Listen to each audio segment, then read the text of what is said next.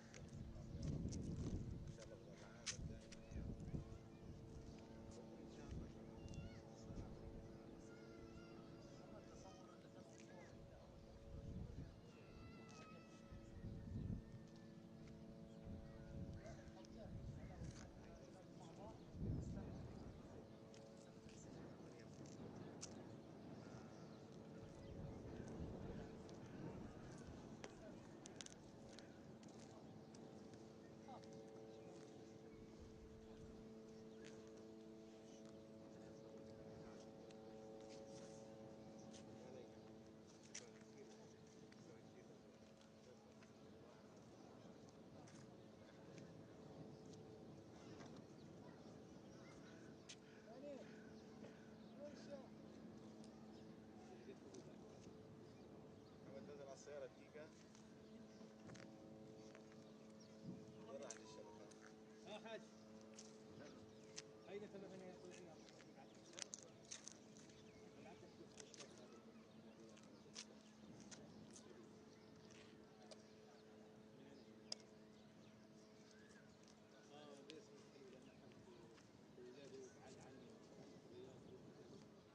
أول مرة يجي على غزة صارت الحرب كلام ماشي بدي احملها رابط افضل لي من التليجرام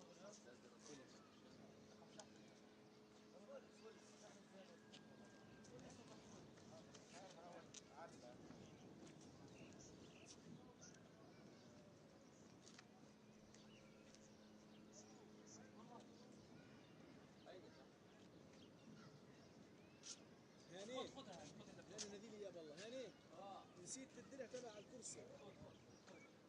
وينك؟ نسيت الدرع تبع الكرسي اللي كنت قاعد عليه. هو على يروح.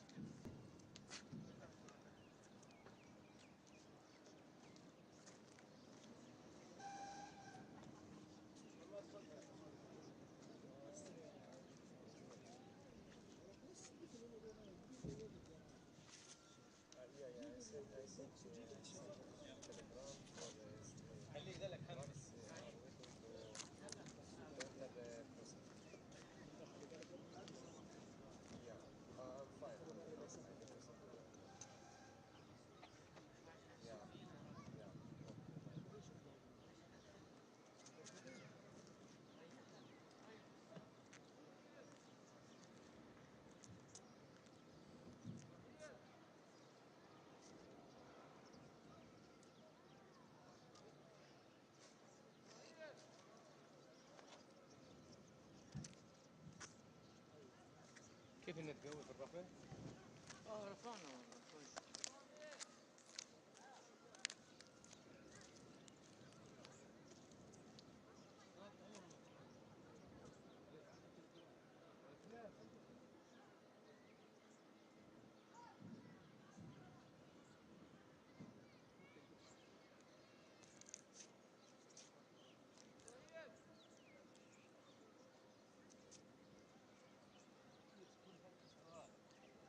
هذه الشبكات زي الكاميرات.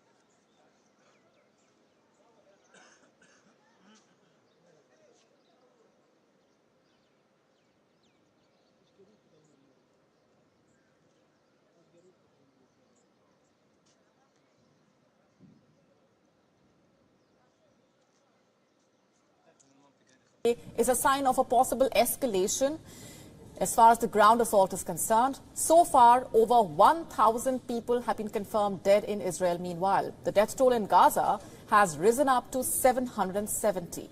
The World Health Organization called for a humanitarian corridor to be established into and out of the Gaza Strip to reach people.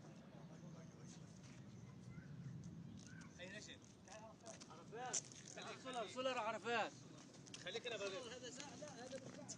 هي معهم الانروا بس برضه سولر بيمشي الحال. الأحسن ما يتصوروش. لا الأحسن ما يتصوروش بصراحة. لا لأنه هم حكوا أساسا إنه هذول مخازن أمور. نحكي في الخبر هيك ما احنا عادي.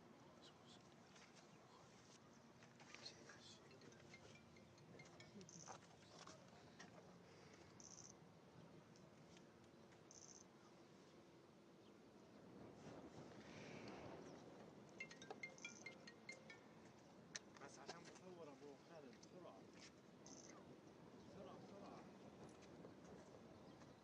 يا زلمه بصور على اللايف انا على اللايف بصور يا حالي بصور لسه لا لسه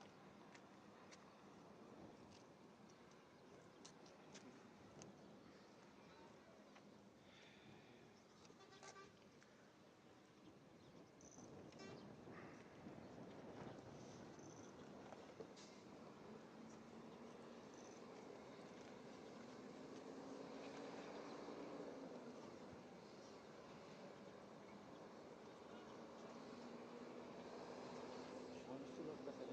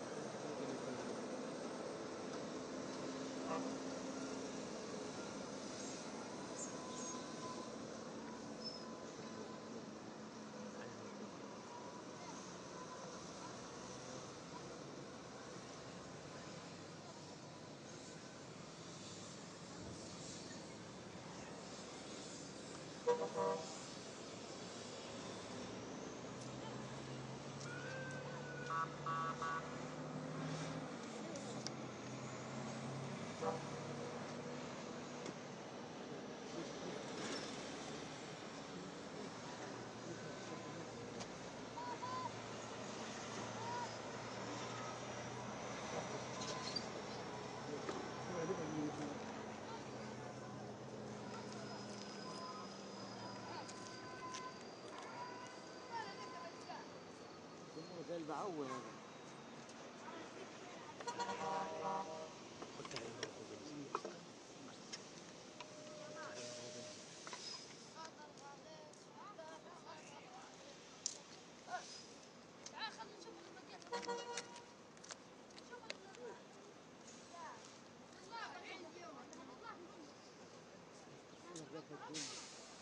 بس عبد الله بتجيبها اللي تحت بتبين اسمعوا في القاعة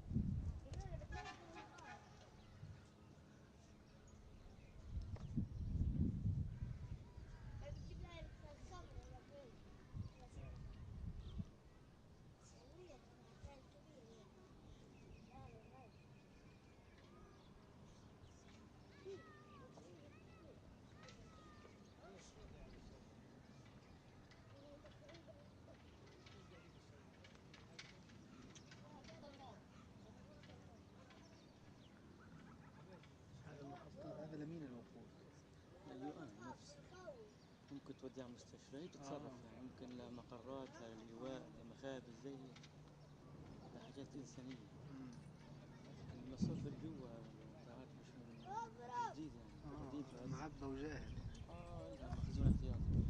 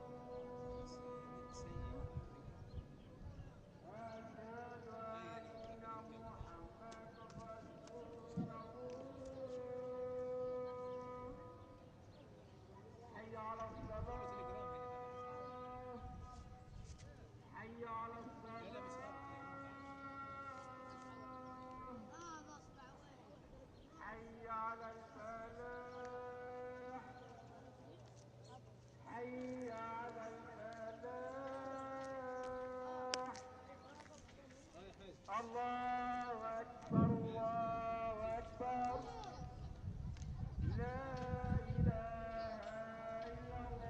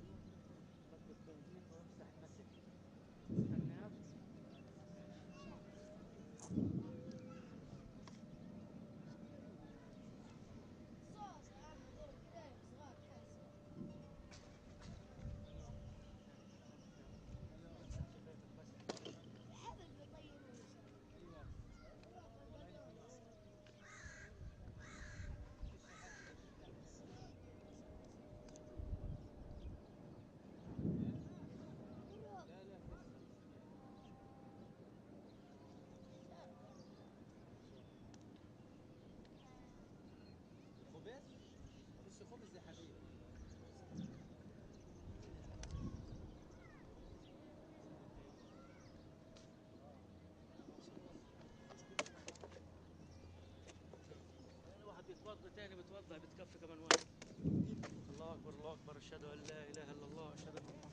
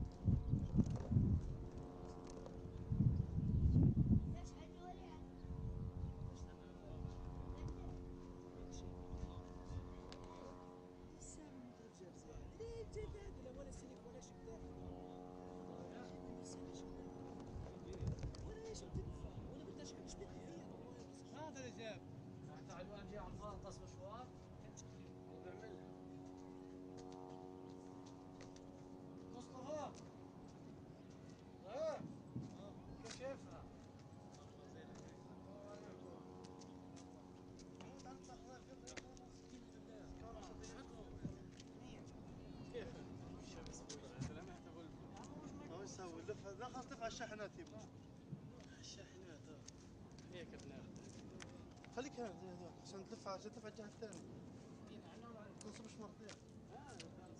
ما الكهرباء. لازم نصب جنبه. صاحبي هو معاه ترايبود انا معيش ترايبود.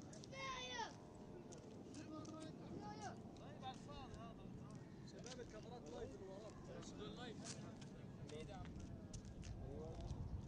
الله يجوزك يا هلا يا هلا العين الارض خلصنا العين الارض خلصنا.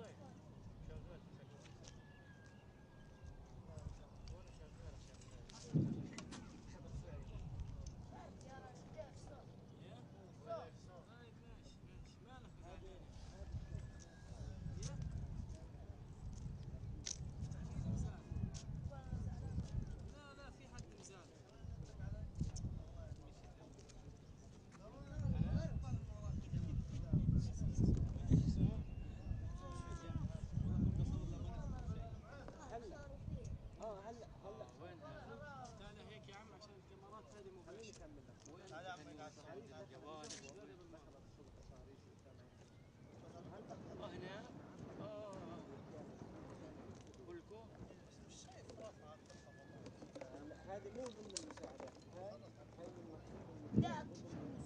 حتى الآن مساعدات ما فيش وصول يعني. في احتمال 85% من الشاحنات لفت من الدرب لمصر ورجعت ثاني. طراد يعني؟ شايف دبابة؟ دور نفسه فيه. ايه؟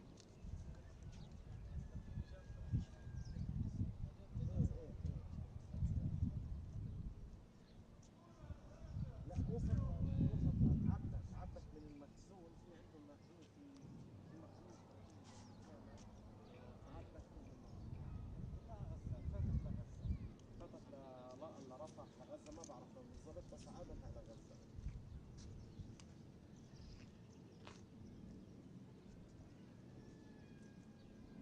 لا داخل أراضي فلسطينية، هي بجانب الحدود المصرية الفلسطينية، لكن هي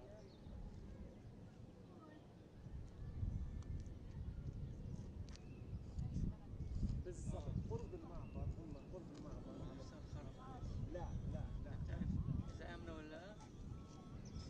عايشين في غزة يعني الصورة شلناها في الجانب الفلسطيني سواء العبور أو وبعتمد كله بس ما بضمنكاش. يلا ولا يهمك ولا يهمك.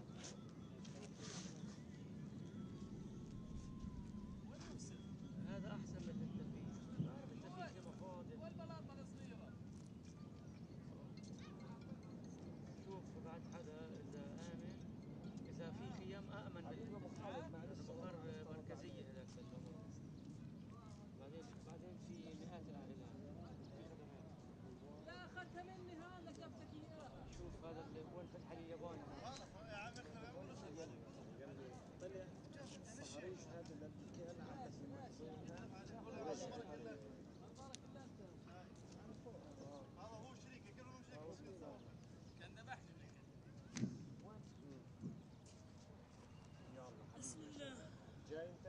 هاي ستاند باي. يا رب الو والله بعرف هاي الباور هناك حطه على الشاحن. لا انا في الجانب الفلسطيني ما دخلتش الشاحنات، لكن ما بعرفش في انا بتكلم انه الشاحنات بتاعت ضلت في المعبر وطلعت برا المعبر وما وصلنا برا خالص.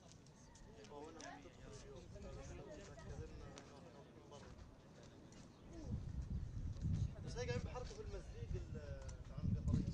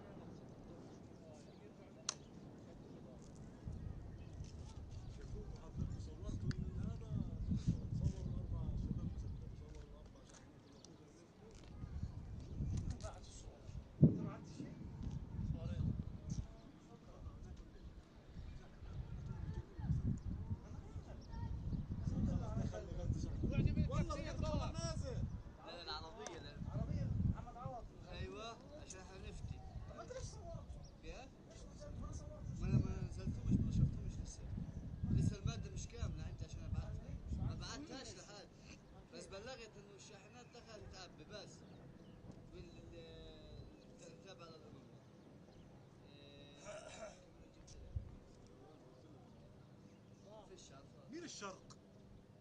عبد الشعب نازل الشرق 6 صهاريج. يا صاحبي هذول واحنا موجودين هنا مالك. الصبح بس هذول مش من مصر. مش من مصر. ايوه مش من مصر هذول الوكاله. من مصروف بعقل. دخول حاليا سولار شاحنات سولار قطاع غزه. العربيه هاي الشارع.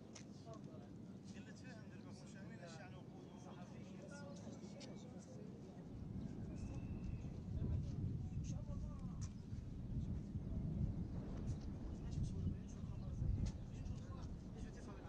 بالضبط خلص دخل وقود وبيستخدموا اسرائيل يقول لك هاي الوقود دخلناه. يصير الوقود دخلناه.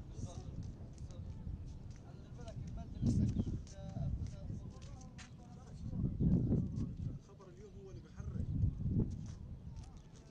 الاجانب الام كلها بتلعب.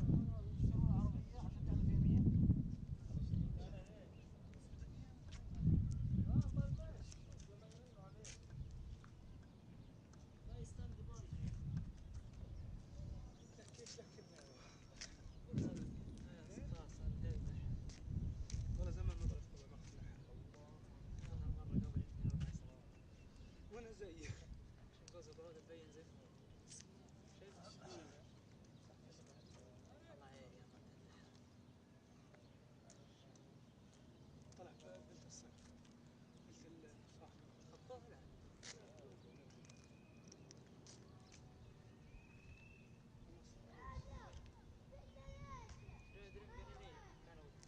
جيبهم كلهم.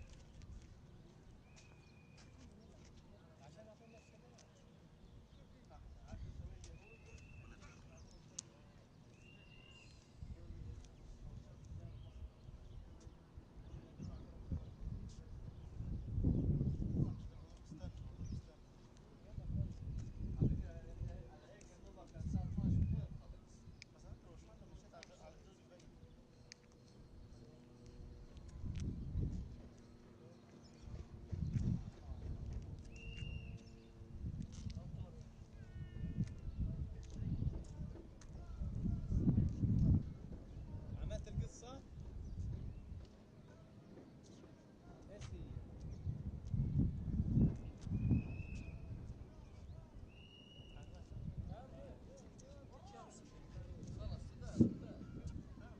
والله قاعدين واحد عندي باك لزقت الغالي. حطينا عليه حاجة.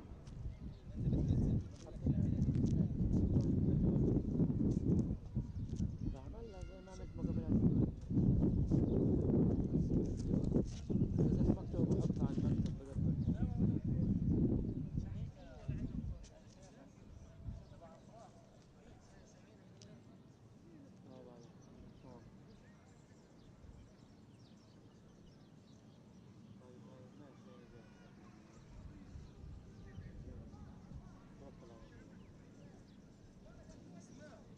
هذا جايب المعسل كله دخان.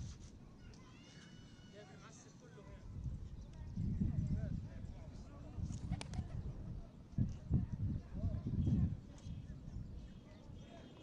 عبى هنا استنى على الماء. لا المعسل هذا ما فيش معسل. ايش اسم المكان اللي بيجوا هم الشحنات الوقود؟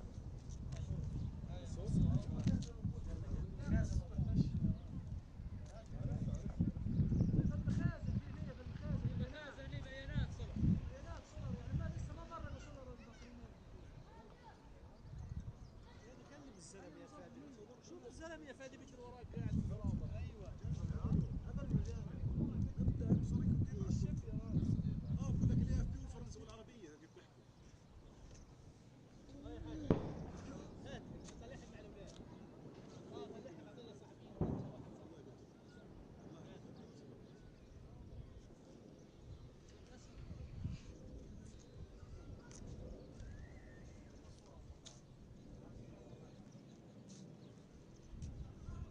هذول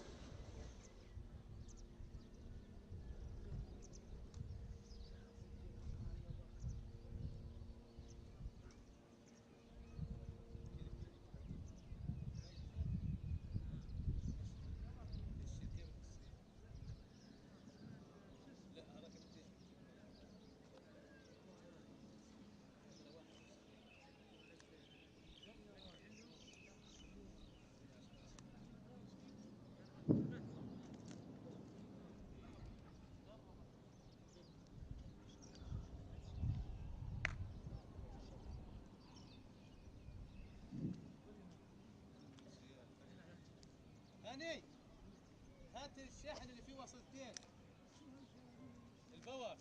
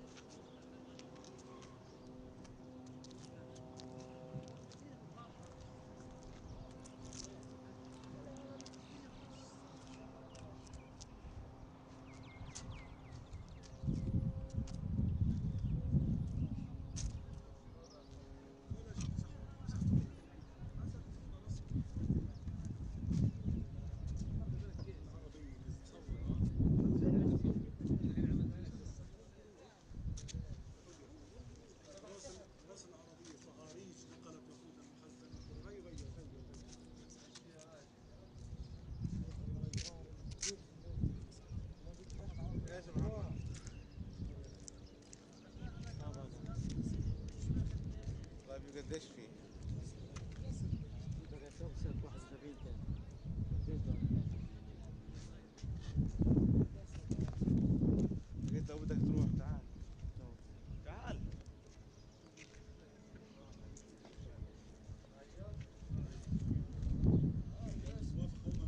لازم لازم يغير لازم يغير.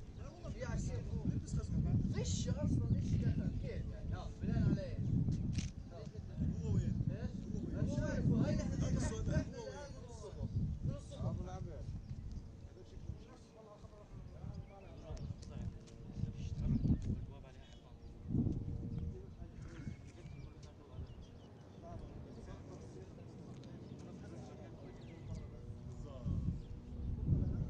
مصروف هاي مخزن الجانب الفلسطيني هذا اول خبر.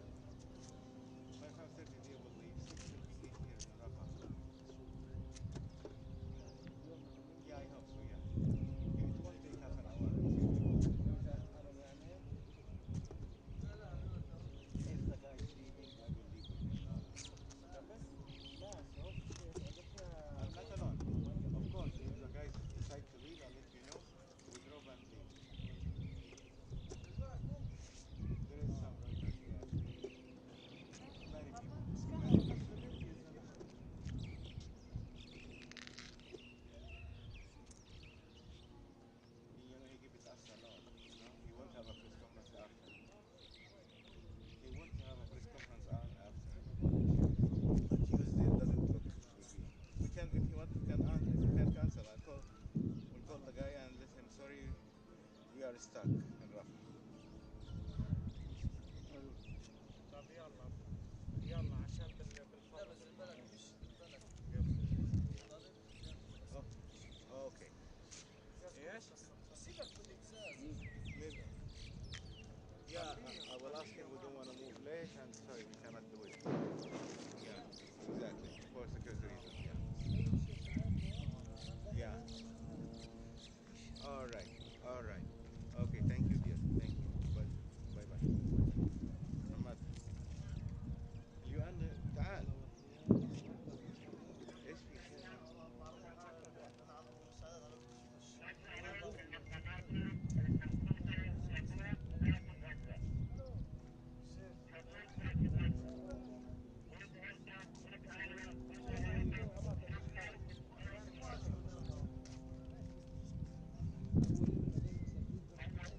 تمام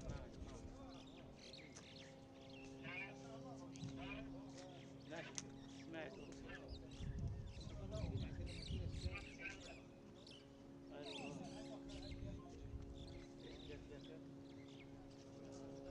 كلم محمد الشاطئ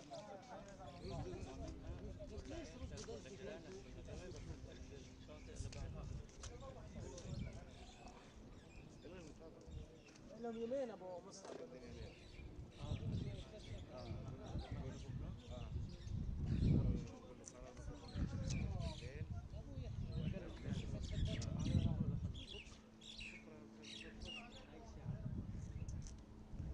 جربها اي وقت بس بكره اي وقت.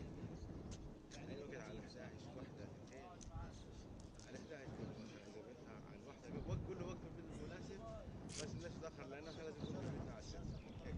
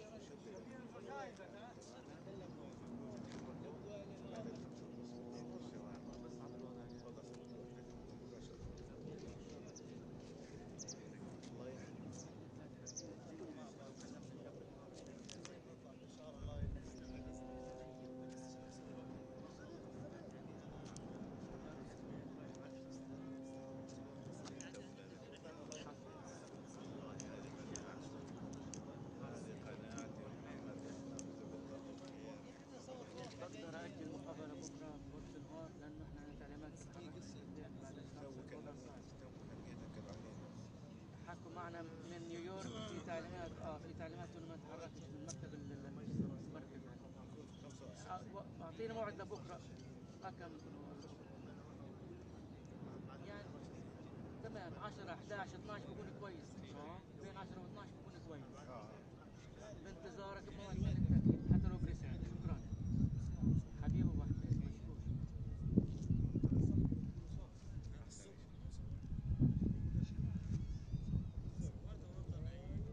معنا بطارية ونص.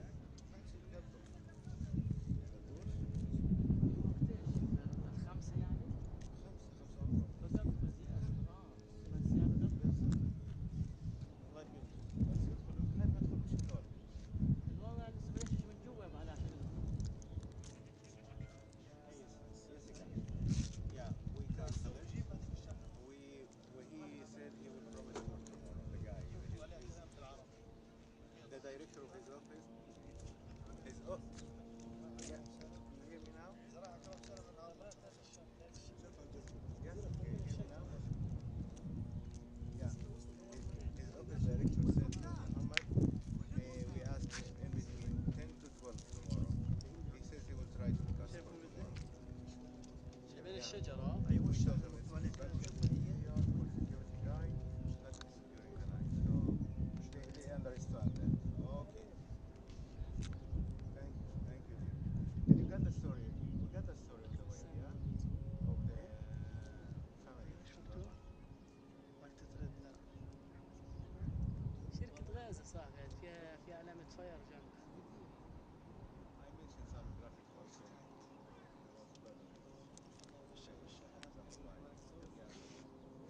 All right.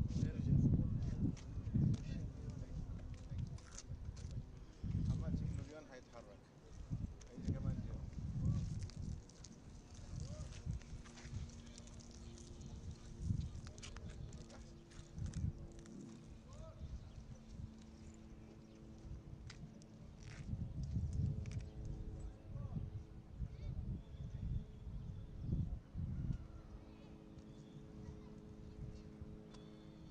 أنا خايف هذول عدوا بكرة يطلعوها.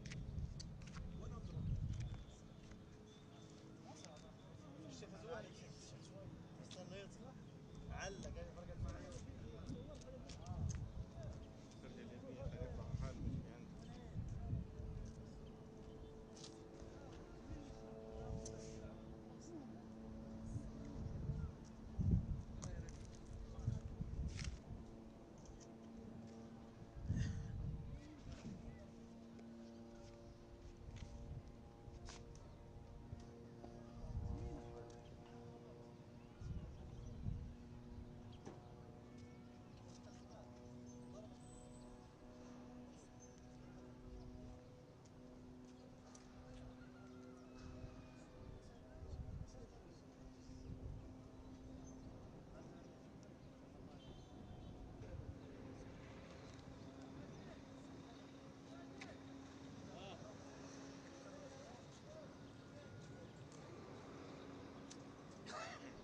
وين الشاب؟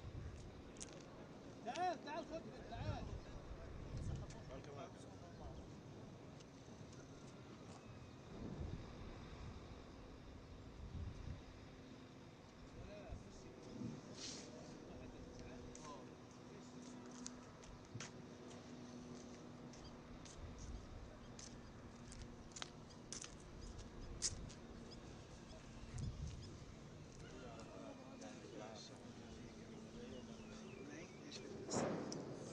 الجزائر بتقرب يا حبيبي. اسمع أول ما تعدي لا يا ابني أول ما تعدي قبل ما تعدي بنص ساعة وين مع مين؟ لا بدنا نخلص من هنا الوضع صعب. هاي القذائف هنا. هاي القذائف. قذائف مبينة؟ هيها. محمد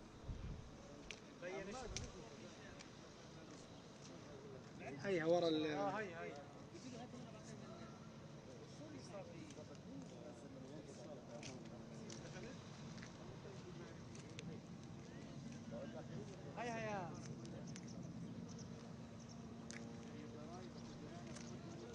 هي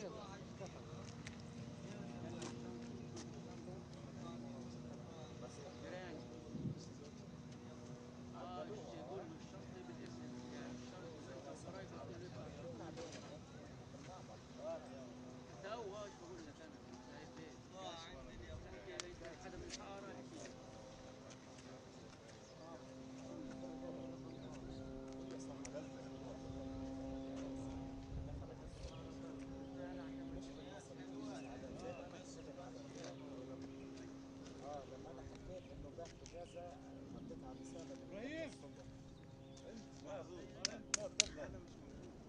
خلاص اكيد خبروها عاد قبل الخبر.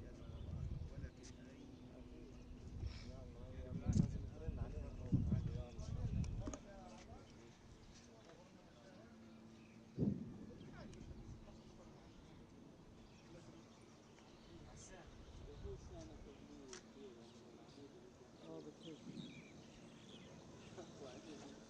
لا يا راجل ممكن تقع فينا هذه؟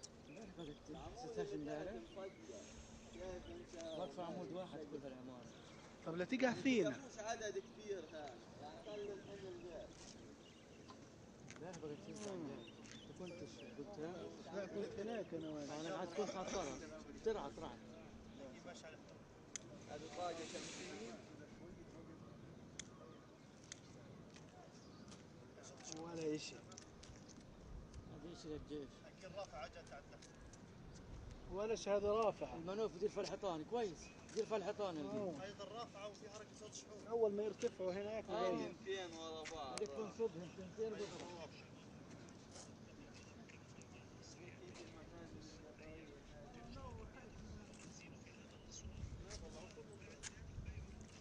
انتم مطلعين خبر يا انه دخلت مساعدات؟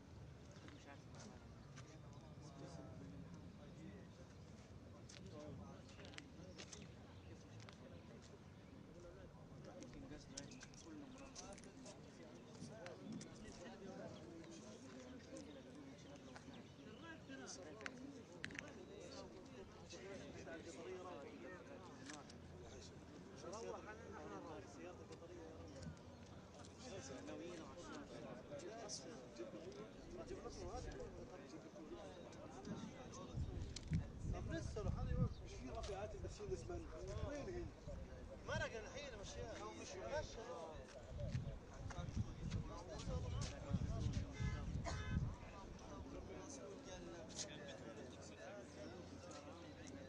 صاروا افراد يبقى ناس كلها عليه الصلاه والسلام يعطينا خبر ولا عمر. يعرف فات بعرض راجل تقول من 1 ل 9. لو انت بعد لو انت بعد بتجيب تبعت. استنى شوي.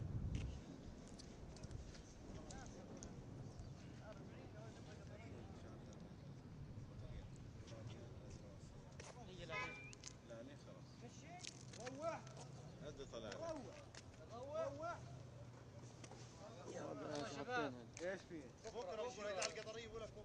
وينه؟ ناخذ الباك تبعهم عليهم.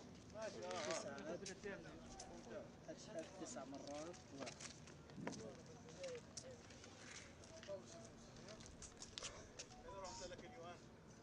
تمام. ليش بكره؟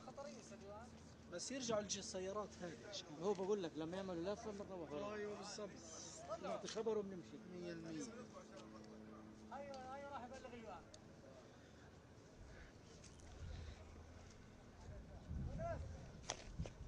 ايوه يا محمد. مين لك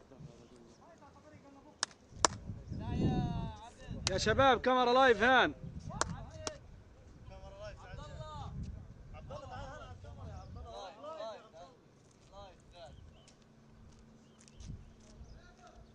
هذا قطري هذا؟ بيبلغ اليوان. بيبلغ اليوان ورجع خلاص. ايوه مشي.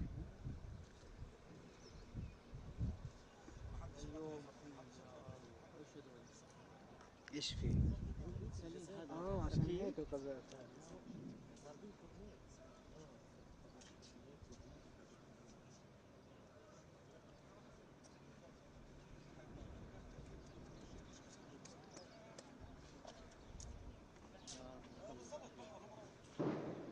ايوه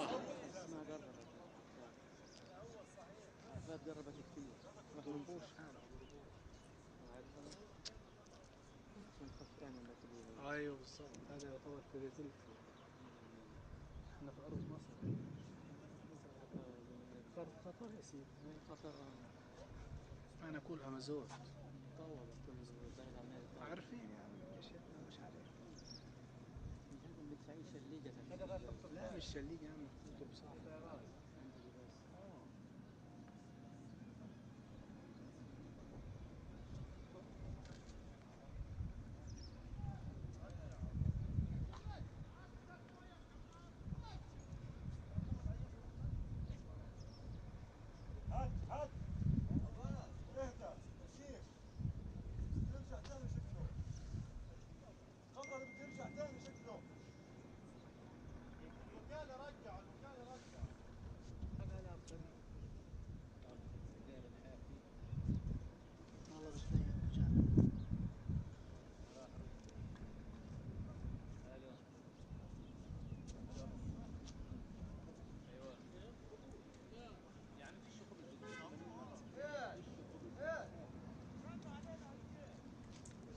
رجعوا يا عم أجل من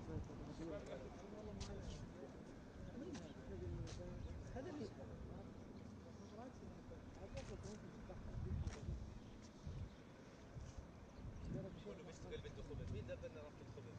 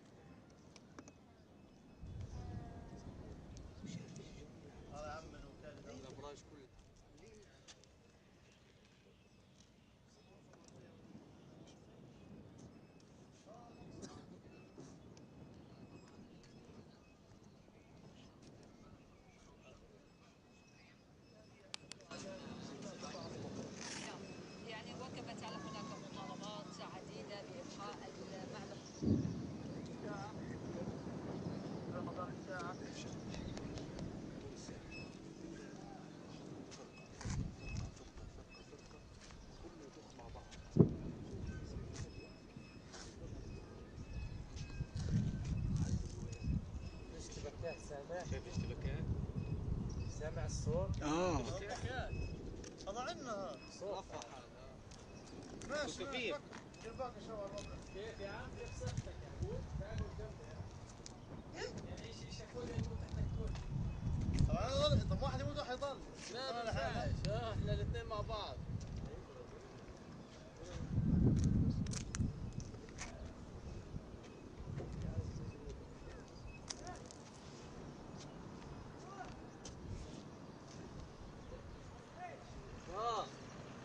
انا بطل. المهم الكواب.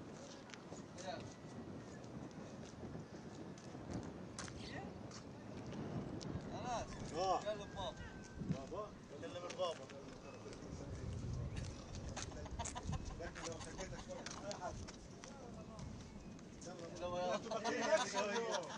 فيها بابا انا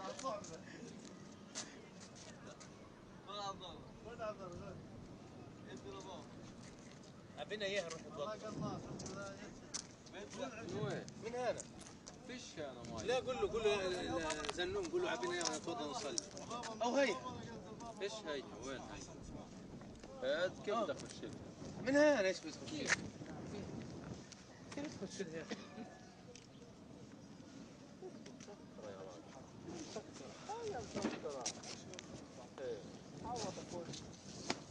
وين بدك تخش؟ حد مع وجهه صلي العصر فيش ولا قنية.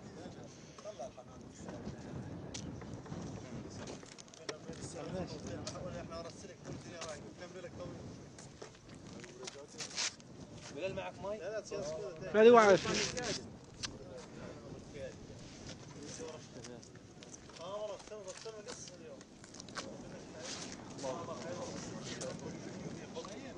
مع بعض.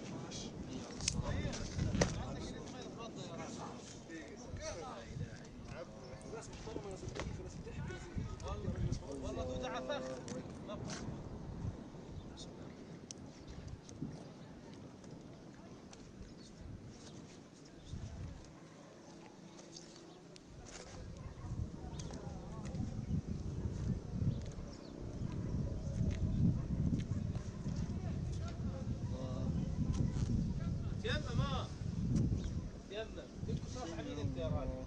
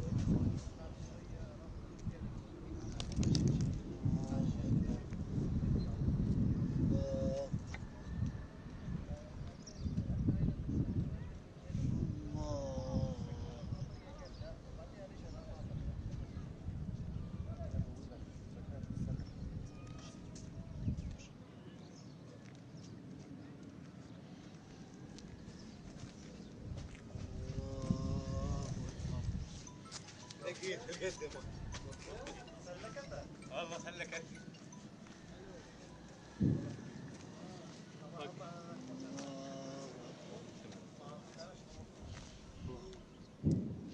سمع الله لمن حمده. الله أكبر. الله أكبر. عند المصريين هذا. الله. الجانب المصري. لا مش جنب مصر. في الجانب المصري عند برج الأصفر. جنب أبو سالم يعني. يا عم أنا بقول لك أنا ساكن هنا. الله أكبر. الجانب المصري وقعت عند البرج الأصفر. عند القلب الصفراء. هي شغالة الاشتباكات. الله أكبر. شمط البرج المصري. سمع الله لمن حمده. الله أكبر.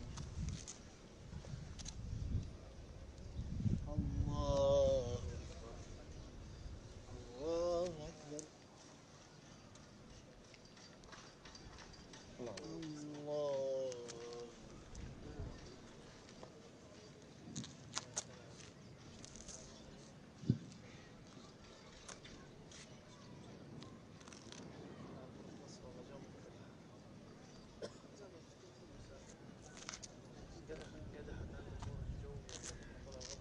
السلام عليكم ورحمة الله.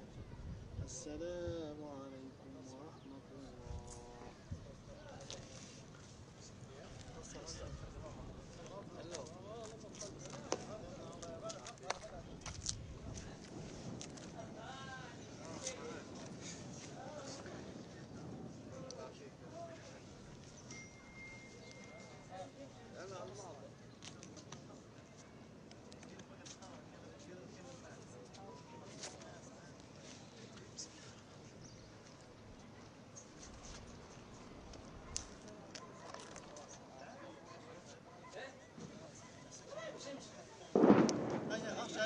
والله عند البرج الاصفر. عند البرج الاصفر. لف يا بلال لف.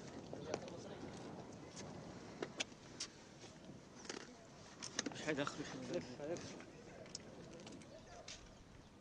بقول لك مرة مصري.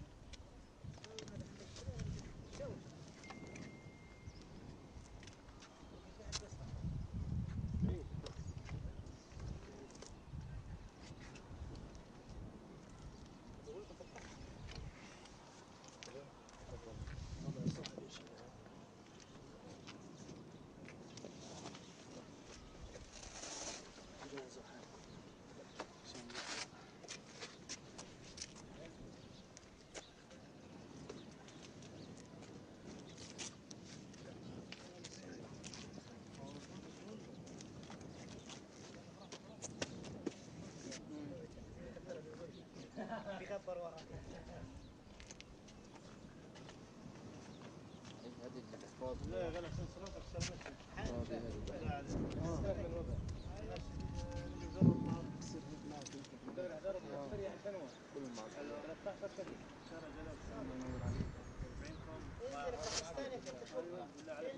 لا هذول مصورين هذول موجودين لا هو ضك مش حيكتب ورا السلعة عينك الله الله يحييك يا اخي الله يحييك يا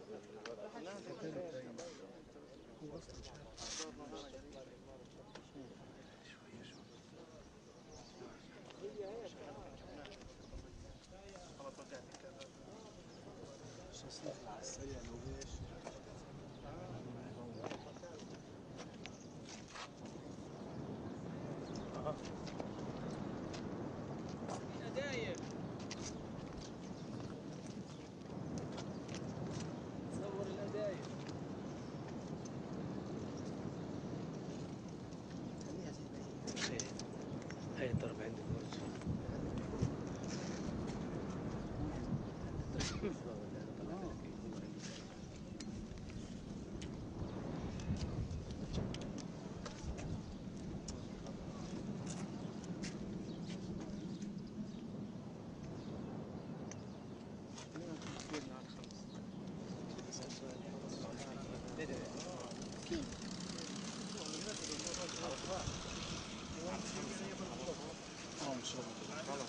نفس القصة كلهم يمشي في الليل كل وكالاتنا هيك مبلغ على 5 أقول له حننزل كلهم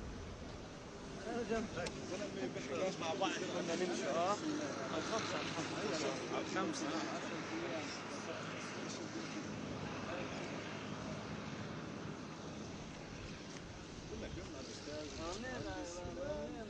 كلمت قال لي والله قالوا كلنا وزعت قال واحد عندي بالضايع ايش كلمت النقابه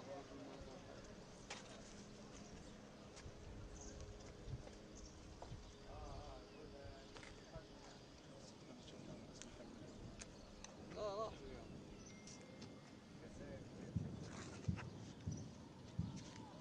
صوت صراخ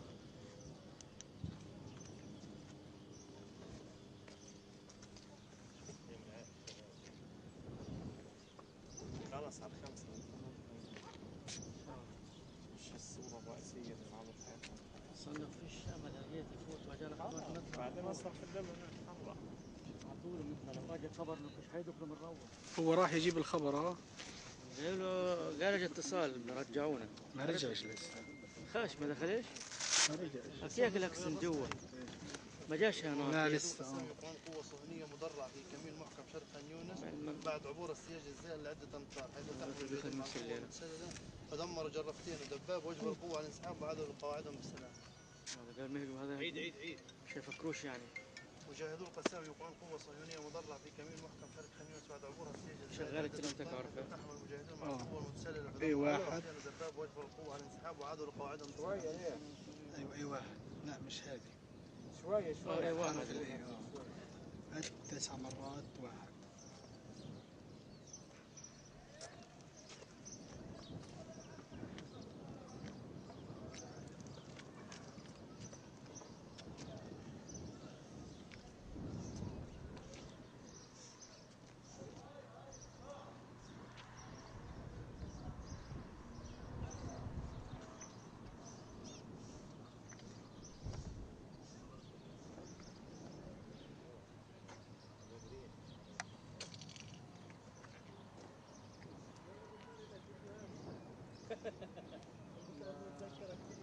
لا يا راجل لا يا راجل خلاص على 5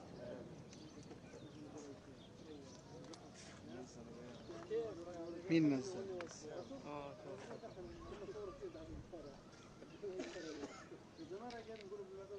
لسه ما عدوش عاملين فيه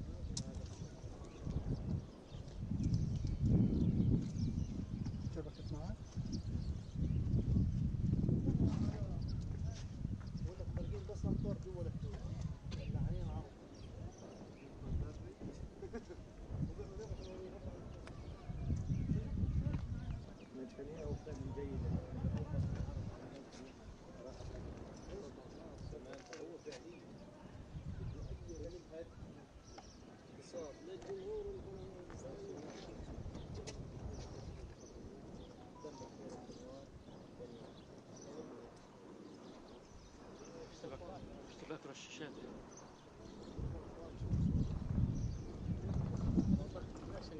شكله من السفر هذا. لا في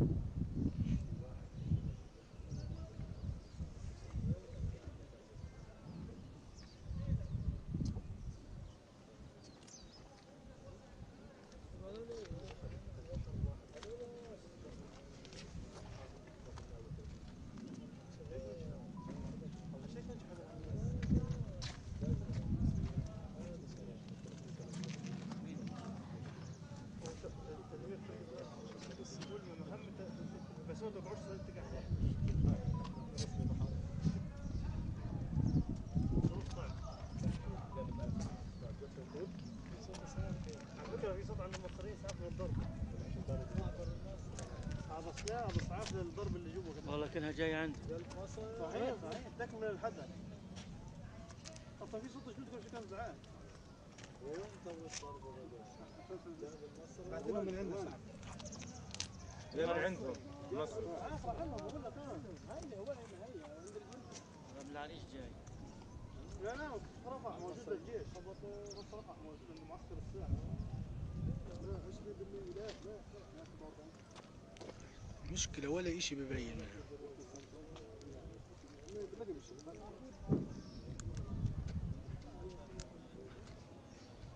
ريحة غاز.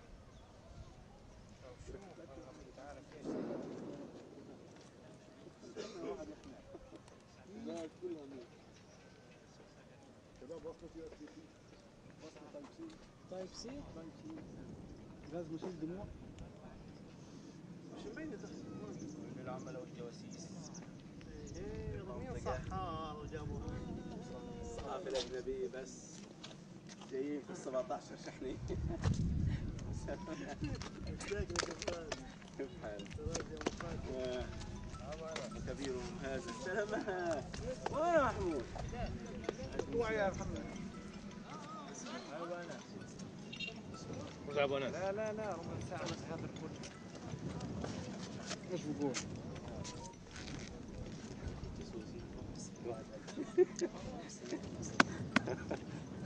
نعمة الحين يا رب. ولك نعمة الحين فرصة.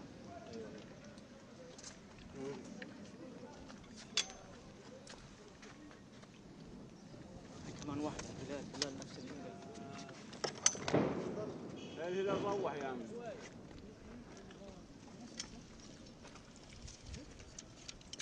ايوه والله يعني جوا هذه.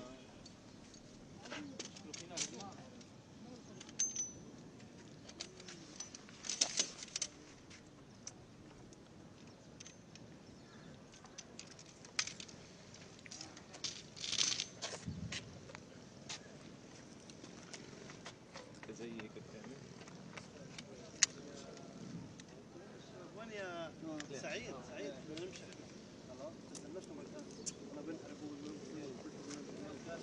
ناعم حكيت. طلع. لا هو جامد. يلا يا سعيد. ما تشاورش ترك وقتك. الظاهرة واللي في غزة مش حاسس. يلا يا سعيد البيوت كلها اشتعلت.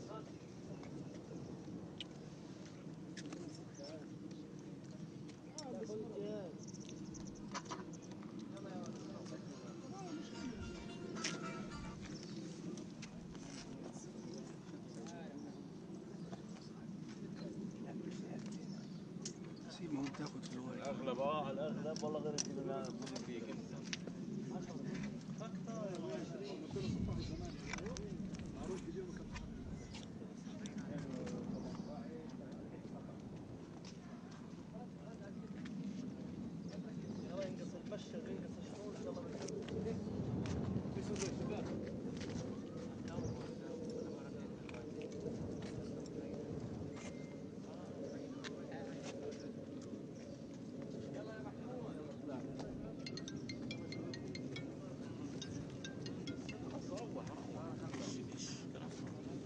روح الهلال الأحمر.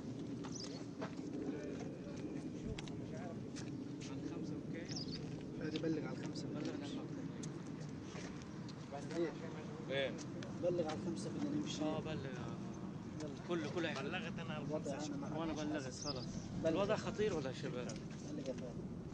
مش هيتفرق معهم 4 صحفيين يعني. بالضبط. مقدحوا تبعكم في رويتر تبع لبنان. بالنصين جابوه نصين فتفتوه.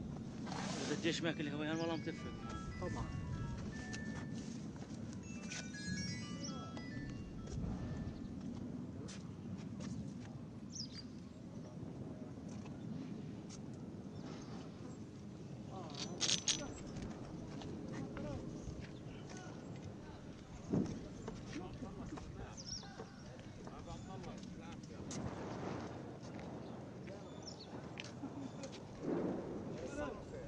بلغت؟ كلمتك الصبح يا اخوي. جبت صفح الصحافة.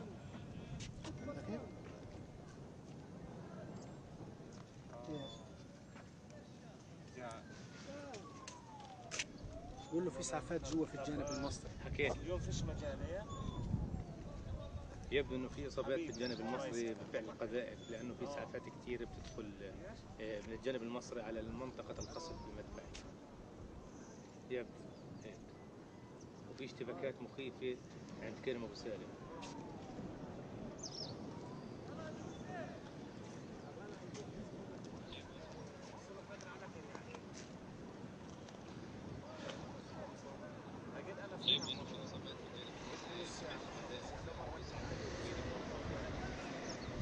ابعد ابعد يا فادي مشوا هي.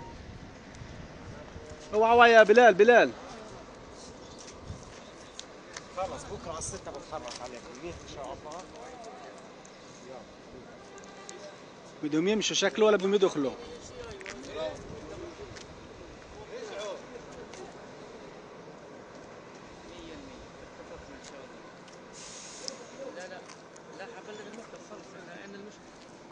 لا خلص احنا المشكله كلها بس عشان الليل. النهار اي وقت بناسب.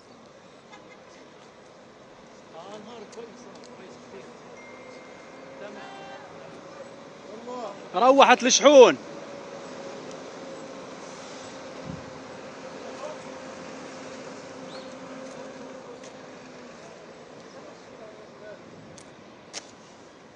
خلص رجع من العمليه هذه خربت السنين.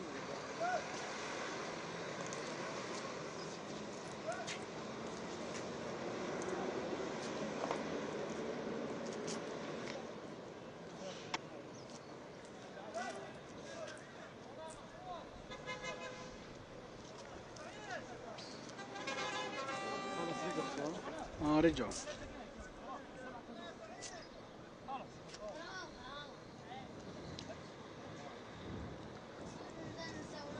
بلغت؟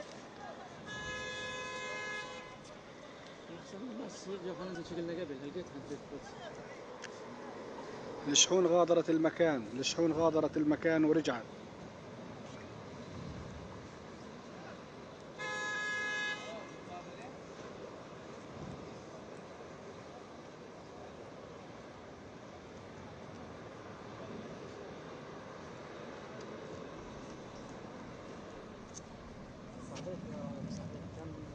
بالك هذا اللي صار اثر على المعبر. طبعا انا شايف اصابات جوا هي. ما ادري لا يعني كانت سلسلته بتضربه كمان لا.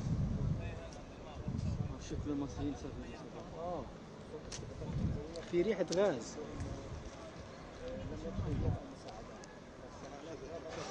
ما خدنا رنيت لهم.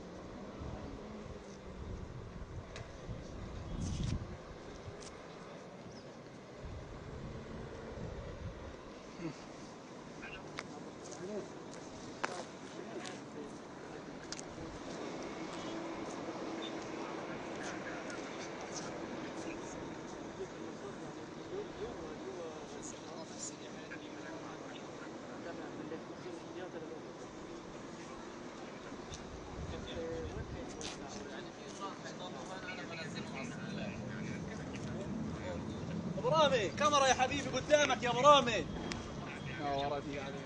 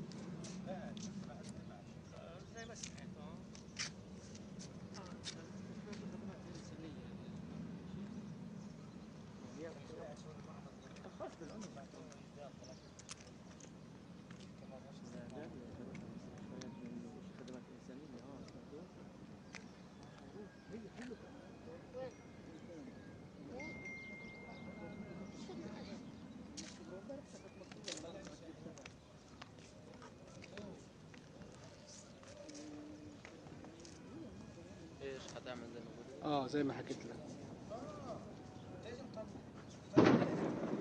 وين الضربة؟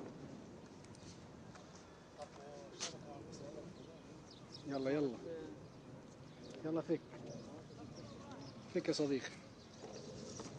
هذا في شنطة الكاميرا. كل اللي في الموتور فيه. كل اشي مكانه. هات هذه. طلع علي فك.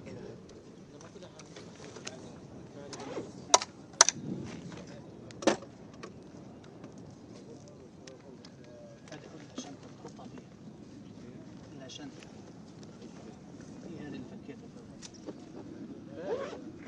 عارف والله. هذا شتت مع ويتنج كول مع المكتب.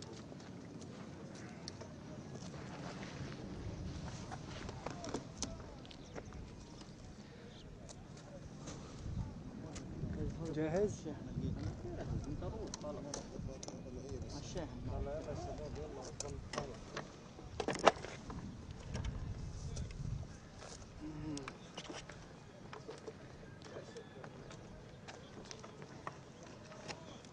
ايش الشحون هذه اللي جات؟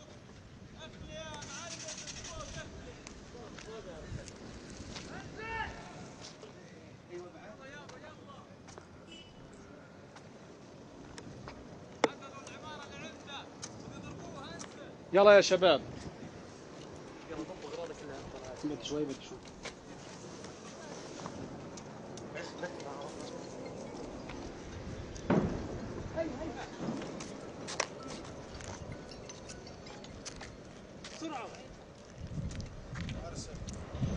اوعى يا عم اوعى.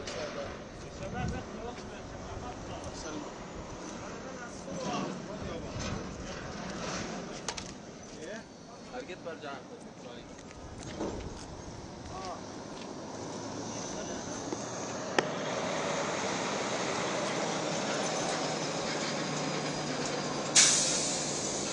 طلع شوف والله الاشاره قديش. شوف طالع عليك.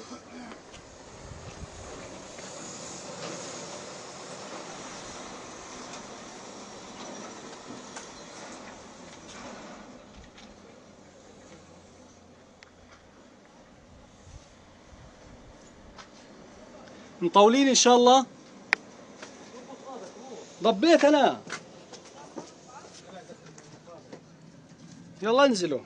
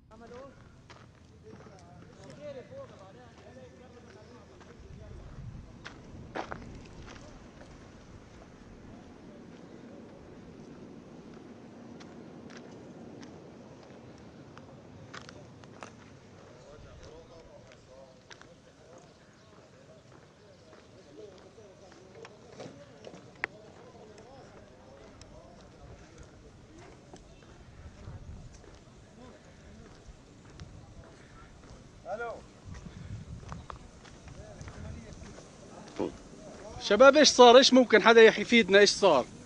ايش صار؟ خلص لا نفش ممكن كمان شويه ما حدا عارف. طب الشحون ليش رجعت؟ لا ما رجعت صفت.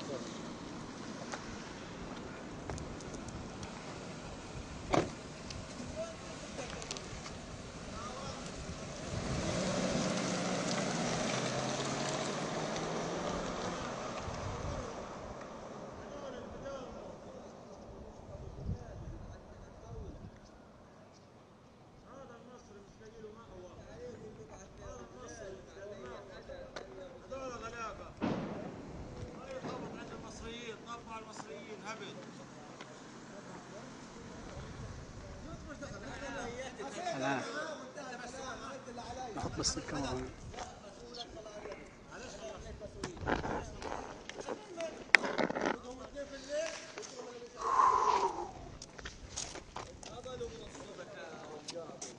فاضي يا عم الآلة هتفتح. خبطوا قديها مصريين.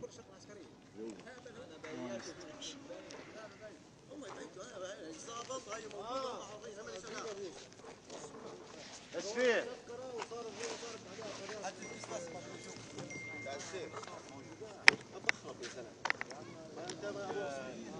قال ابو شو اسمه هذا خلاص اللي فات مات واحنا اولاد بدون.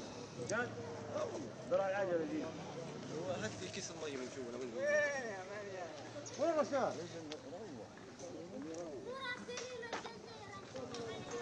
يا ضيف بدك تروح على البلد.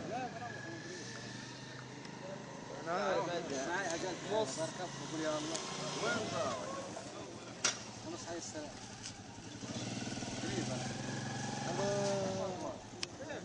تعال تعال. شو مصر صار جايب ايش؟ مين اللي كان اليوم؟ فتحوا يوسف ولا يوسف قول له تعال. والله ما عندي نخرج كويس عملت مشكل مع قول له انت ليش بتحكي عليه طريقه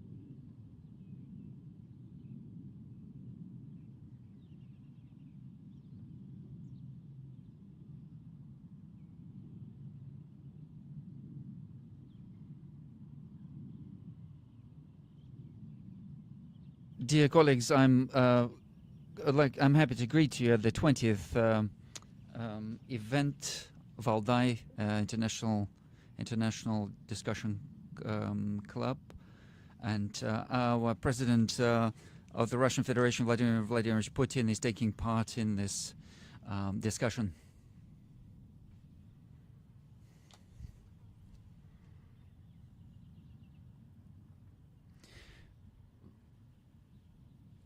Mr. President, we have the 20th meeting, so it's Valdai is 19 years old, and this meeting is the 20th meeting. Happens like this. And when we look at the archives, then we have this impression that this is chronicles of the change of times. It's very important to us that all these 20 out of these 20 events, I don't think you ever missed one. You always met with Valdai colleagues. We have people in the audience who met with you right at the beginning, and those who see you for the first time.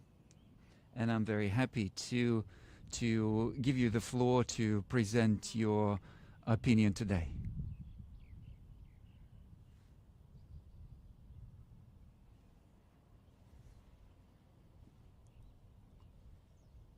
Thank you very much, dear participants of the plenary session, colleagues, ladies and gentlemen. I'm glad to greet you here at Sochi at the milestone 20th meeting of the International Discussion Club Valdai. Our or your forum traditionally gathered politicians and scientists, experts and activists from many parts of the world, and this emphasizes that this is a very popular platform. Discussion is always the reflection of important trends of the politics of the 21st century, and I'm sure that this tradition will continue. This will be done today, and this will continue. So we have the objective of creating a new world, and there are defining moments, defining stages, and we need intellectuals like you, and the role of you as intellectuals is great. Within this club and within the country, we have seen colossal changes. In historical terms, 20 years is a short period of time. However, when we see all these structural changes in the world, we see that the time is so-called, so to say, being compressed. And we see that such events usually happen over a number of decades. And we see that these are fundamental changes, the changes that require the change in the principles of international relations. We see that at the beginning of the 20th century, we saw that there was ideological and military confrontation between the countries, and the world community felt that we have a very fragile, this is a very fragile area, this international cooperation. And when you ignore the real challenges, this inevitably leads us to a dead end. Also, the attempt of the powerful to force others to follow their will is always a mistake. And we thought that this was obvious, but it turned out that it wasn't as obvious. When we met about 20 years ago at this discussion club, our country was entering a new era in its development. We were coming out of a very difficult period after the collapse of the Soviet Union, and we have engaged in creation creation of a new, as we thought, more fairer world. And We were working with our partners and friends. Unfortunately, our readiness for a constructive cooperation was misunderstood by many. They understood this as submission. They understood that the new world order will be built by those who declared themselves winners in the Cold War. They thought that Russia was ready to follow in somebody else's current, that we would guide ourselves by foreign interests, not our own interests. And it's clear that this misunderstanding, we were saying that this misunderstanding would lead to a conflict and possibly a military conflict, but nobody wanted to listen. You know that arrogance of our Western partners was beyond everything.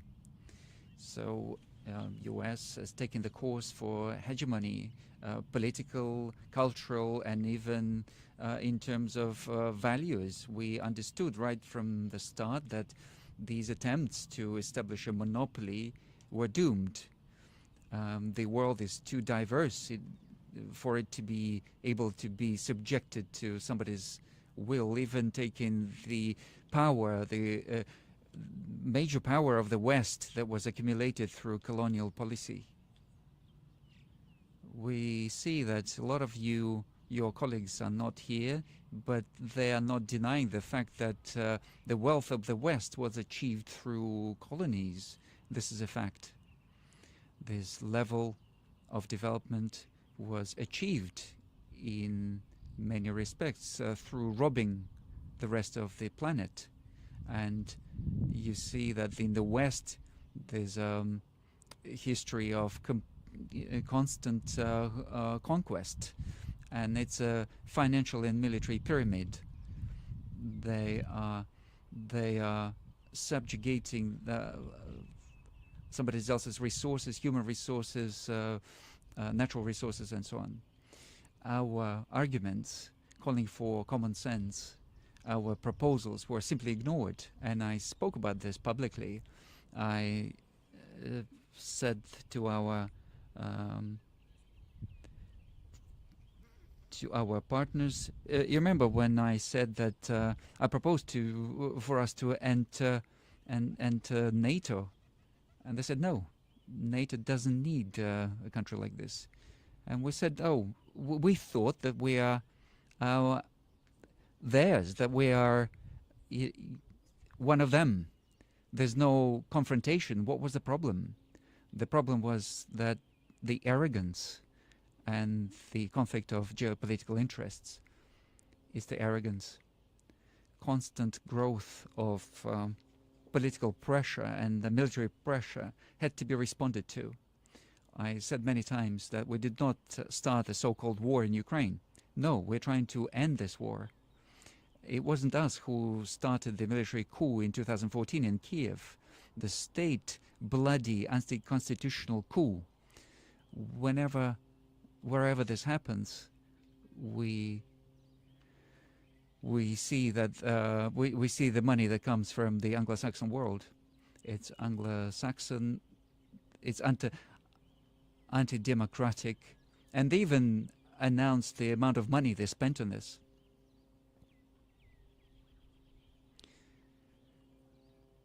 And we were supporting the Crimeans and those who live in Sevastopol. We were not trying to create this coup. We were not trying to threaten those who are in Crimea with ethnic cleansing. It wasn't us who were threatening bombing of Donbass. It wasn't us who were not allowing people to speak in their own mother tongue. They persuaded of millions of people who perceive the reality through media, and they have been conducting this war over a number of years against Donbass, and nobody was counting dead children in Donbass over these years. Nobody in other countries, especially in the West, was crying about those who were dead, who died in this war. The war that was started by the Kiev regime with the support of the West, and was started by the West, and the special military operation was begun in order to end that war. And unilateral steps, whoever takes them, unilateral steps will always see a response.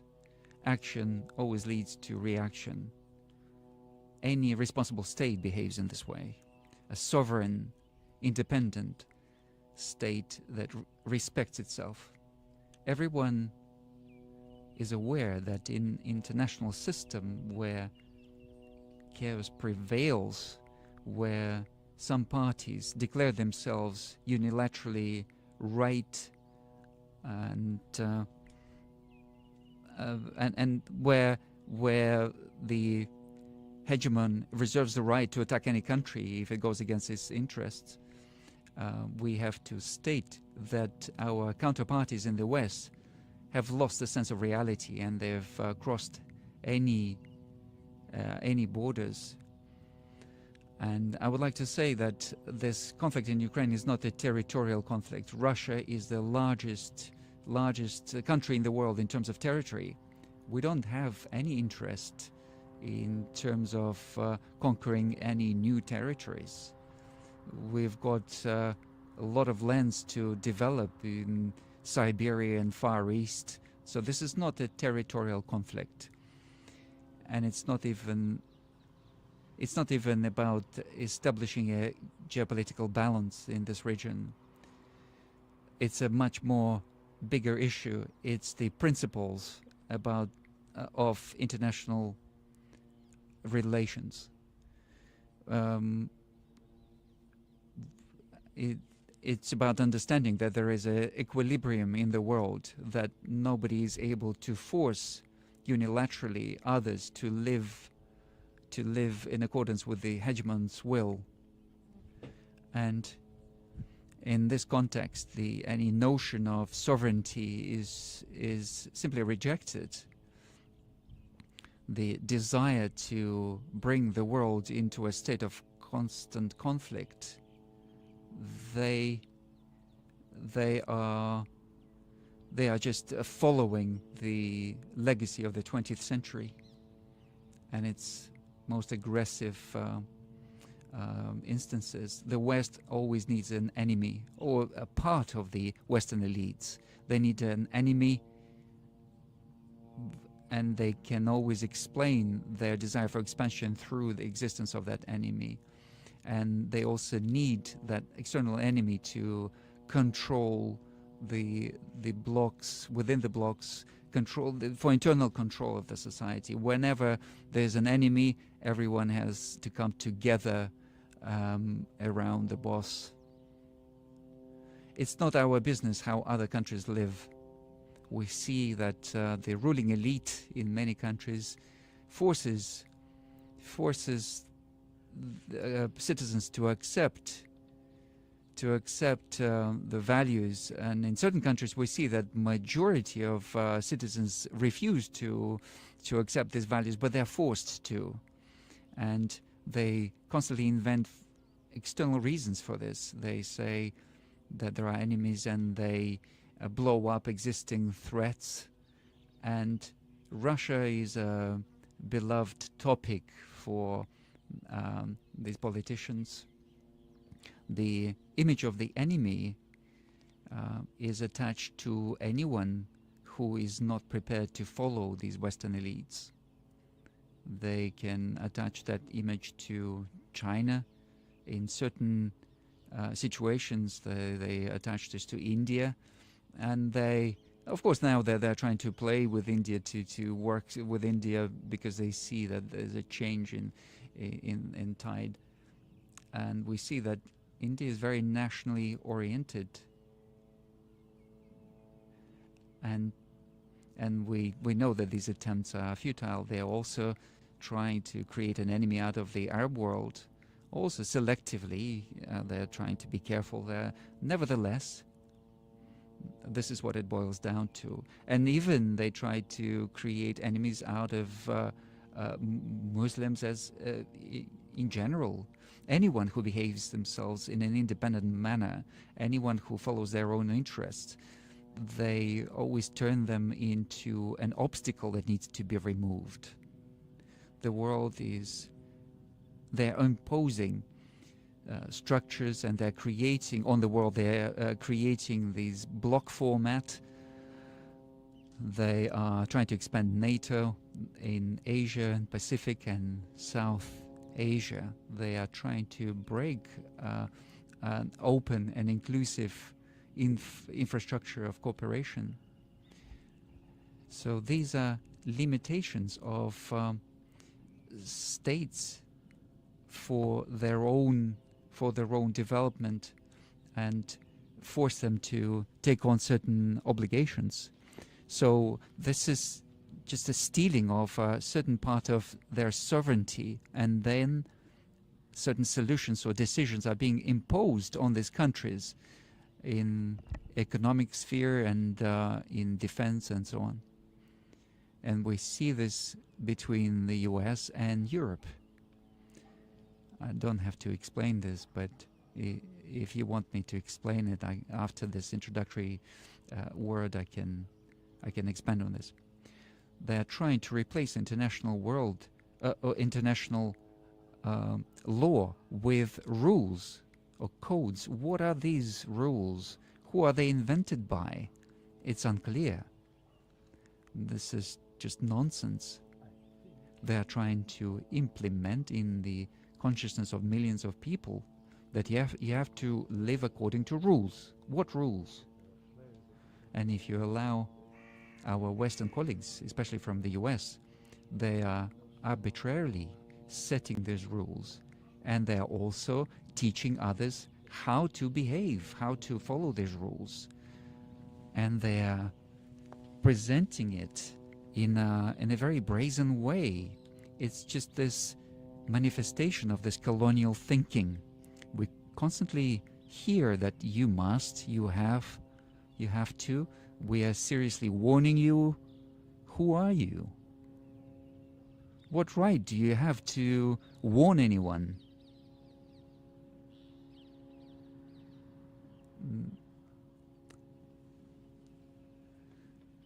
This is surprising. Maybe those who say this, maybe you have to get rid of this arrogance and stop behaving like this towards international community. Those who understand their own interests, they understand their own rights to, and maybe you have to get rid of this colonial thinking. You have to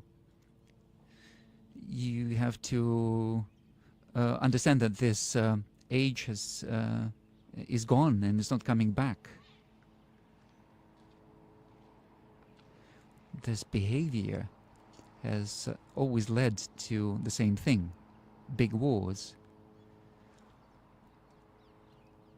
And there were always some justifications, even moral justifications for this. Today, especially, this is very dangerous because it is possible to destroy the whole planet. Manipulation of people's consciousness leads to dangers, and you have to come out of this vicious circle. And I understand that respectable colleagues, you get together here in order to find solutions. We see that our country has been characterized as indigenous civilization, and in such definition we understand our own role in the world development. In our understanding, civilization is something that has many aspects, many facets, and there were many interpretations of our civilization. Colonial interpretation, and there's a notion of the civilized world, and somehow everyone has to follow this standard, the template, and those who disagree will be forced by a baton of an enlightened sir or enlightened master. Our understanding of civilization is completely different. First of all, there are many civilizations, and none of them is better or worse than another. They're equal because they express the desires and traditions of their own people. For every one of us, it's their own thing. For us, for me personally, it's the manifestation of the desires of the people of the culture that I was part of.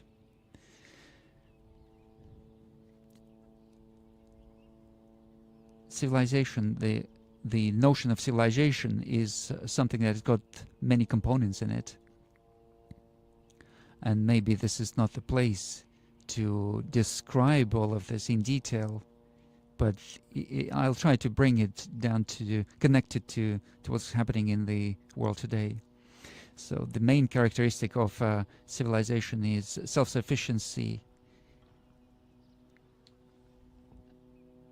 If each country is trying to develop its own way of development, and it's rooted in geography and historical experience in the ancient and modern history. This is a very complex synthesis out of which emerge the uniqueness and indigenous nature of civilization. Russia, over hundreds of years, was forming as a country of many religions and nationalities, ethnic groups. You can't bring down Russia to a common denominator, but you cannot split it either, because it exists only in its integrity. And keeping the integrity of such a state is not a simple task. Over the centuries, we had most difficult challenges, and we always overcame those challenges, sometimes paying a very dear price, strengthening our national unity and integrity of the state. Today, this experience is invaluable. We see that the world is diverse, and using simple methods of management or trying to bring everyone to the common denominator without taking into account the complexity of the whole thing is impossible. What's important to add is that truly efficient state system cannot be imposed. It can only be born in a natural way out of civilizational roots of a country. And Russia, in this regard, is a great example of how this happens in practice. Civilizational anchor is a necessary aspect in today's world, which lost its roots, and it's important to understand our own needs and understand the nature of connection to the outside world. And we should move away from universalism and block mentality. We are moving towards a synergy of world civilizations, of commonality of these civilizations. There cannot be one civilization for everyone. Every civilization is different from others, and it's self-sufficient, and it's got its roots in its own tradition and history, and out of self-respect flows respect to others, but also it deserves respect from others. We are not imposing anything on others, but we are not allowing anyone to impose anything on us. And if everyone sticks to this principle, this will allow for harmonious coexistence.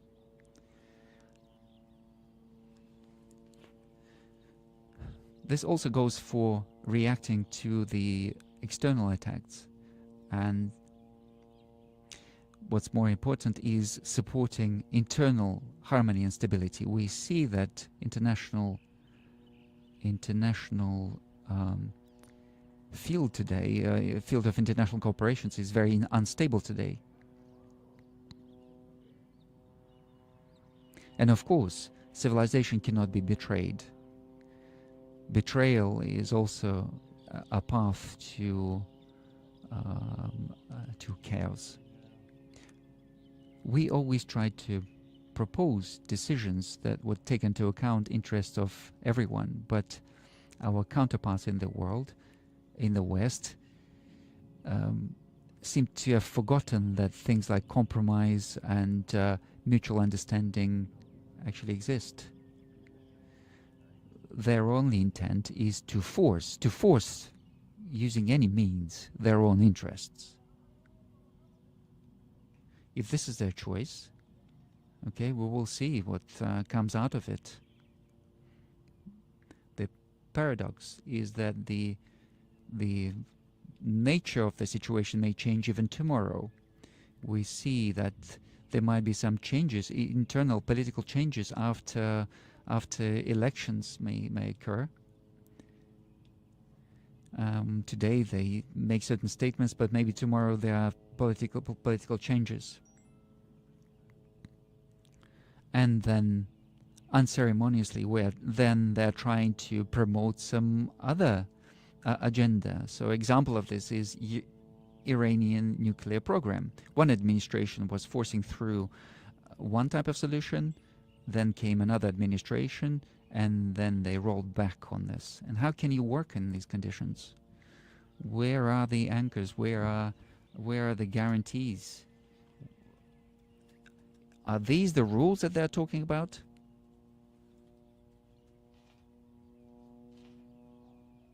Why is this all happening? Why is nobody concerned about this? It's because the world strategic thinking has been replaced by corrupt interests, not even governments, but certain groups. It's the political elites who are irresponsible, who do not have any shame and do not believe that they're responsible for anything.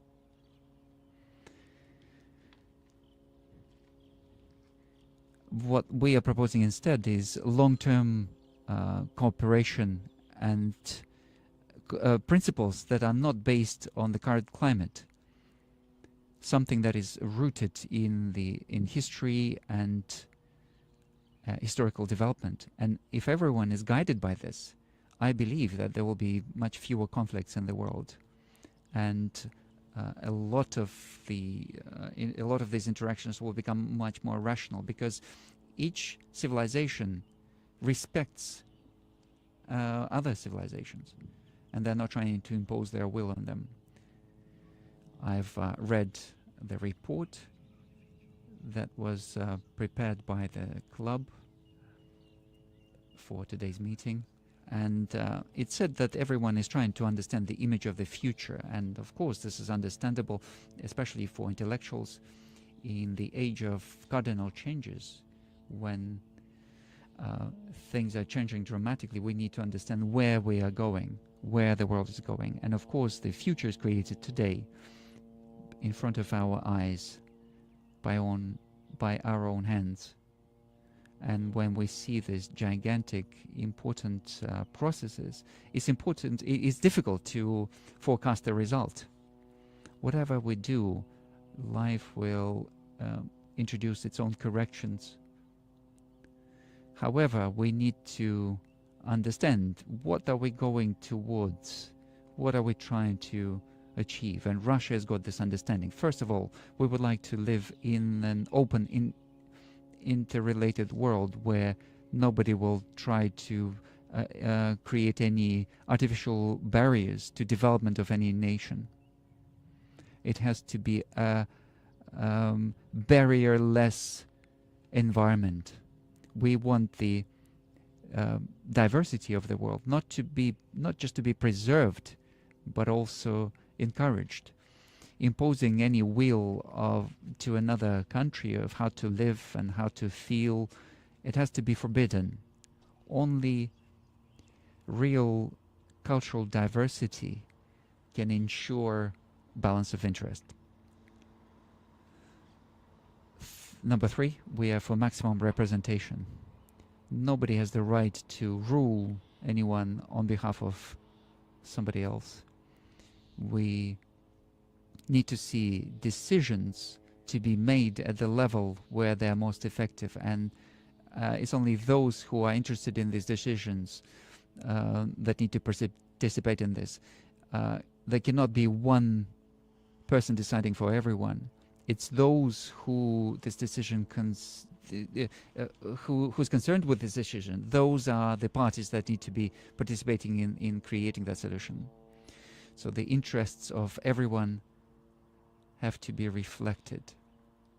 We have to free international relations from block approach, from the colonial heritage.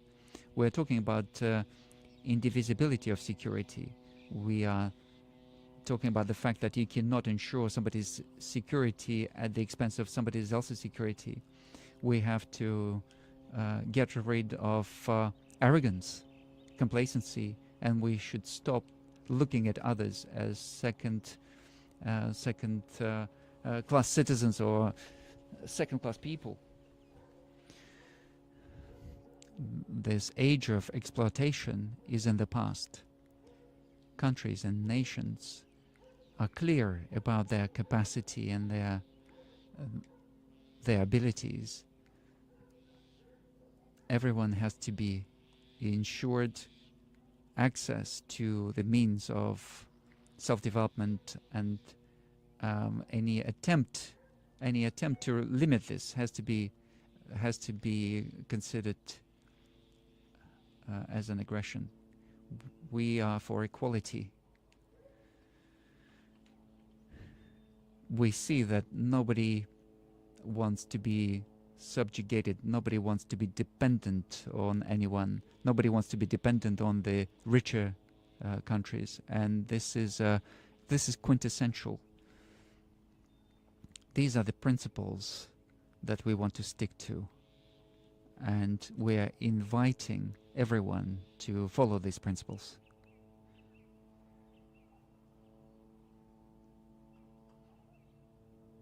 Dear colleagues, Russia has always been and is one of the countries that is open to cooperation, and we are going to oppose very strictly to those who want to impose their will. And we believe that pragmatic approach and common sense will prevail, and multipolarity and the multipolar world will be established. And at the end, I would like to thank the organizers of the forum for thorough, high-quality work, and I would like to express my gratitude for your attention to every participant of this forum.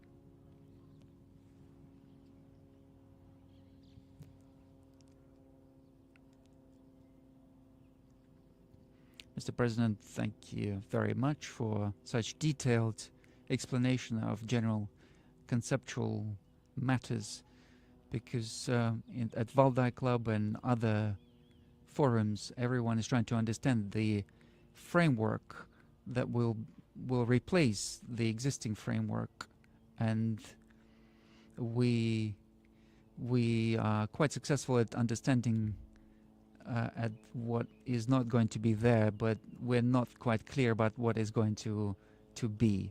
And in addition, maybe as a follow-up of your presentation, this important aspect of civilizations and civilizational approach. You said a long time ago that the boundaries of Russia are not stopping anywhere. If they're not stopping anywhere, then we can't even talk about civilization, because then the civilization doesn't have any boundaries. So this was said that in a conversation with one of the state leaders of the United States in Novogorova. This was said as a joke. I'd like to again emphasize that Russia is the largest country in the world in terms of territory. But if we say seriously, we speak seriously, then of course we know that there are many Russians living all over the world, and Russian language is one of the official languages of the United Nations, and we know that in Latin America we see many thousands of Russians, and they're everywhere in Asia. So if we talk seriously in terms of civilization, of course there are no boundaries. In the same way as no other civilization has any boundaries. If you take India or China, how many representatives of China live in other countries, or Indians, and they interact very well with each other. And if this is a natural interaction, if this is a friendly interaction, if it's aimed at... So civilization is not territory, is people for you. That's correct. There'll be lots of questions about Ukraine, our actions in Donbass. First of all, are to do with defense of people, of our people. Can you characterize special military operation as a civilizational conflict? You said it's not about territory. Well, I don't know what kind of civilization is being defended by those who are on the other side of the front line. We are defending our traditions, our culture, and our people. Okay? Because we moved on to Ukraine straight away. I think in Spain they have a large event. Vladimir Zelensky went there, and a number of other important people went there. They're discussing the question of support, continued support of Ukraine. We know that there's a situation in United States where there's a bit of a delay because of the crisis in Congress, and Europe is thinking that then maybe they have to take on that support. What are we expecting from this? We are expecting at least some signs of common sense in terms of whether they can manage this or can't manage this. We have to ask them. I don't see any problem for them managing support. The problem is to expand the production and the amount of money that is being spent on the war and on continuation of this conflict. And there are, of course, problems that are clear to this audience. They're well known. In the US, there's a little hiccup, a little glitch of technical nature. And so there's a problem with the budget, and there's a huge budget debt, and you have to balance the debt. And the question is how you balance the debt at the expense of supply of weapons to Ukraine, maybe, or maybe you cut the social costs. Cutting social payments is something nobody wants to do.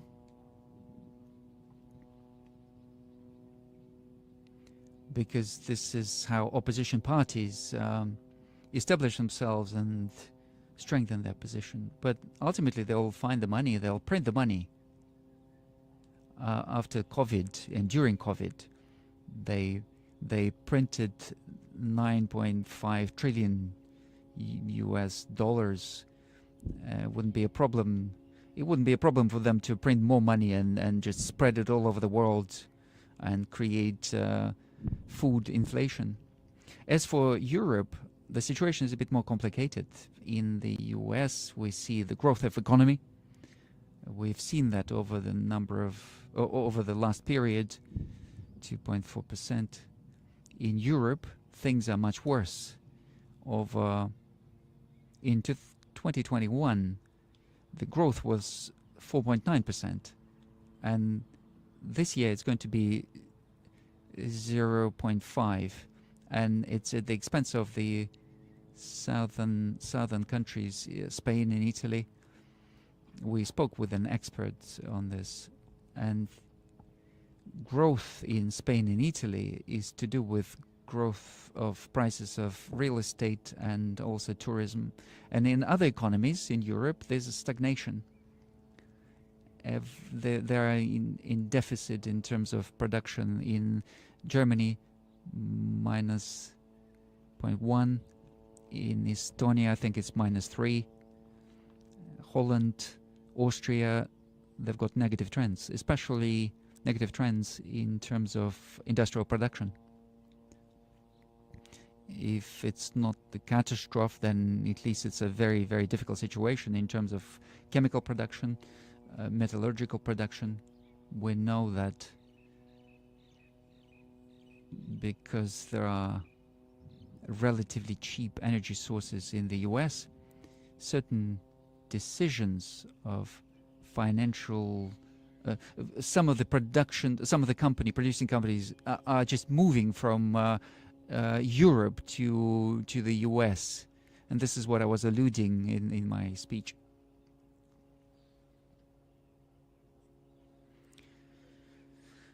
So the burden on the population of European countries is growing. So this is the data from European statistics. We see that the quality of life is falling in Europe. We see that the real income is reducing by 1.5%. Can Europe support, or they can't? Yes, they can. At what expense? At the expense of further worsening of economic situation and also worsening of the quality of the Europeans. But our budget cannot be stretched indefinitely either. Are we managing? Yes, we are managing so far, and we will continue to manage. Of the second quarter, we saw the surplus of 660 billion rubles, and at the end of the year, we will have a certain deficit in the region of 1%. And in the following years, 2024, 25, we are hoping to keep that deficit in the region of 1%. We've got a record low unemployment, 3%, and it's stabilized. What's very important is a key issue. Maybe we'll come back to that again, but I think it's very important that fundamental thing for our economy. Naturally, we have a structural change in our economy. We were receiving certain imported goods from European countries, the same way as in 2014, when there were certain limitations imposed on purchase of certain European agricultural products. We were forced to invest in development of internal agriculture. Yes, inflation went up, but we managed to, for our producers, to increase the volumes. And you know today that taking all agricultural goods, we are self-sufficient completely. The same thing is happening in industry. We see that the main growth is coming from processing industry. Oil and gas income has fallen. However, it's still a 3% growth. Non-oil and gas income in processing industry is plus 43%. So this is optics, electronics. We have to do quite a lot in the area of electronics, but all of that together, put together, is giving us a growth of 43%. We have restructured logistics. we've got transport machine building. So we have overcome all the problems that occurred after the introduction of the sanctions against us. And we have begun a new stage of development using a completely new base. This is very important. What's important to us is to keep that trend. We do have problems, and it's to do with shortage of workforce, and what follows out of this, some other issues. However, we see a growth in real-term income of population. It's falling in Europe. Here we have a growth of 12.5%. So even take accounting for inflation, 5.7% growth in terms of. But the bank is thinking about measures to negate that, to reduce these problems. Some people will say that this is a militarization due to militarization of the economy. Would they be correct? So we have increased costs in terms of defense, but not just defense and security. And they doubled approximately. It was about 3%, now it's about 6%. Defense and security. But with that, I'd like to emphasize that. I said that already, and in the third quarter we've got a surplus in terms of budget, 660 billion. And there will be some deficit at the end of the year, but it will be around 1%. So this is quite a healthy economy, healthy budget. So to say that we are excessively spending money on cannons and we've forgotten about butter, that's not correct. I'd like to emphasize that all plans that we announced earlier, plans of achieving strategic goals and all obligations that we're taking upon the state, they are being fulfilled fully. Thank you. This is great news. Mr. President, apart from the conflict in Ukraine, we'll come back to it again. In the events of the several few days, events in Caucasus, Jean-Michel, he said that Charles Michel, the chairman of the European Council, said that Russia has betrayed Armenians. You know, we say that, anyone else's cow can speak, but your cow should keep quiet, as we say.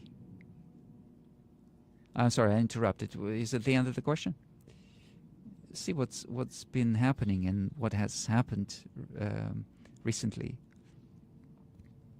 After well-known events and after the collapse of the Soviet Union, we know that there was a conflict, and there were ethnic conflicts between Armenians and Azerbaijanis, and they began in Sumgait, and then they went to Karabakh, and it has led to a situation, not Armenia, but Karabakh has put under its control Karabakh and 7 adjoining regions of Azerbaijan. So this was about 20% of Azerbaijani territory. And this was going on for many decades. I'm not going to, open any secret. Over the last 15 years, we've been offering our Armenian friends to compromise. So to return five regions to Azerbaijan and leave 2 with them, and that's how they could keep the territorial connection between Armenia and Karabakh. But our Karabakh friends kept saying to us, no, this will create certain threats to us. And we were saying, look, Azerbaijan is growing, economy is developing. This is an gas-producing country, and they've got over 10 million population. Let's compare potential. While we have this opportunity, we have to find a compromise.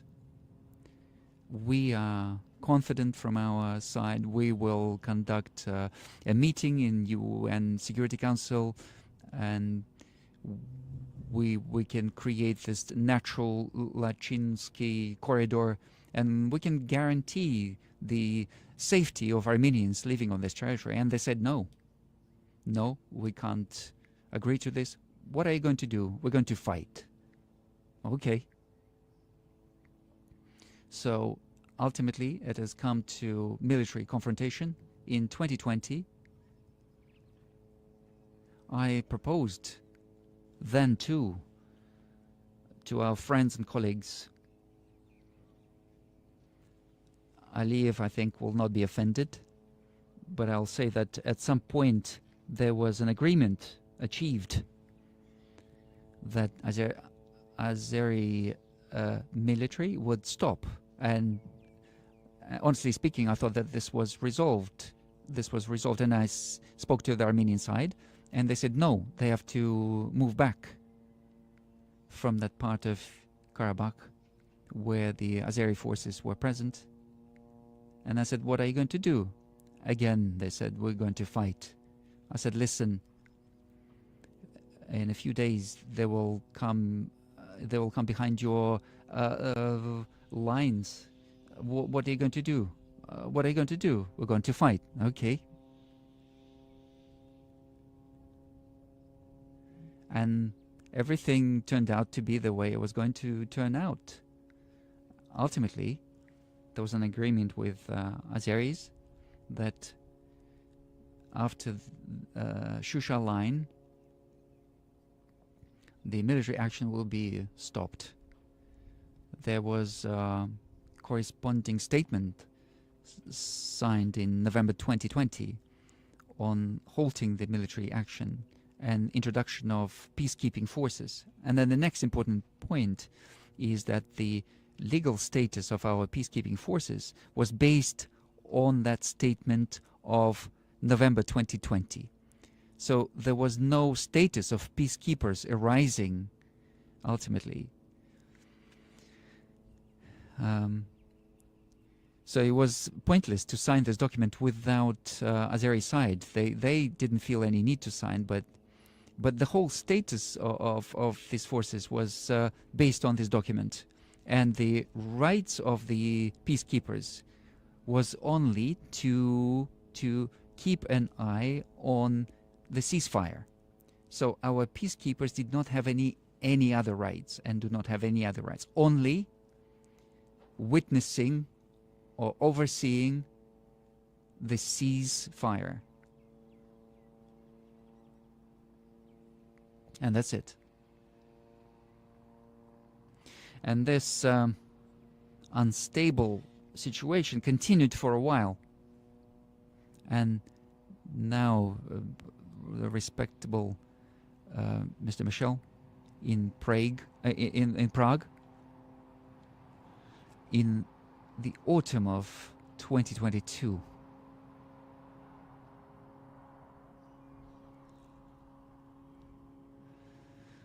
and with the oversight of Mr. Michel and President Macron and Scholz, leaders of Armenia and Azerbaijan got together and they signed a statement out of which flowed the fact that Armenia has recognized Karabakh as part of Azerbaijan Republic. Moreover, the heads of delegation, Armenian delegation, they directly called the territory of Azerbaijan, stated it in square kilometers, which included Karabakh, and they emphasized, they recognized sovereignty of Azerbaijan,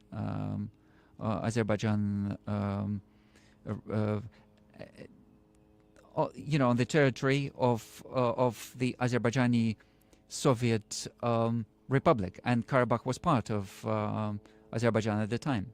So, in essence, there was a key question that was a question about status of the Karabakh. When Karabakh announced its independence, Nobody recognized its independence, including Armenia, which was strange to me, but they did not recognize independence of Karabakh. But then in Prague, they recognized that Karabakh belonged to Azerbaijan. And then at the beginning of 2023, they repeated the same thing at a similar meeting in Brussels. Just between us. Well, maybe between us is a strong word. We weren't told about this. I knew about this from the press. And Azerbaijan always believed that Karabakh was part of their territory. But having established the status of Karabakh as part of Azerbaijan, Armenia has changed, in essence, its position. And after the meeting, President Aliyev came to me and said, look, you see, everyone recognized that, the fact that Karabakh is ours. And your peacekeepers are on our territory. So even the status of our peacekeepers has changed after it's been recognized that Karabakh is part of Azerbaijan. Your military is on our territory, he said. Let's negotiate the status on bilaterally now. And Pashinyan confirmed, he said, yes, now you have bilaterally to agree the status of this military. So Karabakh was gone. Whatever you say about this, this was the key issue, the status of Karabakh. Everything was circulating around this question over the last decade, and it was resolved by Armenia. Karabakh passed on to Azerbaijan, and so this was the state. This is the position of Armenian state. What do we have to do with this? What can we do?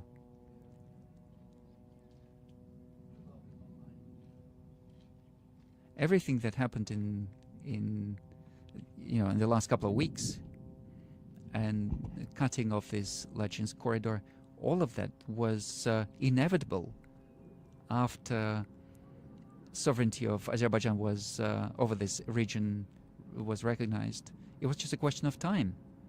It was just a question of time when Azerbaijan was going to re-establish constitutional order there as part of their state. How can you react to this? How else can you react to this? Armenia recognized this. What do we have to say? Do we say we don't recognize it? This would be nonsense. So I think it would be incorrect for me to talk about the nuance of our conversations. But what happened in recent days or recent weeks, this was inevitable. This was a consequence of what had been done in Prague and Brussels. So Mr. Michel and his colleagues needed to think when they were trying to persuade them. I don't know whether they were trying to persuade them.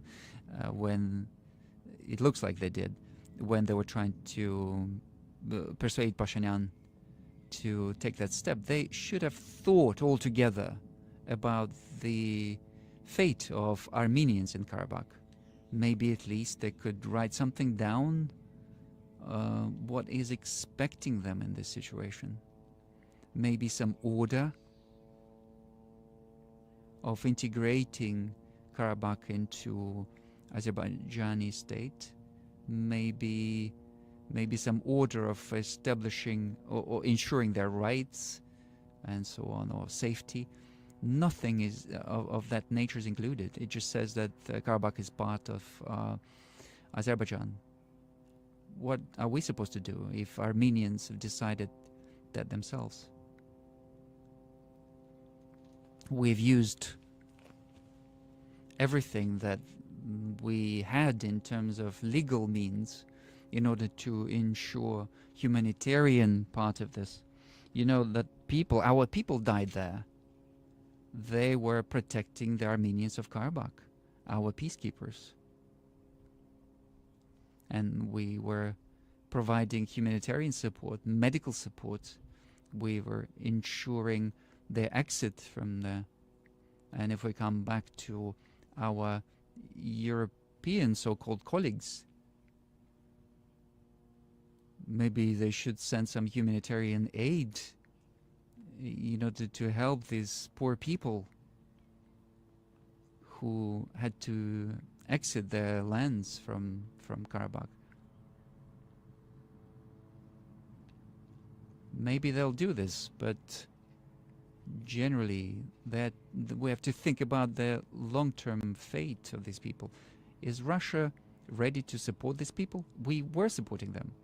We had people dying there, protecting, covering them, and ensuring humanitarian support. You see that the refugees came to the camps of our military peacekeepers there, women and children mainly. They came to get protection. And of course, Armenia is still our ally. There are certain humanitarian issues, and of course, we are prepared to discuss them, and we're prepared to provide support and help to these people. But I've just explained to you how these events developed in brief. This is the essence. Another nuance in this relation, those who were managing things in Karabakh are being removed now by Armenian state. Vardanyan, for example, one of those who's well known in Russia, he refused the citizenship. Can we call upon Azerbaijan to have some humanitarian approach to this? President Aliyev kept ensuring me that he would ensure security and rights of Armenian population of Karabakh. But now there are no longer Armenians there. They just left there. There's maybe 1,000, 1,500 people. They just left. There's no Armenian population left in Karabakh. As for previous heads of these regions, I don't think they want to see them in Yerevan especially, but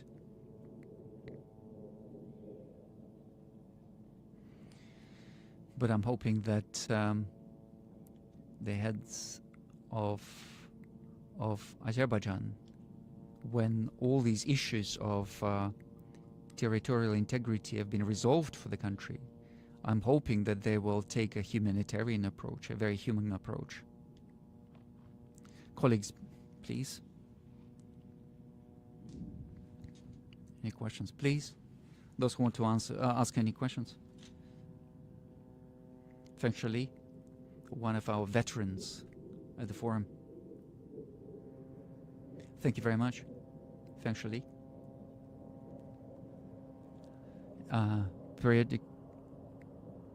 Dear Mr. President, I am very happy to see you once again. October conference is devoted to the October a conference will be taking place in Beijing, and it's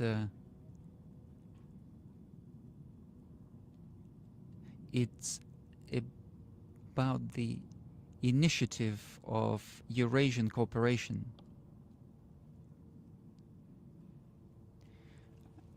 And it will follow from certain agreements that you have, or principles that you outlined with Chairman Xi.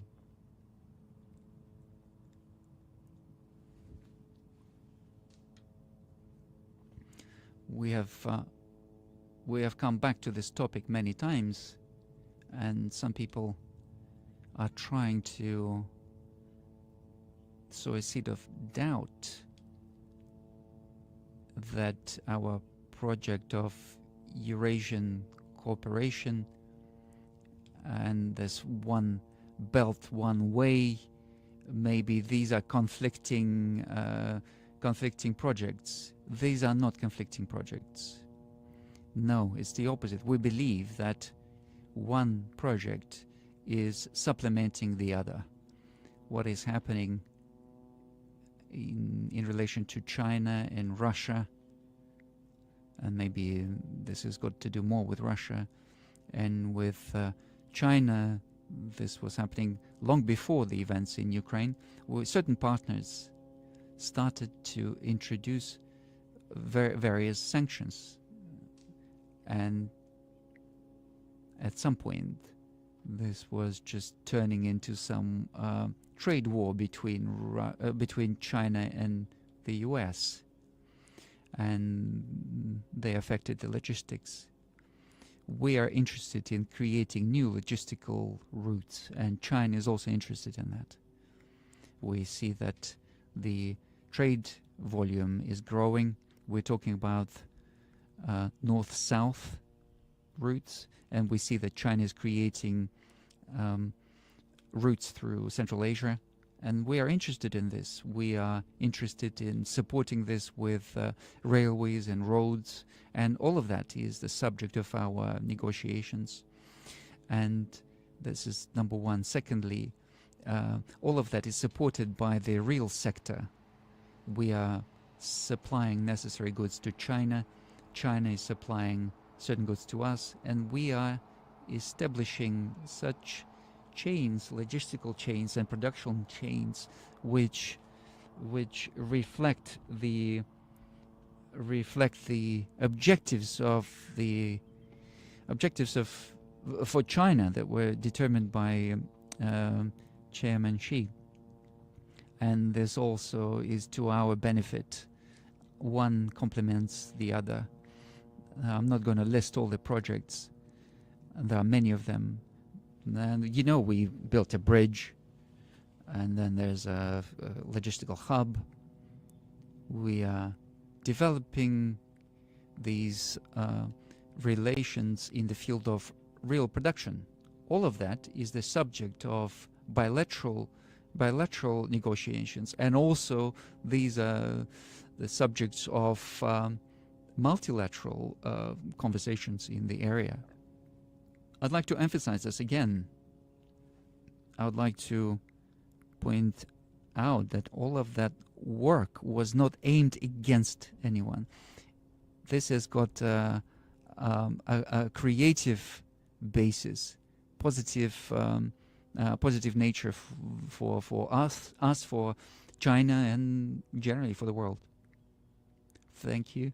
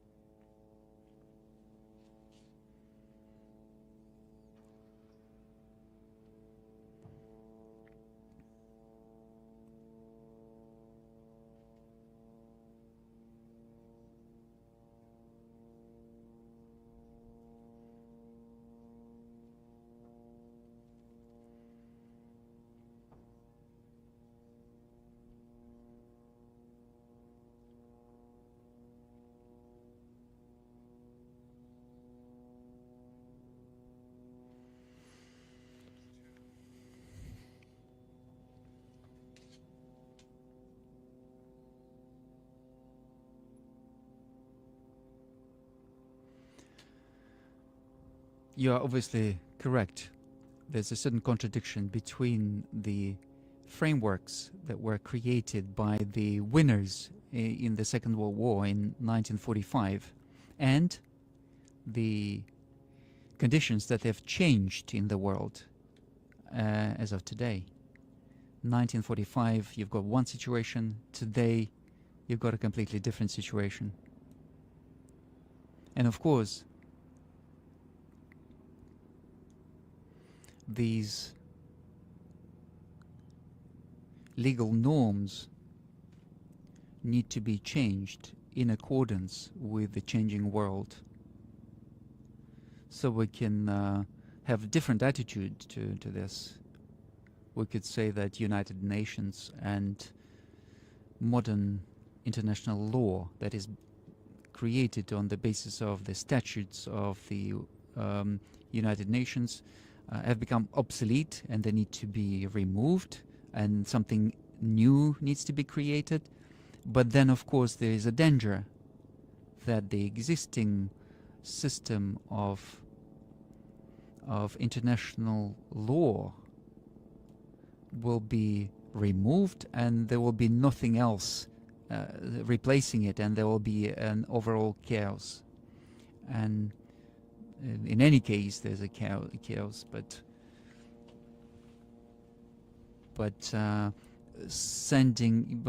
just abolishing the statutes of the United Nations without replacing it would lead to a disaster. So we insist on changing the international law, on reflecting the changed situation in the world. And in this respect, countries that are gaining weight in the international affairs just because of their potential, they need to be invited to take part in this. And what countries are we talking about? We're talking about India, 1.5 billion population, over 7% growth of economy, 7.4 or 7.6, if I'm not mistaken. This is a giant. Yes, there are many people who need help, support, but nevertheless, they've got high technological expert is growing at enormous rate. It's a very powerful country, and it's growing stronger and stronger under Modi. Brazil in Latin America, huge population, huge influence. South Africa, how can you not take into account their opinion? So their weight in making decisions on the international agenda has to be reflected, and there has to be a consensus. This is a complex issue, but it should not destroy the existing system. But I think we have to be moving in that direction. So we believe that the existing international regime is still there. Well, it's not completely destroyed. Well, thing is, if we talk about the first years of United Nations, Mr. Gromyka, our foreign affairs minister, he was called Mr. No, because Soviet Union used to use its veto very often. But then that allowed to prevent conflicts. In our recent history,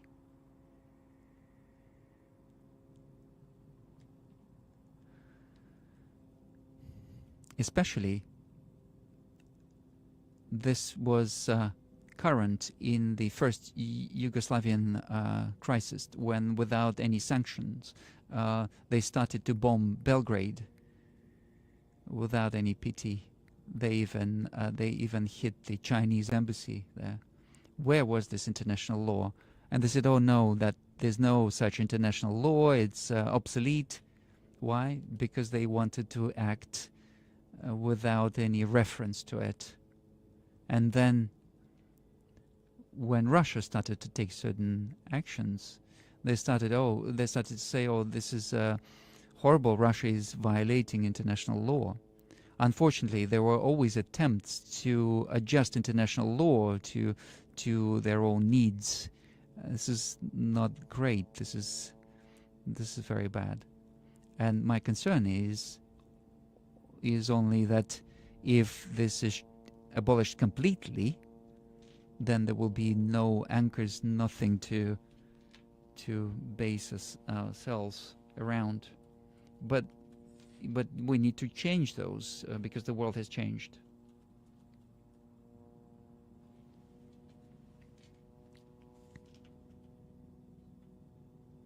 I'm one of the veterans and founders of the club, and I'm very happy after 20 years. We would say that it's much better now than it used to be. Thank you very much for your participation. As for more fun, I'm not sure. I think it's quite a bold statement. Yeah. Well, it may be fun for you, but not so much for me.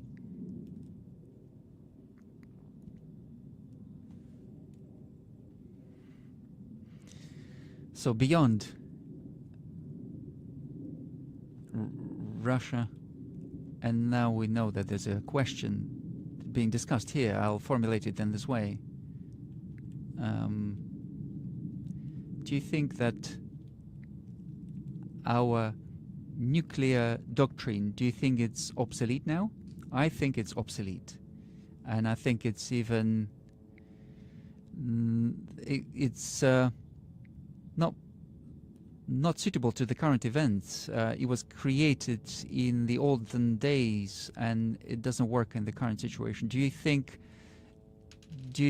that we need to change our nuclear doctrine and reduce the threshold, and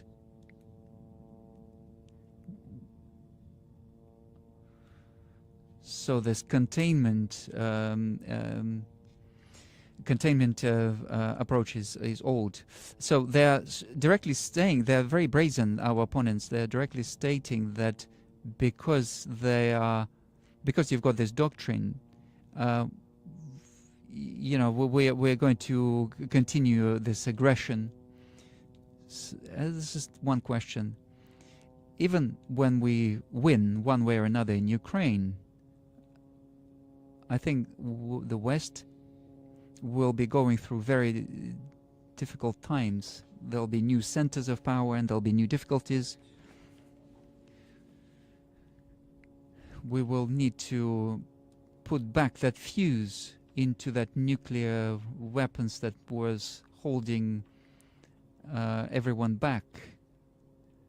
Today, the West is trying to remove that fuse, forgetting all the fear and forgetting all the precautions. Do you think we need to change our policy in that? I am well aware of your position. I read some documents, your articles, your remarks, and I understand what you're feeling. I'd like to remind you that in the Russian military doctrine, there are two reasons of possible application of nuclear weapons by Russian Federation. First is the attack against us by nuclear weapons, using nuclear weapons. In practice, what does that mean? When they launch their weapons, our system detects and informs that this is Russia is the target, and this happens within seconds. And knowing this information that there's an attack being launched against Russian Federation, we respond to this aggression. And I'd like to assure everyone that today the response would be completely unacceptable for any potential aggressor, because from the moment of the start of any rocket from any point in the ocean or any territory, in response there'll be so many hundreds of our rockets that there'll be no chance for survival for any of the adversaries. And this would be done in many directions, could be done in many directions. The second reason of using of such weapons is the threat to the existence of the Russian Federation, even if only conventional weapons are being used.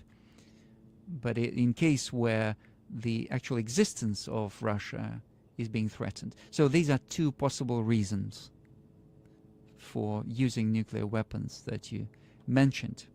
Do we need to change this? Why? You can change anything, but I don't see any need for this.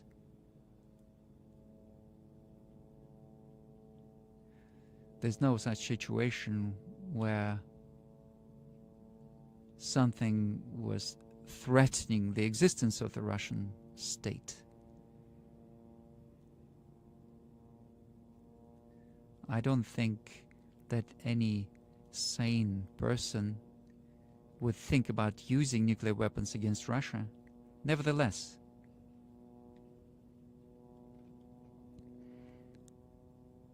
your point of view and point of view of other experts, people who are very patriotic, who are very passionate about what's going on within the country and around the country, those who are worried about what's going on at the front line in Ukraine. We understand all of that, and we are following very closely your point of view, and we respect it, but I don't see any reason for changing our concept. And our potential enemy knows about this. It knows our capabilities. Another thing is, for example, I hear that there are calls to start testing nuclear weapons, to come back to testing of nuclear weapons. Here's what I'd say here. United States have signed a document, a corresponding document on banning the nuclear tests, and Russia signed it and ratified it. United States signed it but did not ratify it. Now we practically finished the work on modern strategic armaments. I announced this several years ago. We have conducted the last successful test of Burevestnik. It's a rocket of global reach with a nuclear load. We have finished our work on Sarmat, which is a super heavy rocket. The question is that we have to simply go through certain bureaucratic procedures to complete this, and we have to move on to its mass production and putting it on military duty, and we will do that within a very short period of time. As a rule, experts say that new weapons, we have to make sure that the military payload works without fail, and we have to test. And I'm not prepared to say whether we need to test it or not, but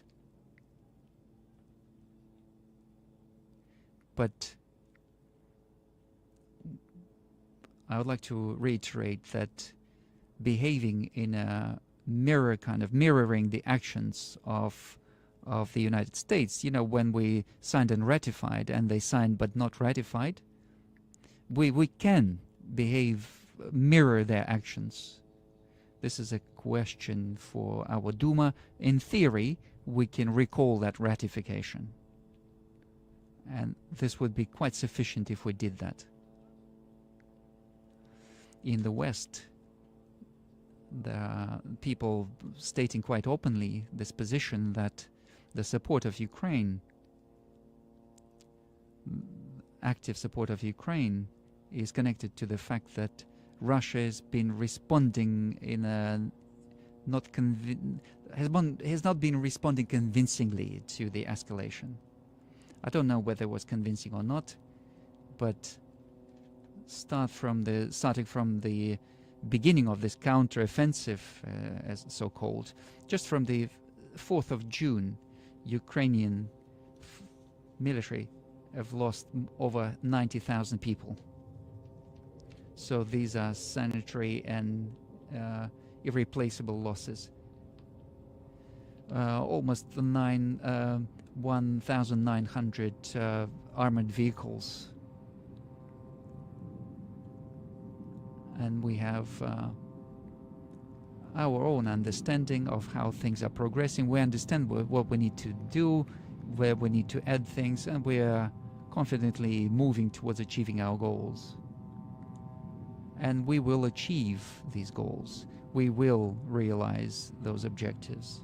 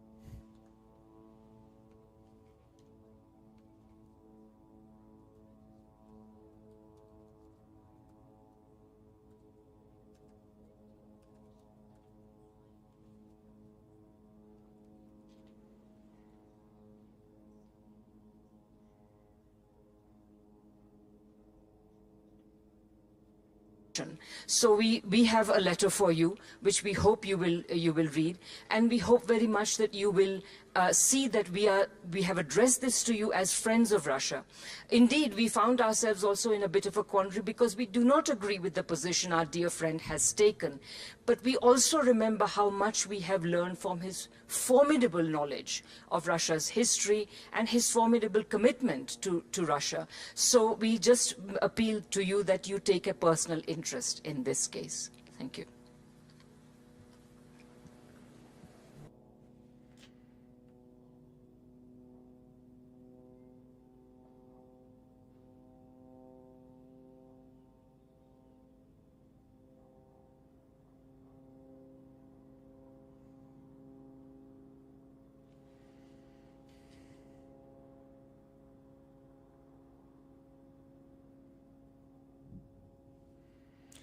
You know, I don't have the details of who Kargalinsky is, but of course, I will accept your paper and I'll look into it and I'll react to this. I promise.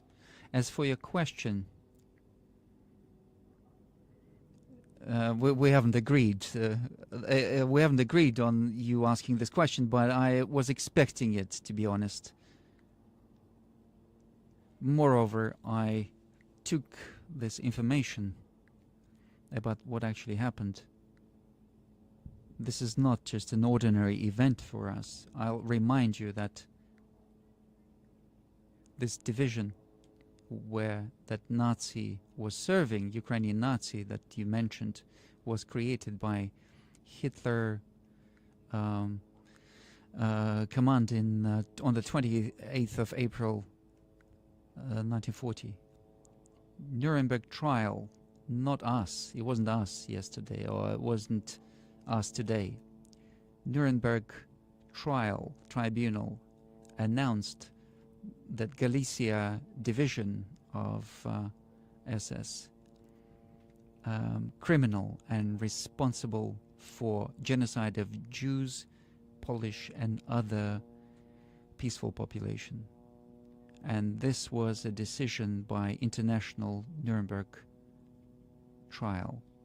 And I would like to remind you that it was independent prosecutors and judges that were making this decision based on the data that was provided by prosecutors from various countries. So that division was announced to be criminal. I would like to remind you, I took this information, that paper on purpose. So what the speaker said of the Canadian Parliament, he said, today in this room we have a Ukrainian-Canadian veteran of the Second World War who was fighting for independence of Ukraine against the Russians. I'm proud that I could say that he is a hero of Ukraine and hero of Canada, and we are grateful to him for his service. First of all, if the Speaker of the Canadian Parliament is saying that during the Second World War, this Canadian or Canadian-Ukrainian or Ukrainian-Canadian fought against Russians during the Second World War, he cannot be ignorant of the fact that he was fighting on the side of Hitler and not on the side of his own country, Canada.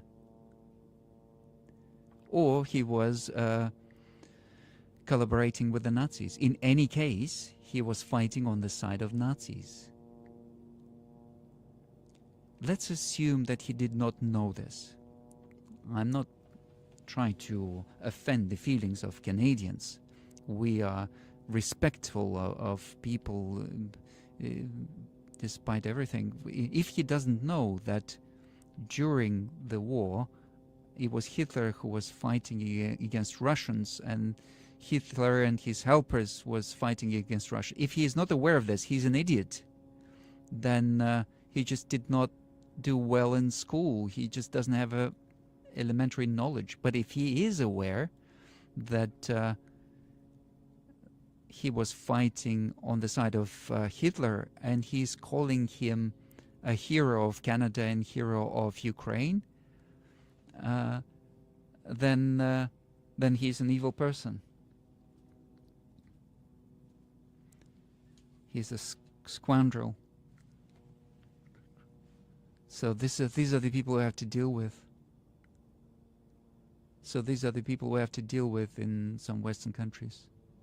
What's also important here is, so he said that the Speaker of Canada says that he's fought the Russians, and then he now continues to support the Ukrainian military fighting against Russians.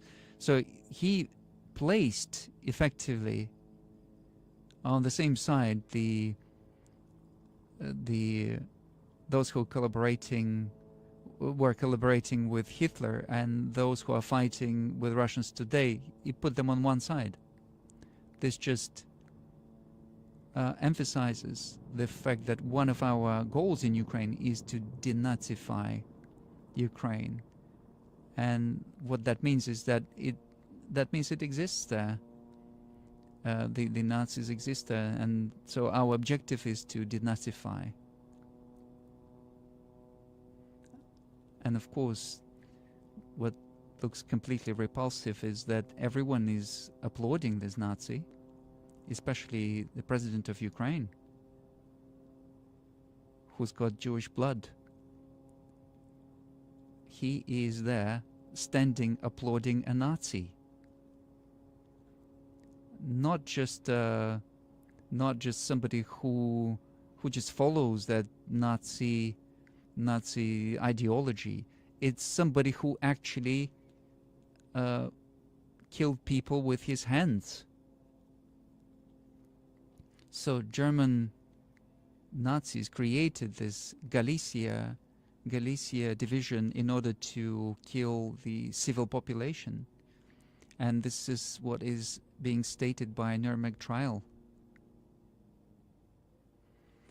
So about 150,000 Polish people were killed, and Russians, of course. Gypsies were not even counted. They did not even count them as people. So they said in the region of 1.5 million Jews were killed in Ukraine. Just think about that figure. What, is no one aware of this? Did not happen? Everyone knows. Everyone is aware. Was there no Holocaust? And when the president of Ukraine is applauding somebody who was killing the Jews with his own hands, is he trying to say the Holocaust did not happen? This is repulsive. But what they're saying is that all means are good as long as they're fighting against Russia. All means are good, acceptable, as long as they are used against the fight, in the fight against Russia. So they have this desire to, I understand they have the desire to win on the battlefield and achieve the strategic defeat of Russia, but can you do this at this cost? Counting on not just us here in the small circle here at the Valdai discussion forum, we're talking about this.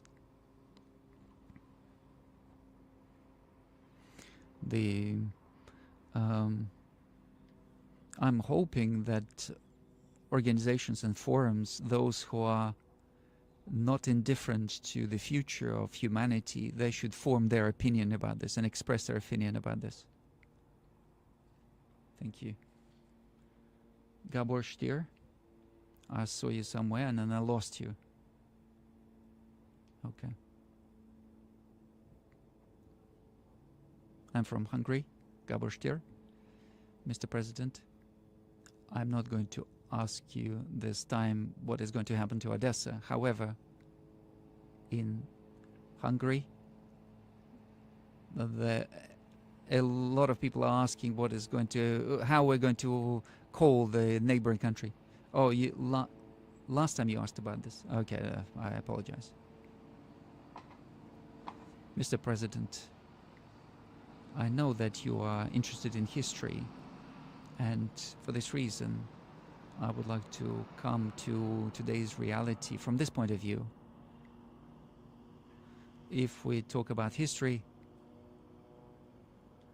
we know what significance for development of Russia had the opening of the window to Europe and the European part of Russian identity.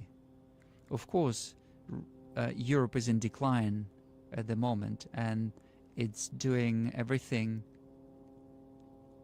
They're doing it, but it's difficult for me as European.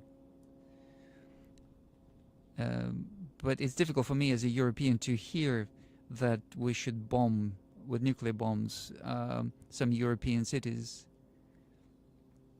What does Europe mean to Russia at the moment? what does Europe mean to Russia today? Is Russia going to turn away from Europe completely?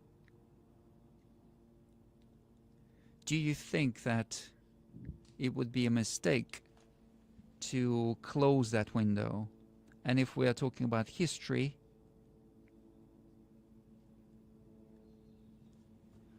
the new Russian textbooks on history raised some big questions, especially lines about 1956, which describe what happened as some kind of color revolution. Do you also believe that that was not a real revolution? Do you also agree with some comments that withdrawal of forces from Central Europe in 1991 was a mistake? I know that in Vladivostok you said that the bringing tax in 1968 and 1956 was a mistake. But if this was a mistake, how can you also think that withdrawal of military mistake? Do you think this is a question? I think this is a topic for a dissertation. You said that you were not going to. You said that you were not going to mention Odessa, but you mentioned it. I'd like to say that Russia is Odessa is a Russian city, maybe a little bit Jewish, but let's not discuss this. If you wanted to discuss a different topic. First of all, in terms of window to Europe, you see, our colleagues talked about this. The world is changing, and climbing through the window here and there and back, and tearing your trousers is not the best idea. Why do you have to climb through the window if there are other doors? This is number one. Second, Russia is undoubtedly the civilization code of Russia, same like in Europe, is rooted in Christianity. But we are not going to impose this if Europe doesn't want this. We are not closing this window. You said, do we feel regret or we don't feel regret? We are not closing the doors to our communication. It's Europe who is fencing against us, or creating a fence against us, barrier. It's the Europeans who are creating this barrier to their own detriment. I said this already, and I'm going to repeat this. United States economy is growing by 2.1%, and Europe is in recession, already in recession. And certain European leaders who are not very positive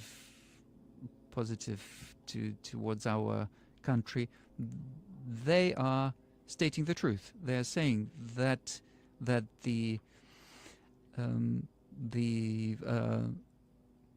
stability of Europe was based upon cheap energy from Russia and Chinese goods.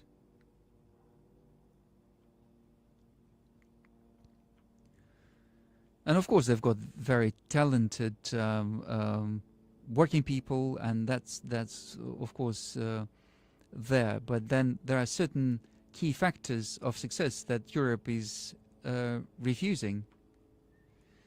I mentioned this before. Sovereignty has got many vectors, many dimensions.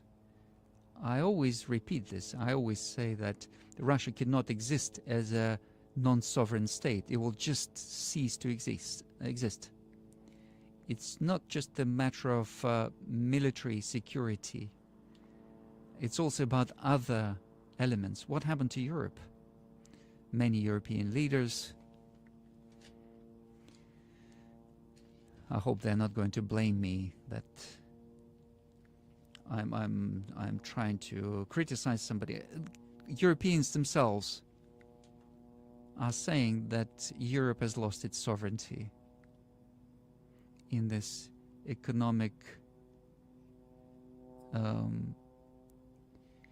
but we see that many experts have stated that since 1945 Germany has never been truly an independent state. What does this lead to?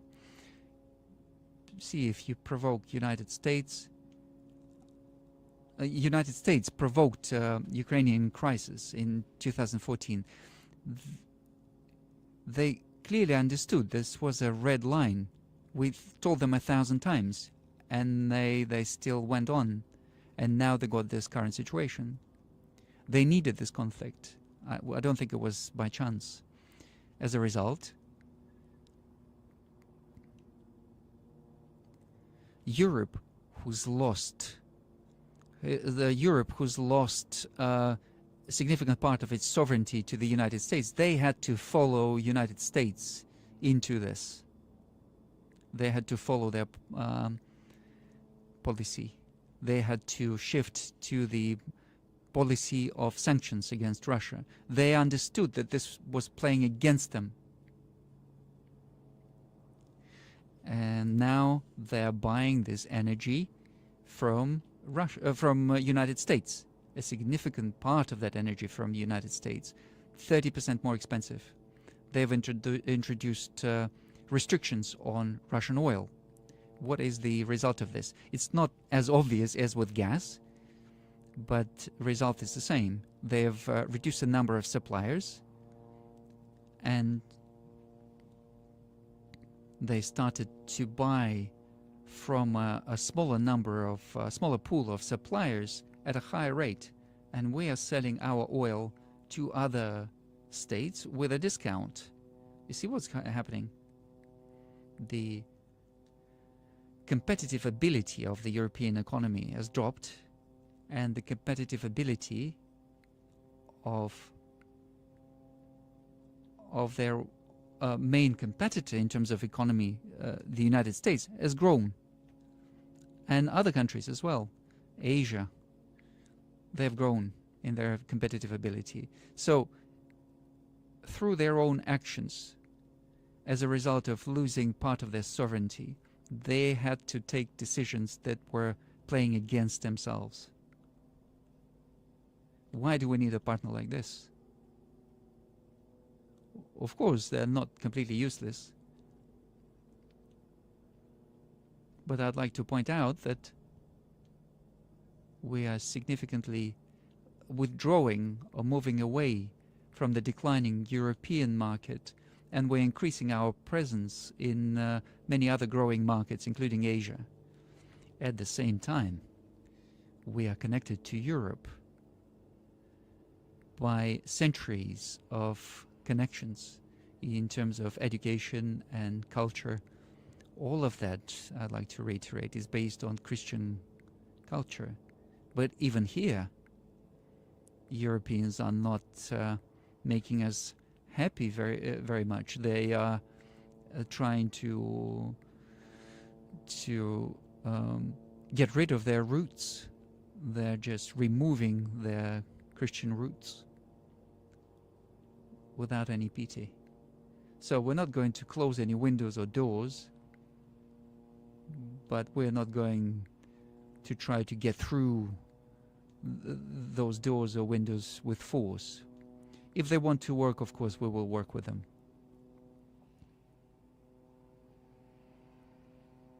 We can talk about this for endlessly, but I think these are the main points. As for the color revolutions of 1956 and the history books, I'm not going to hide, I have not read that part of the history book, of the new history book, and also the withdrawal of forces, or 1956.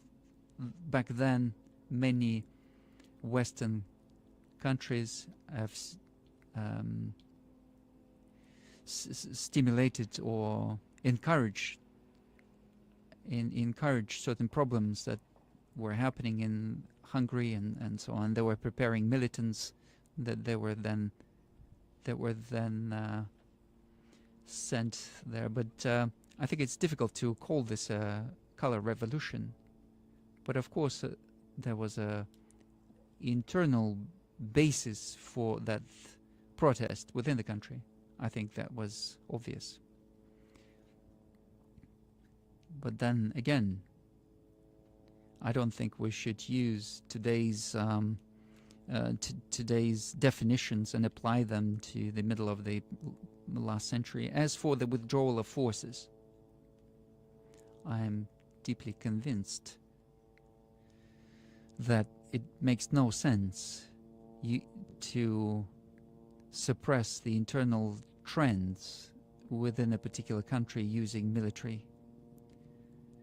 Suppress the trends of the country trying to achieve its priority objectives, including the European countries. There was no sense keeping military in those countries if the people of those countries did not want to see this military on their territory. However, how this was happening, on what conditions this was happening, in what way, that raises a lot of questions. A lot of our military were resettled into just an empty field together with families. That's not normal.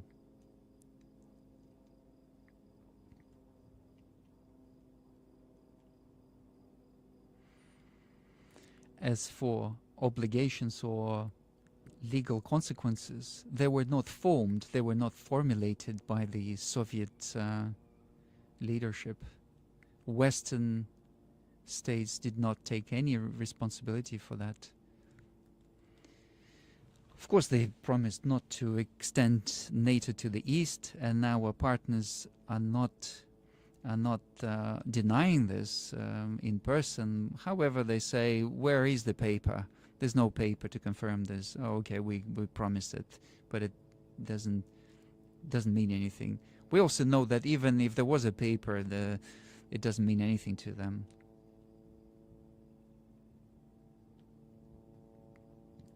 So it's just the questions. What needed to be agreed is the question of security, ensuring security in Europe, maybe ensuring some new structure of that security in Europe. Egan Barr had some proposals to create a new system of security in Europe, which would include Russia, the United States, Canada, but not NATO, together with everyone, for Eastern and Central Europe. And in my opinion, this would have resolved a lot of issues that we have today. He said at that time, he was a very clever old man. He said that you will see otherwise everything the same, but it would be occurring closer to Russia. He was a German politician, but nobody listened to him. Nobody listened to him in the United States or in Soviet leadership. And we witnessing exactly what he said. So the withdrawal of forces, yeah, of course, it was pointless to keep forces there. However, the conditions of withdrawing them, this is something that needed to be discussed, and what needed to be done, maybe to create a situation which would not have led to what we see today. Have I answered your question? If I forgot anything, please remind me. We talked about Germany, maybe Stefan Huth.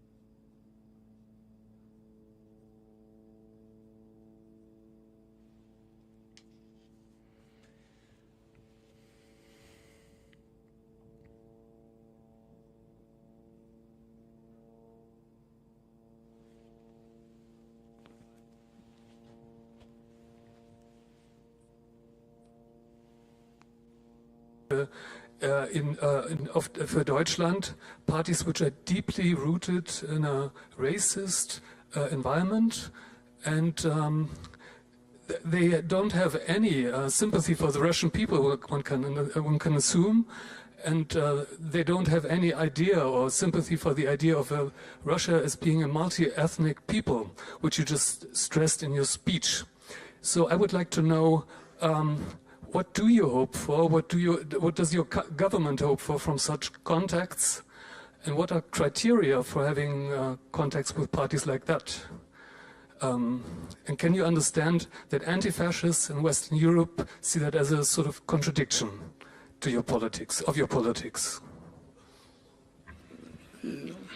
Да, извините, пожалуйста, я хотел бы вас попросить. I'm sorry. I apologize. I wanted you to maybe specify a bit more. What do you mean that when you talk about fascist powers and fascist parties and their attitude to Russia? Maybe state this very directly.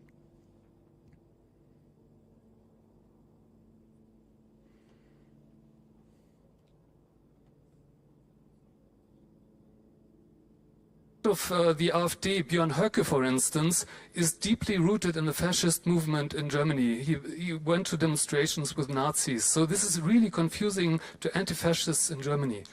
And it's a contradiction to their policy. We sort of recognize that as that party. Извините, пожалуйста, в чем вы видите? Do you see how is what you said supported? That you said that their actions are based or rooted in the fascist actions?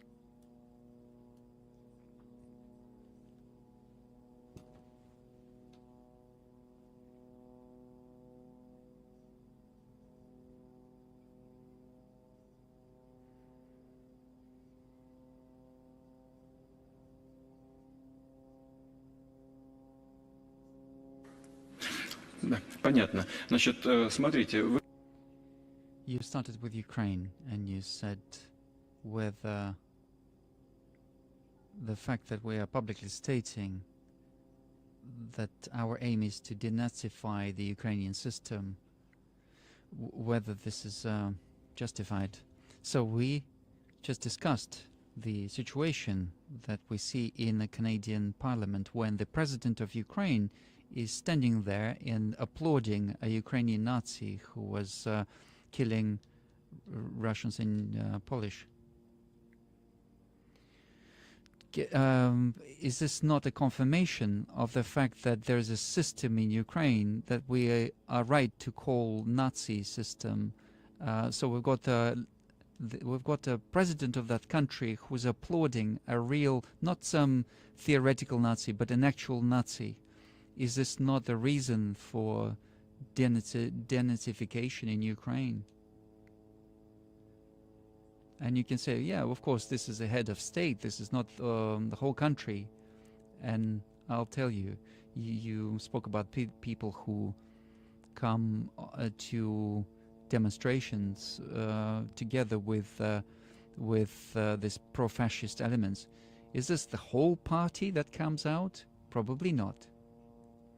So everything that is pro-Nazi or pro-fascist is, we were against that. Everything that is devoid of these qualities, everything that is aimed at establishing contacts is supported by us. As far as we know, there's a attempt to kill one of the leaders, German Alternative. This was in the course of that election campaign. What is this? What does that say? That means that the representatives of this party are using Nazi methods, or these Nazi methods are used against this party. So this is something that needs to be carefully examined. You need to examine this, and generally that needs to be examine. As for anti-fascist forces, we always were together with them, and we are grateful for their position in terms of Russia, their attitude to Russia, and everything that is aimed at re-establishing connections and relationships with our country is something that needs to be supported, and that needs to be part of our work.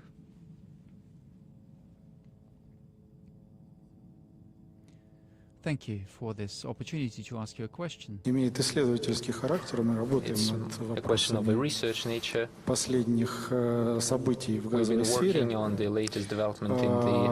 ровно год назад, ну, чуть больше, мы все были свидетелями невероятного акта, беспрецедентного акта международного терроризма против критической инфраструктуры трансграничной европейской.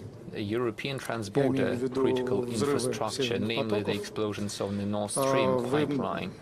Много комментировали эту тему, в том числе эту демонстративную халатность европейских следователей и политических деятелей в оценке этой ситуации. Мы, можно сказать, видим блестящее отсутствие всякой четкой реакции, осуждения этого факта со стороны руководства, например, канцлера Шольца или президента Макрона, хотя компании этих стран прямо пострадали от этих действий, так как являлись и являются акционерами, совладельцами этих активов и соинвесторами этих проектов. Но при этом в последнее время появились многочисленные сливы, которые прямо или косвенно пытаются возложить вину, якобы следствие приходит к таким выводам, что за этими актами, деяниями стоят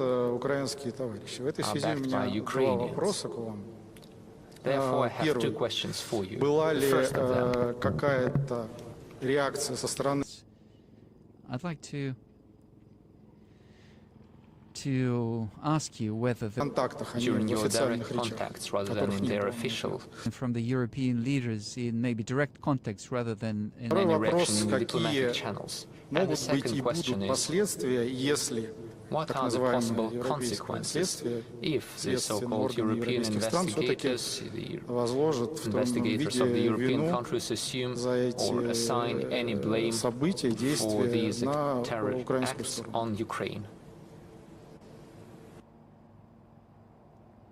First thing I'd like to point out is that long before these explosions, the President of the United States publicly stated that the United States will do everything possible in order to stop the supply of energy to Europe using these pipelines. And then he smiled and he said that, oh, I'm not going to say how we're going to do this, but this will be done. This is number one. Second, destruction of this infrastructural of this infrastructure is an act of international terrorism, and we are not admitted to the negotiations or to the investigation, despite our calls to be joined in. There are no results of these investigations, and most likely there won't be any results. So answering the question of who is to blame, you always have to see who is interested, who is an interested party. Of course, energy suppliers, energy forces in the United States have always wanted this, and now they've achieved this. But then there's another element to this in this whole problem. If there's ever a situation where the responsible party will be found out, then you have to bring them to responsibility. There is one line of Nord Stream 1, and you can supply 27 billion cubic meters to Europe. This is just the decision of the federal government of Germany. It's just one decision by that government. We turn the valve and the gas starts flowing. As we say, the Washington Politburo is not allowing this to happen.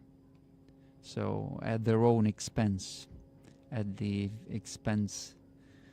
Germans are not deciding at their own expense. So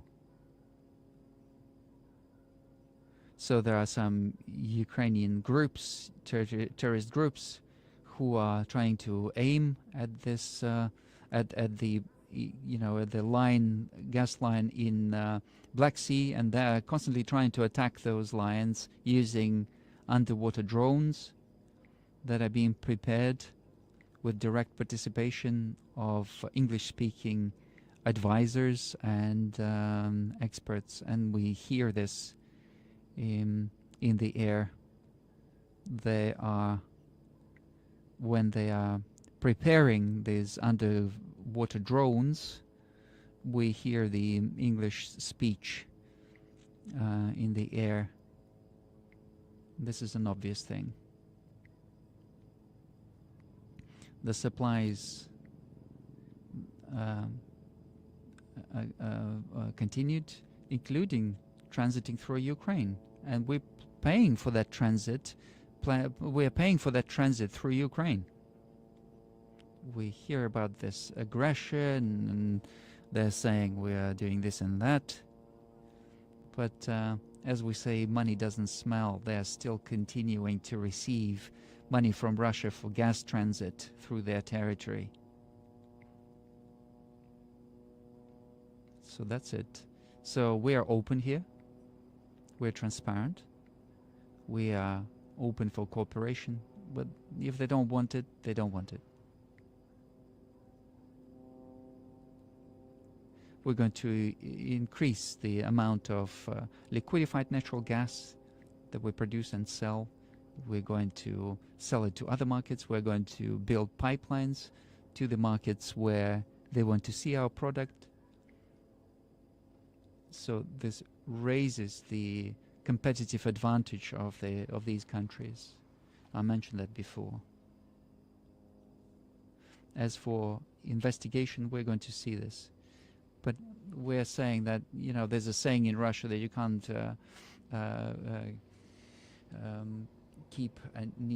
hide a needle in a sack, so it will come out. So why are we paying the money to them? Why are we paying the money for transit? We're paying the money because it's a transit country, and we're supplying only because we are fulfilling our contractual obligations to our European partners. But this is strengthening the defensibility of our adversary. Yes, but it also strengthens our financial position. We're getting the money for that gas. So much. Really, I'm honored, and it's a great opportunity for us to hear from you directly, Mr. Putin. And I'm going to draw your attention to Middle East a little bit, in the state of Ukraine and international justice and international system. I'm coming from Iraq, and shortly there will be a visit by Iraqi Prime Minister to Moscow. And I think you are going to meet him personally. And now there are a lot of problems between Erbil and KRG. And at the same time you have Rosneft, Gazprom. They invested huge amount of money in Iraq in general and in Kurdistan.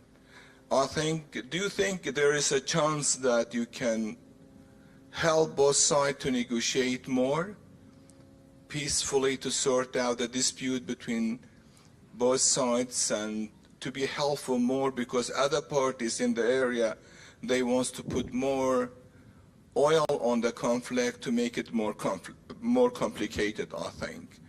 And the other issue I want to highlight it for you is, now we are about to, by the end of 2023, you don't think it's a correct time for your personal help for all parties in Syria, including the government side, the Kurdish side, regional powers, and all regional powers there to make an end for that conflict, because thousands of Syrians been away, humiliated in other parts of the world, and there is no peaceful solution and no vision.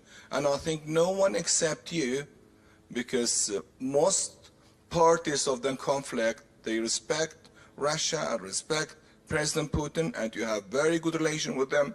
I think it's a correct time to not intervene, to mediate between or among all of them. Thank you so much again. Вы сейчас сказали, что у нас... No, you said that even conflict parties in certain parts of the world, like Syria, they respect us. Why? It's because we are respectful of everyone. As for Syria, we are for a peaceful resolution, including under the auspice of United Nations. But we cannot replace the negotiating party with ourselves. It's only negotiating parties who can agree. We can act as guarantors of fulfilling the obligations,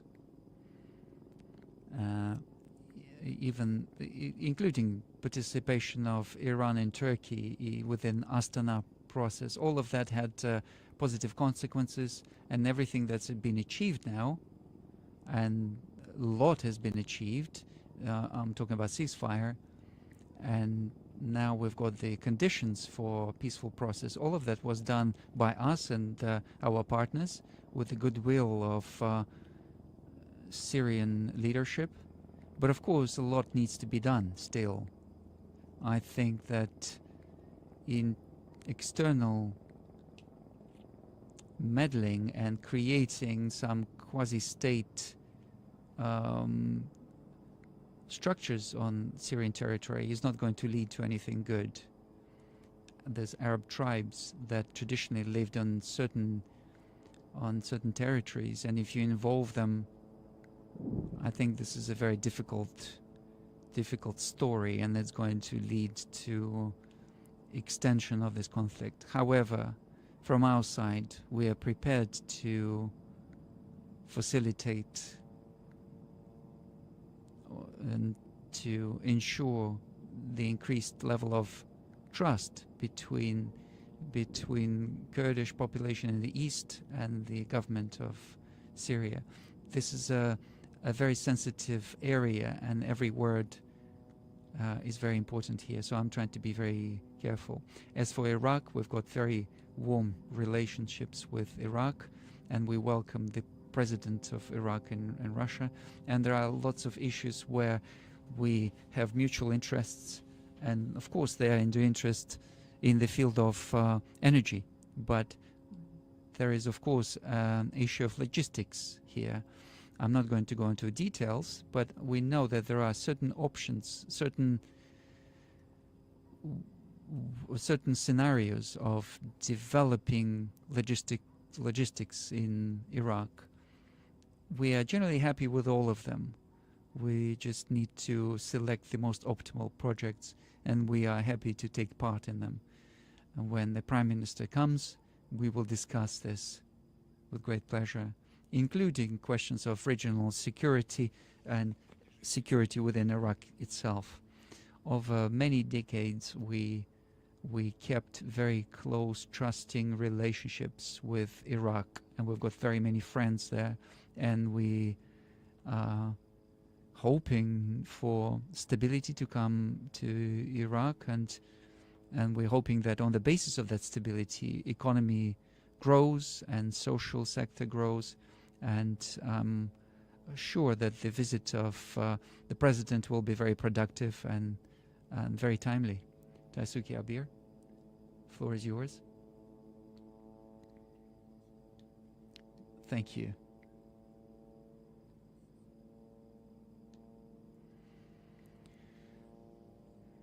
Last time I was given an opportunity to ask a question. This was 2018, about 5-6 years ago. But after the start of the war in Ukraine, at the beginning of the war in Ukraine, Japan participated in sanctions against Russia. And Russia announced that it would stop the process of negotiating a peaceful agreement between the two countries. And as a result of this, there's a dead end in terms of relationships between the two countries, Russia and Japan. And at the moment, I do not see any good prospect for the development of the situation. Nevertheless, Russia and Japan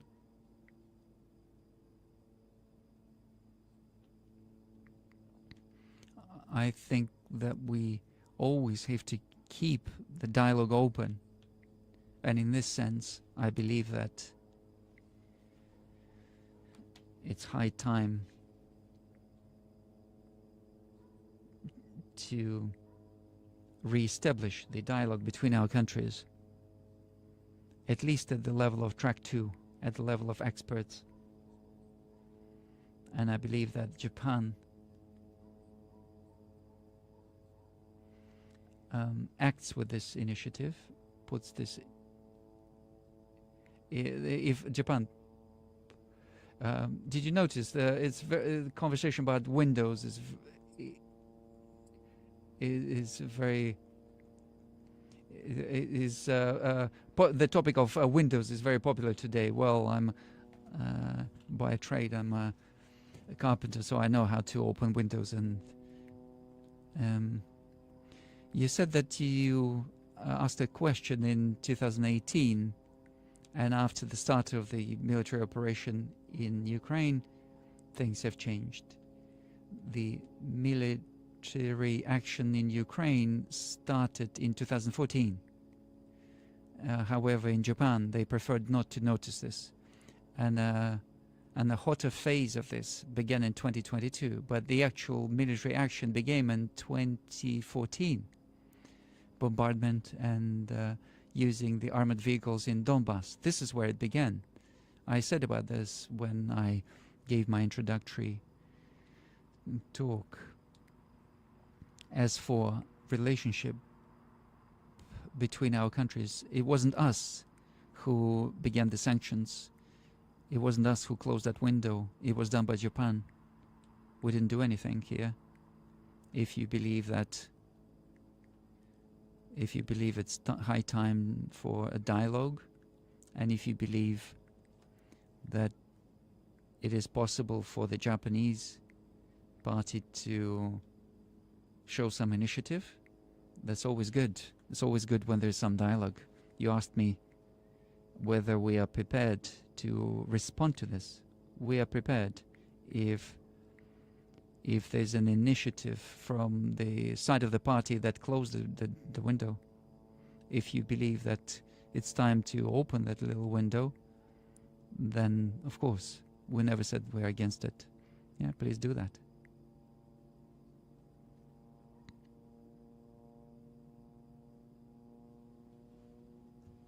Alexander Arakovich.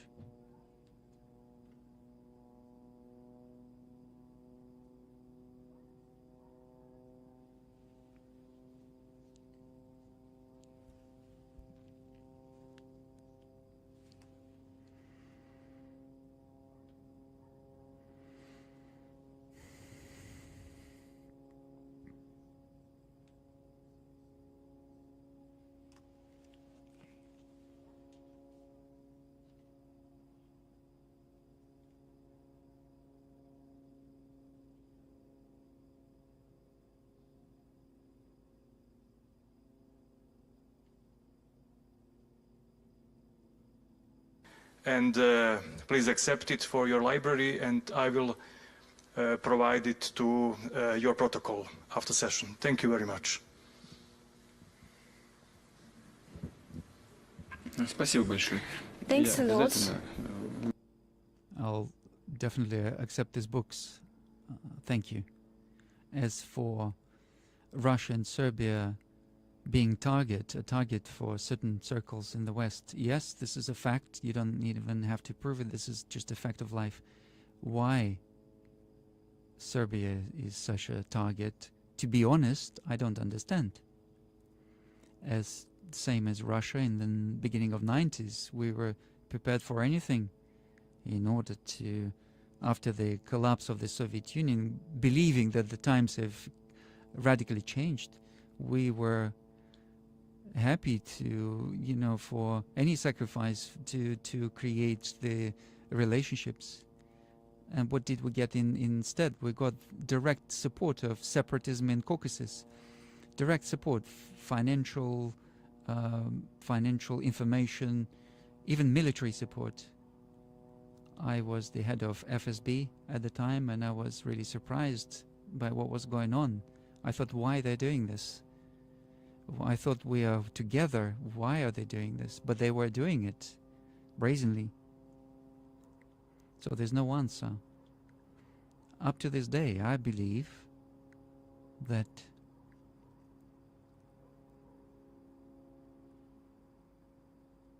I think lack of education or maybe understanding of trends or how the world works or how Russia works, what this might lead to, it's just a desire using force to push.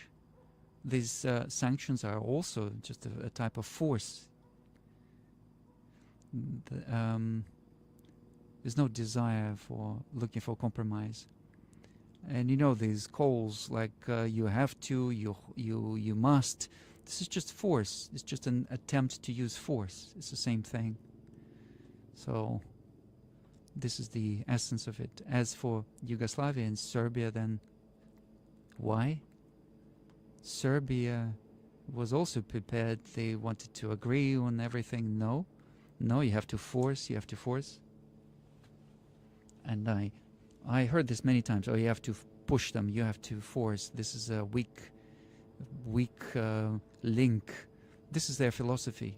Why it's Serbs that they needed to force, I don't know. And when I had good relationships with some leaders, and we had open conversations with them, and they were saying, oh, we have to force these ones or push this. And I was saying, why? And they just didn't have the answer to this. They're like, oh, we have to push them, you have to force them. But Serbs are a different kind of people. They've got different culture, different history. You can destroy them, but you cannot subjugate them, you cannot force them. They also understand this. But I think sooner or later they will, in Europe, in European policy, they will come to this understanding. And generally, they will come to this understanding. Then it's much more constructive to agree, to negotiate, rather than force.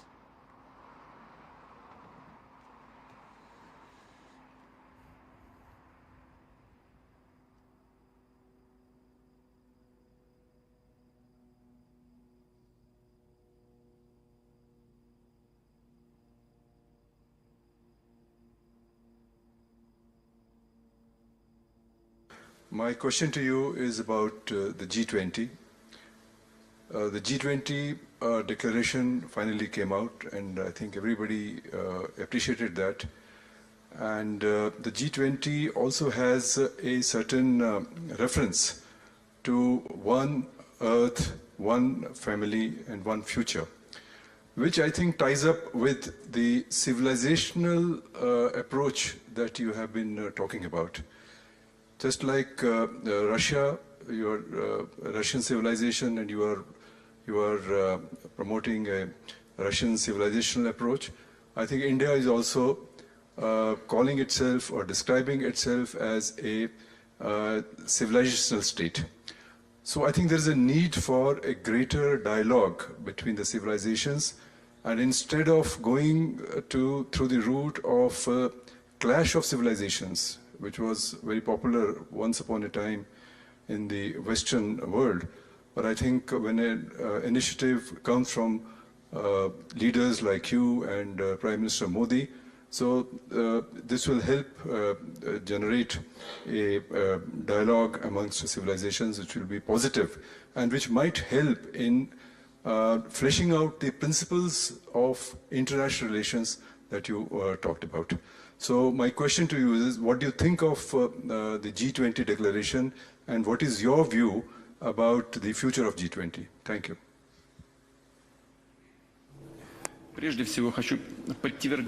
First of all, I would confirm what you said in relation to Indian civilization, Russian civilization. This is what I was talking about in my introductory part. And of course, India is an ancient world civilization, very powerful, huge, with huge potential. Russia is also a separate civilization. We have over 190 ethnic groups living on our territory. We have over 270 languages and dialects. Is this not a civilization? And India is a multi-ethnic country, huge country. These are not the only civilizations. We have to create a dialogue between all civilizations, and we have to find a mechanism of reflecting the balance of interests. As for the G20 and role of Prime Minister Modi, this is a success, and the Indian leadership managed to find a balance in the declaration of G20. These closed unions or groups, they don't have great prospects, and the balance is changing as well. But I think what is the success of the G20 in India? I think Prime Minister managed to depoliticize the decisions that were made at the G20, and this was the only correct solution, because initially G20 was created to discuss economic issues, not political issues, and politicization of G20 was just a wrong path for this, and Indian leadership managed to avoid this, to get away from this. As for these closed unions or closed groups, they're not beneficial, and it's you see the balance of power is changing. Until recently, many people were expecting and were really anxious at, expecting what G7 would decide. They were looking forward to the decisions of G7.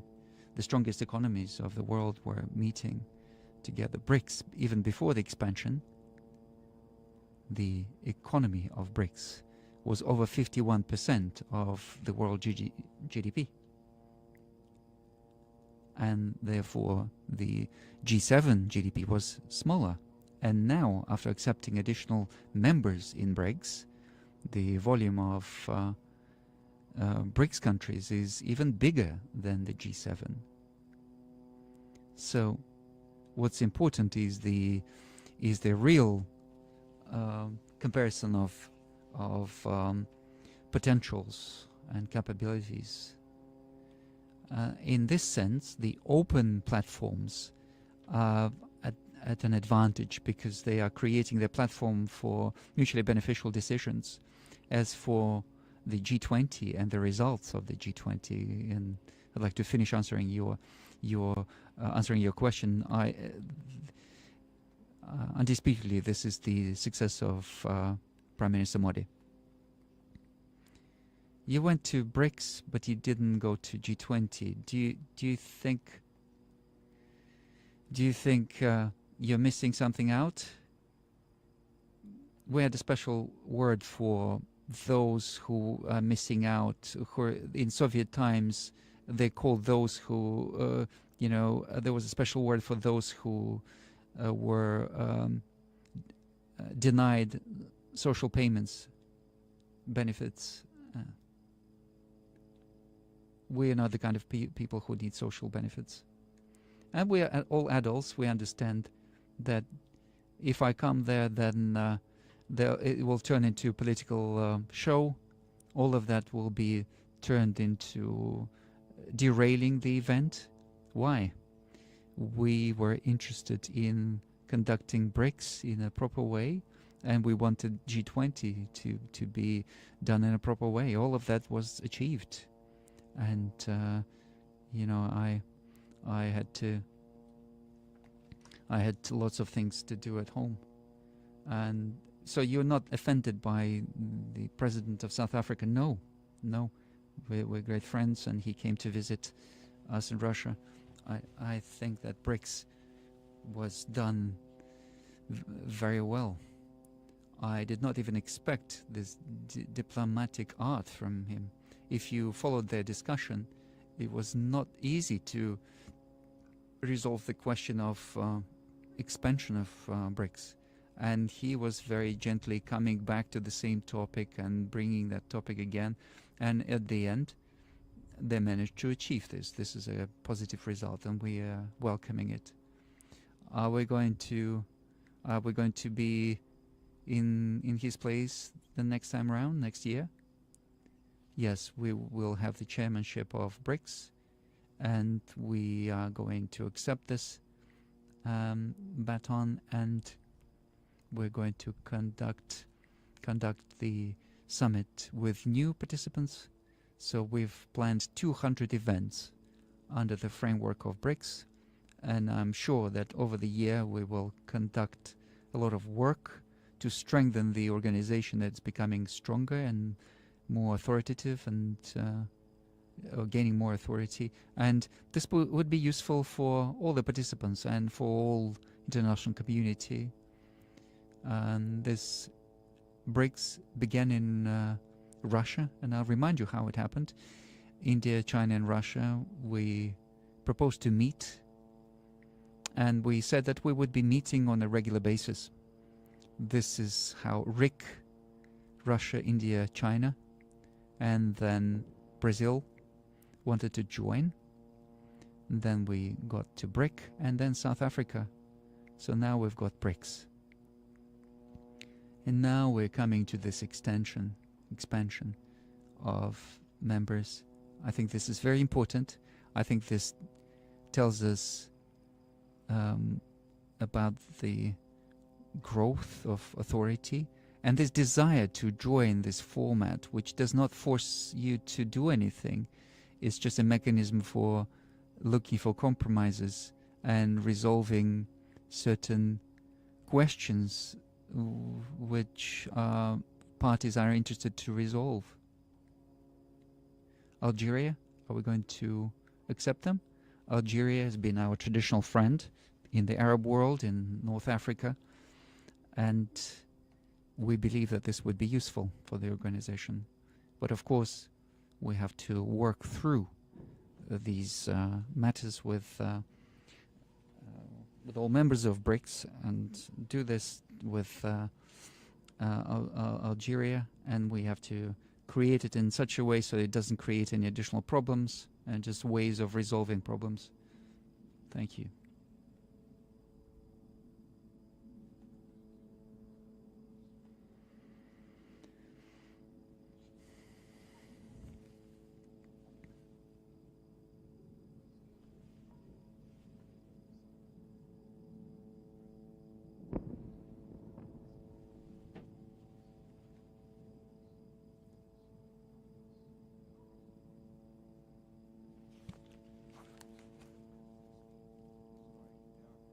So it is obvious that you're facing a war conducted by imperialism, a proxy war, and that proxy has, as you have pointed out, Nazi elements as well. Historically, Mr. President, imperialism has been fought on the battlefield by the Chinese communists, the North Korean communists, and the Vietnamese communists, who actually prevailed over the United States.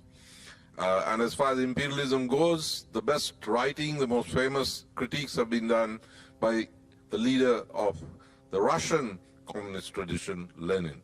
So my question is this: in the face of this challenge, this threat from these forces, is it perhaps not the right time to reassess 1917, because the Chinese, the Vietnamese, the North Koreans, they're all children of 1917 who fought and defeated imperialism. Is it not the right time to reassess 1917 and perhaps have the same relationship with it that the United States has with its revolution of 1776, France with 1789 and the French Revolution, and the Chinese with 1949 and the Chinese Revolution? This is my question, Mr. President. Thank you. Прошу прощения, уточните, пожалуйста. If I could just clarify, if you can just take the microphone again. So what do we have to... It was a very complicated question. Who needs to reevaluate? If I understood correctly, is this time to reevaluate the attitude to revolution and communists? You mean reevaluate? You mean the our history in 2017 and further? I'm sorry that I'm interpreting this, but why do we have to interpret when we have the author of the question? Imperialism and elements of fascism, and since in history those are fought and defeated by communists in China, North Korea, and Vietnam, and since the best text about imperialism was written by Lenin, is it the right time to perhaps be less critical about 1917 and restore it to a historical status like the French Revolution, the American Revolution, and the Chinese Revolution?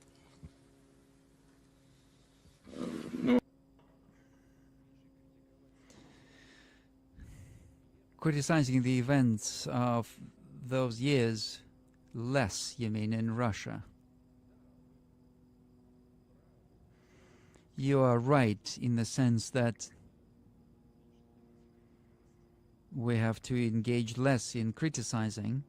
We have to engage more in this case, scientific analysis of what was happening then and what is happening now.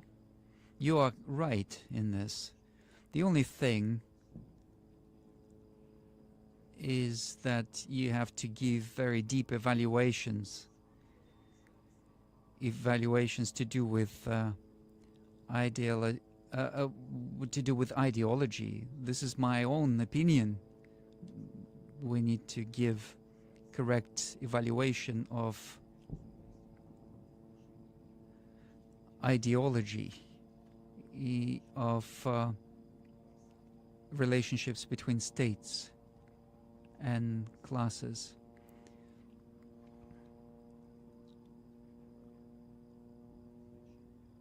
When we were analyzing the relationships between classes after the collapse of the Soviet Union in 1991, we were still in this paradigm of class relationships, and we kind of missed out the point that there are purely geopolitical aspects. For example, the relationship between China and the West. There was a moment when they tried to put Russia or Soviet Union and China against each other, and these attempts sometimes were even successful. And now when China is growing, and when the power under President Xi is growing, now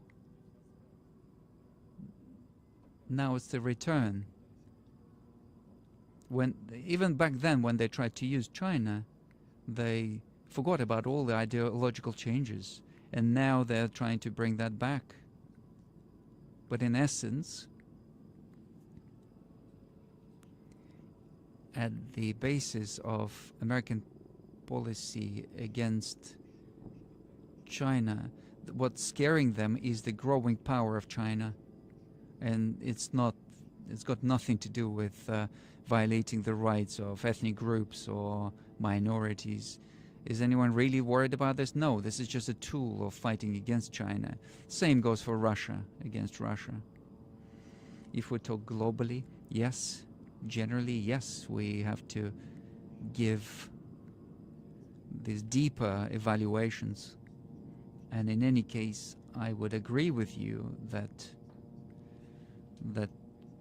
discarding everything that was happening under the rule of communist parties at the time, just painting it with the same paint, same brush, is not useful, and it's harmful even, I'd say.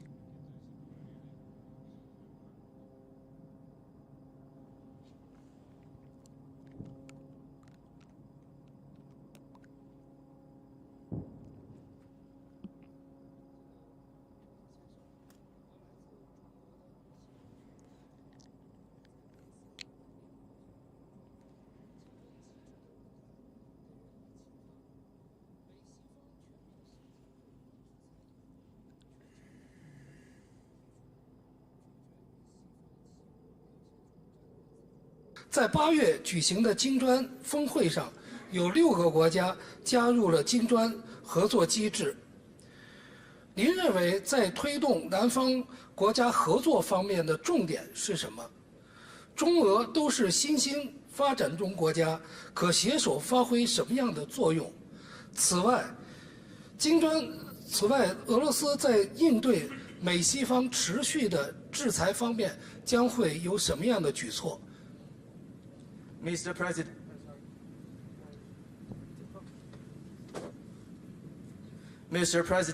I'm with Xinhua Institute from China. During this year's Valdan meetings, there are forums focusing on BRICS mechanism, which are very inspirational.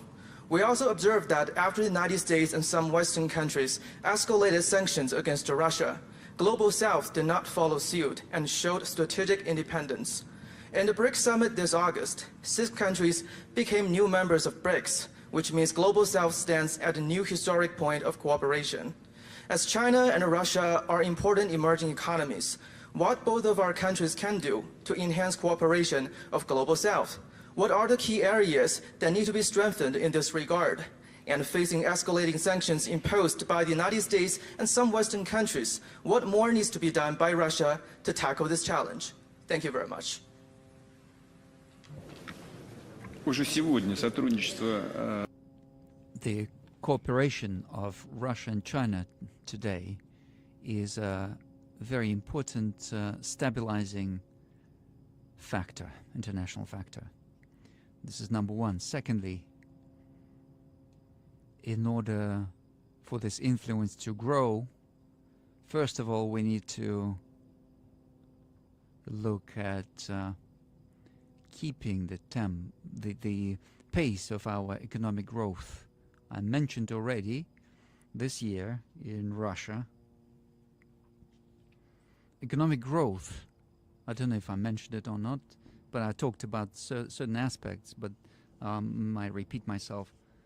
The economic growth is going to be 2.8 to 3%, so close to 3%.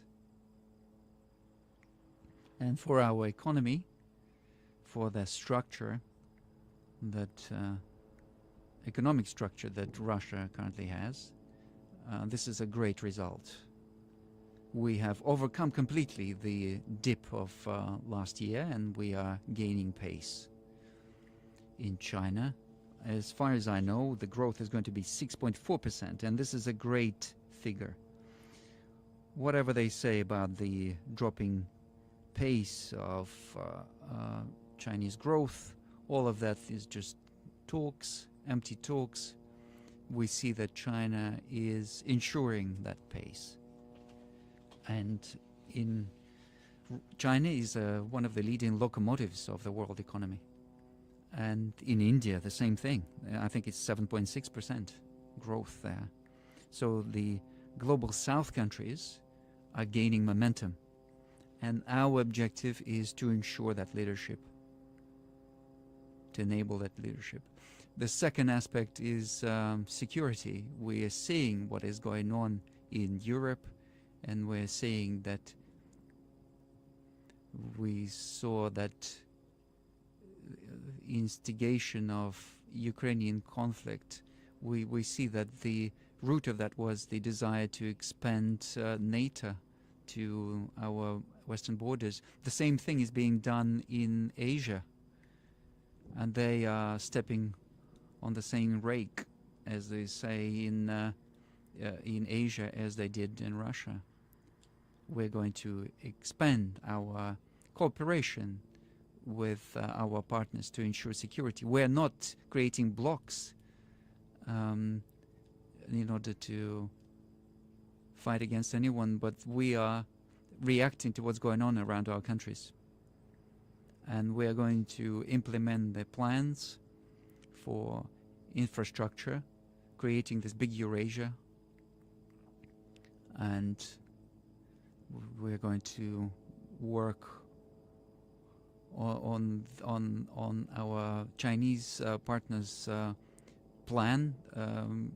Chairman Xi talked about One Belt, and we're going to also increase the humanitarian cooperation, sports exchange, student exchange, and so on. This is very important for neighboring countries.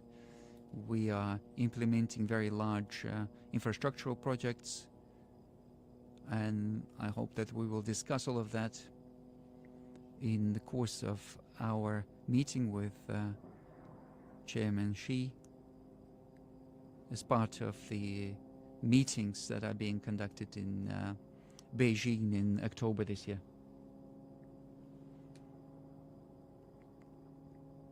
Mikhail Rostovsky. Mr. President, joining NATO by Ukraine is categorically unacceptable. As I remember your last presentation about Ukraine joining EU, you were much less negative about this. Has your point of view changed? Is Russia going to be against Ukraine joining EU? And do you believe this to be, in theory, possible? We were never against this, and we never expressed our disagreement to Ukraine joining EU. Never. As for NATO, yes, we were always against it, and this position has a certain foundation, justification behind it, because the expansion of NATO right to our borders has got very serious security consequences. And this is not just a political bloc, this is a military political bloc. And bringing the infrastructure closer to us bears great danger. As for economic cooperation, any countries or any economic unions, we don't see any military threat. We don't feel that we have the right even to discuss this. This is the internal matter for Ukraine and European countries. In his time, Yanukovych, I'm not, without refusing the possibility of joining EU, he said that we need to work more on this to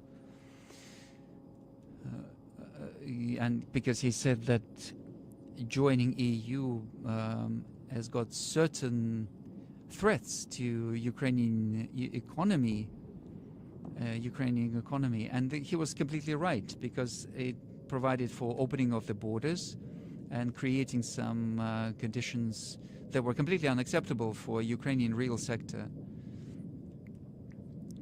Opening of the Ukrainian market to these goods from EU would have been very damaging to the Ukrainian market. Energy structures of EU would have taken away any advantages from Ukraine. And if you just analyze what Yanukovych was saying, this was actually very founded, and using this as the pretext for a military coup was just criminal. And we see that Ukrainian economy cannot really exist without external support. Situation today is very different. Everything is quite balanced overall. We see that the budget is balanced, macroeconomic figures balanced. Why? Because they've got 4 or 5 billion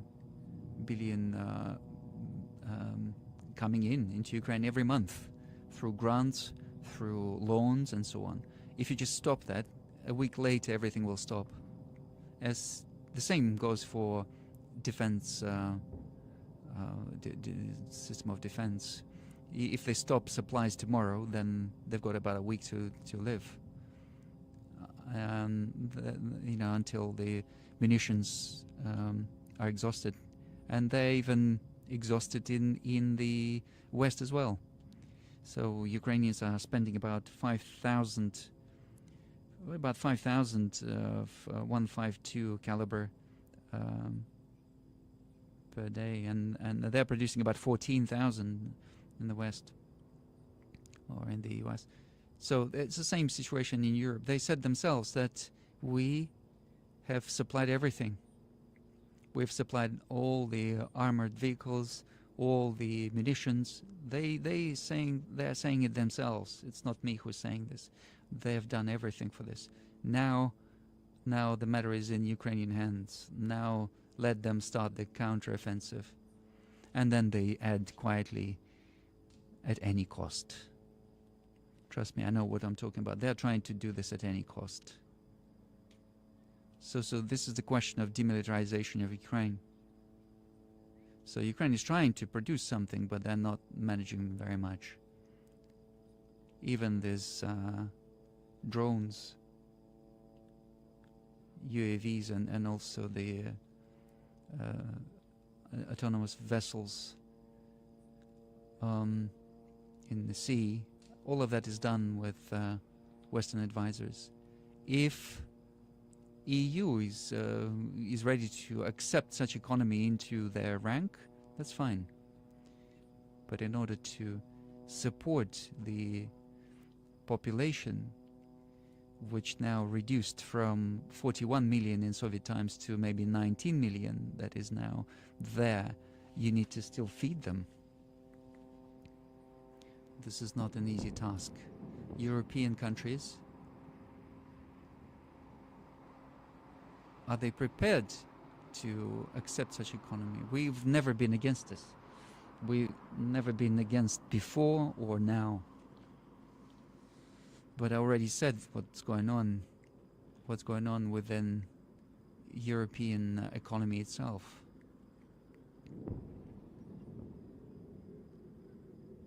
Yeah, that would be an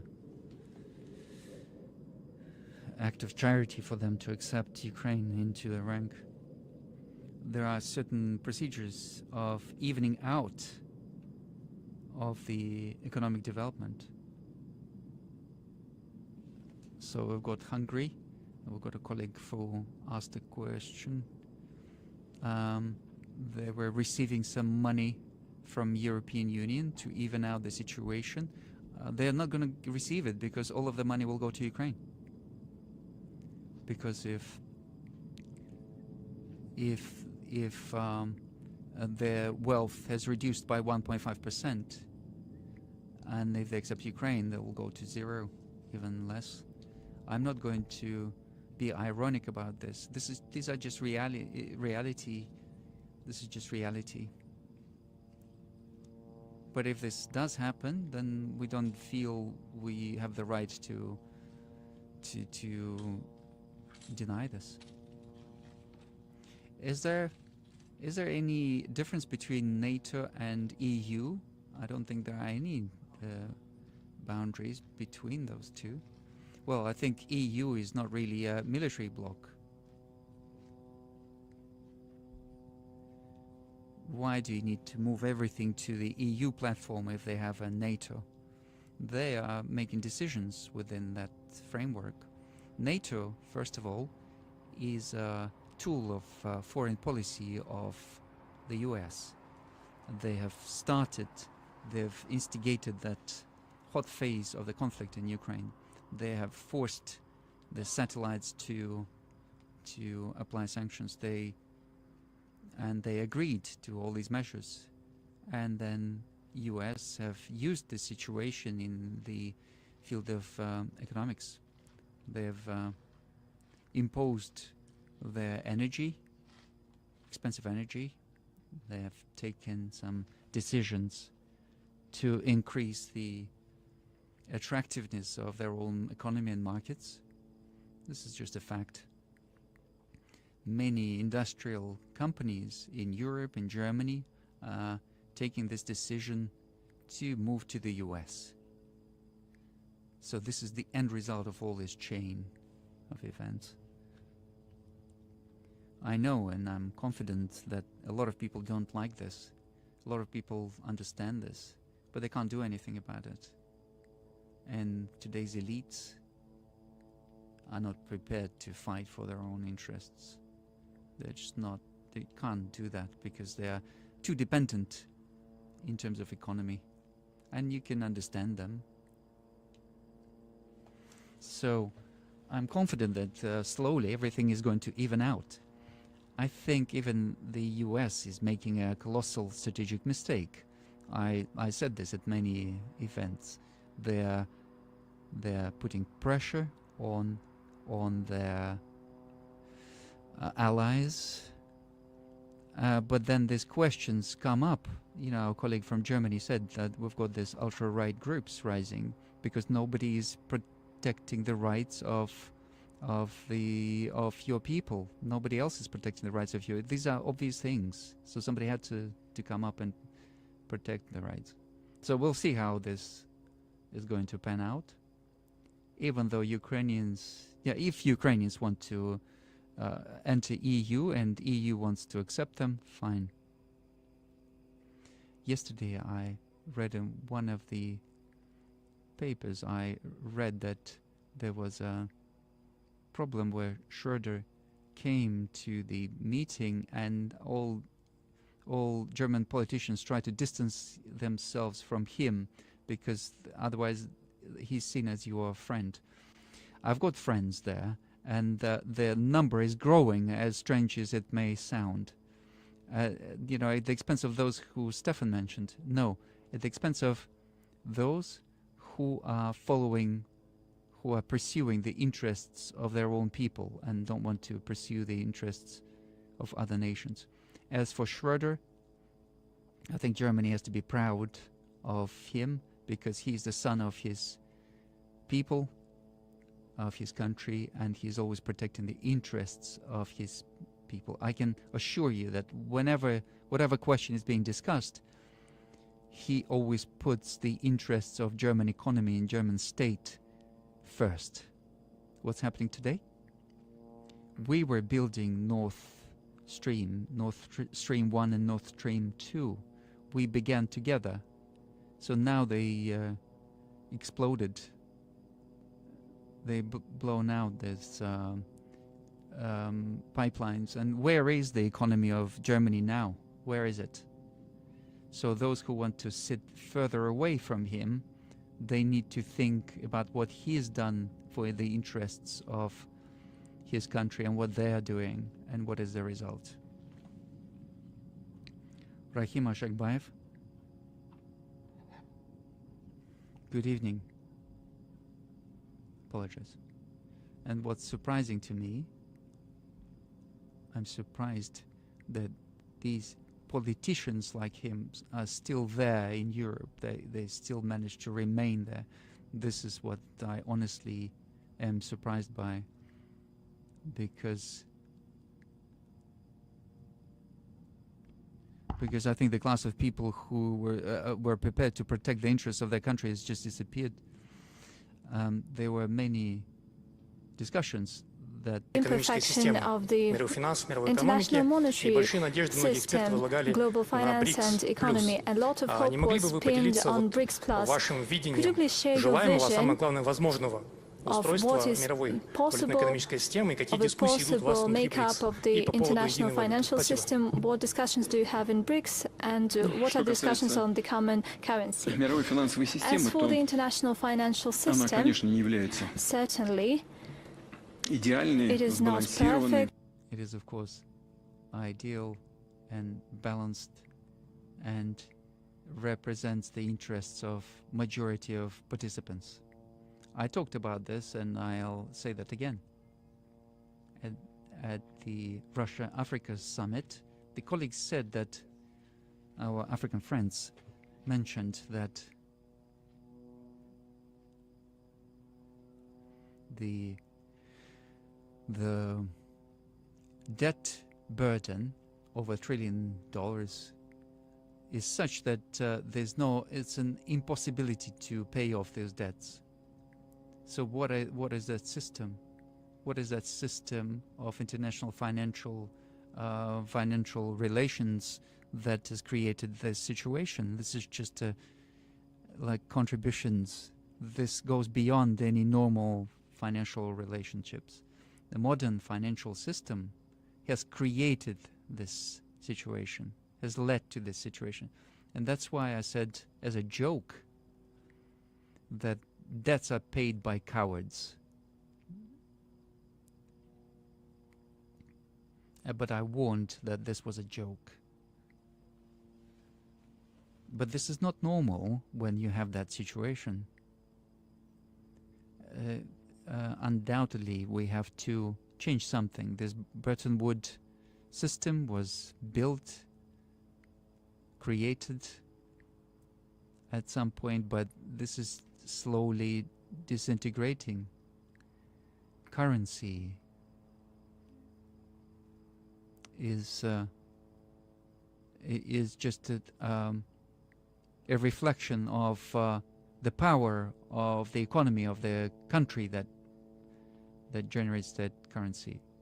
And we see that the GDP portion of the US is reducing in the world economy. And in terms of buying capacity of BRICS relative to G7 is increasing, especially after accepting the new members. That's a significant difference now. Yes, US economy and EU or Eurozone is based on modern technology, and we see that income per capita is much greater. But what is the tendency? They're having a recession, and BRICS are demonstrating a growth. And even after the strikes against Russian economy, they were aimed at destroying the country, and they were aiming at destroying the economy. Not only did we overcome this situation, but we even are demonstrating a surplus. So we've got unemployment 3%, debts reducing. We are significantly reducing the external debt.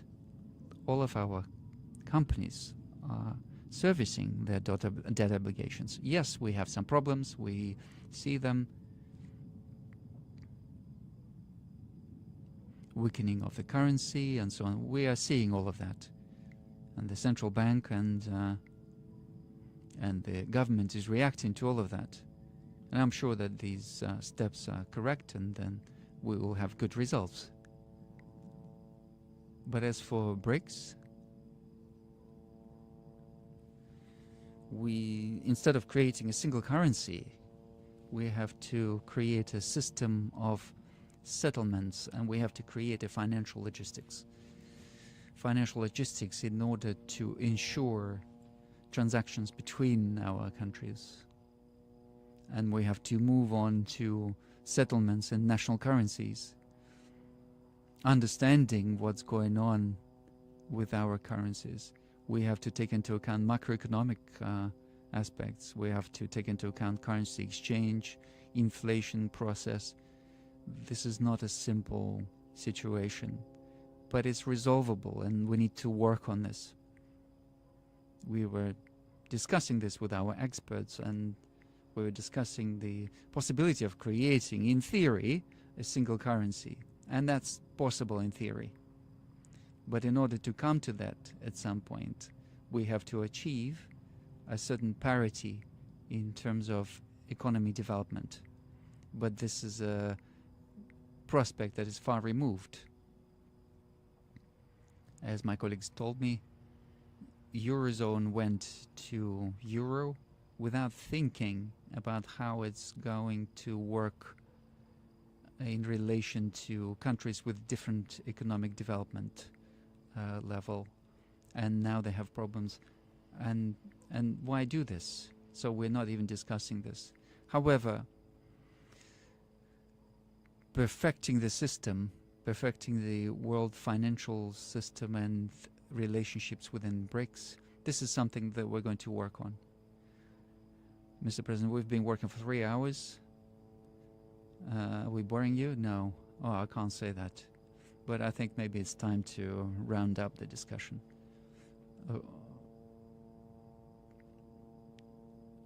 Mr. Gaulle?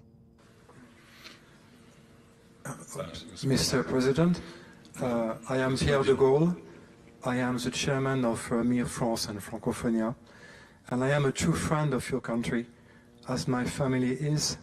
I'm fighting for the Franco-Russian friendship, and you've got more and more people in France and in Europe who have the same belief and the same willingness. As you know, the friendship and the partnership between France and Russia was one of the pillars of my grandfather's policy. And I want to rebuild and I want to restore the France of my grandfather, a France made of fundamental values like faith, like patriotism, like family, and like a true, let's say, spiritual responsibility which has completely gone in the Occidental world. I believe that those fundamental values are essential to build peace and comprehension amongst people.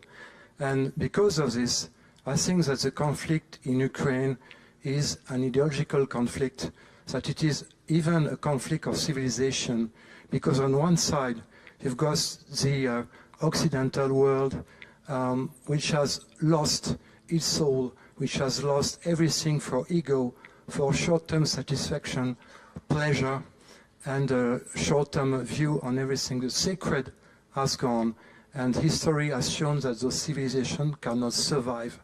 On the other side, you've got the multipolar world led by Russia, led by China, India, African countries, Arabic countries, and South American countries. Those people, those nations are willing to fight for their own traditional values and their fundamental values. So to me, Mr. President, this conflict is ideological, and that's why I think that it will last and expand. What is your view on this?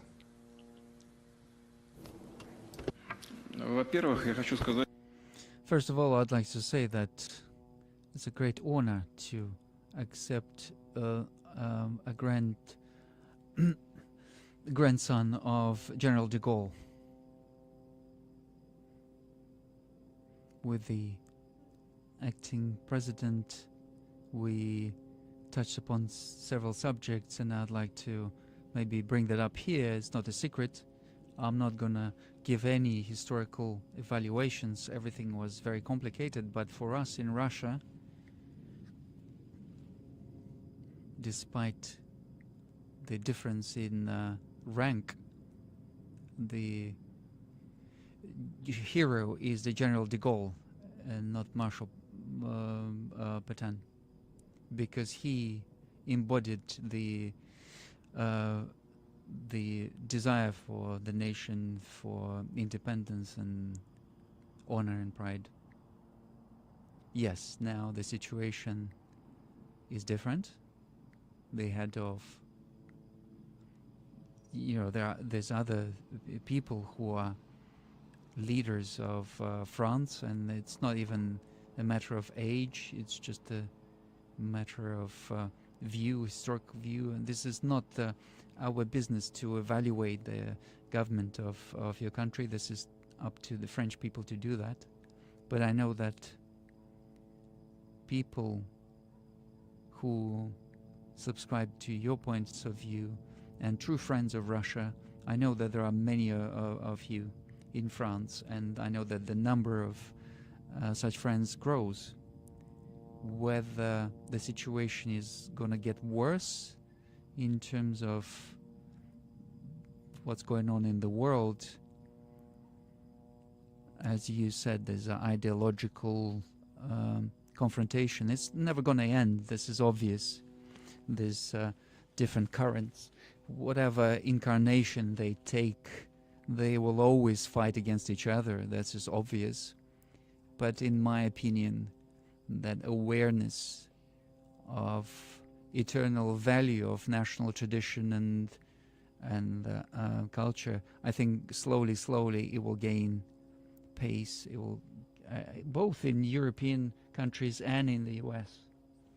And in that sense, I think that confrontation, ideological confrontation, will continue. But the future lies with nationally oriented forces. And the balance between them has to be achieved, as I said in my presentation, through looking for compromises between civilizations. Dear friends, dear colleagues, very quick questions because the time is running out. Very quick questions, please. Very quick questions, please. If you can try briefly. I will try. Konstantin Starosh from Moldova, from parliamentary opposition. I've got this question that sooner or later this conflict is going to end, and there will be some restructuring of relationships between Russia and the West. I'm speaking very egoistically because when there's a confrontation like this, there's always a lot of turbulence in countries like Moldova. So that process of restructuring the relationships between the countries will begin at some point. There's restructuring which will determine the relations for many years ahead.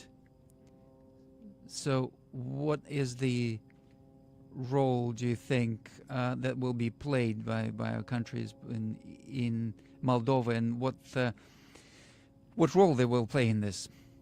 This will depend on people of Moldova. If people of Moldova vote for the people who want to give away the majority of their sovereignty to other countries and just be following those interests, then they will play a particular role according to this. They will not be seen or heard. And if they choose the path of keeping the national sovereignty, keeping their traditions, national traditions, as I mentioned right at the beginning, we will aim to a situation where all countries, irrespective of their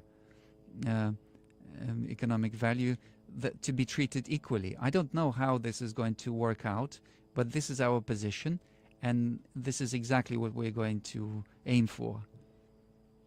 Somebody raise a hand here. Yes, you raised a hand, please. Kubat Rahimov from Kyrgyzstan. We see a very a successful case of creating Russia, Uzbekistan and Kazakhstan. In October, Uzbekistan will get Russian gas already. In Central Asia, we have two problems, water and energy.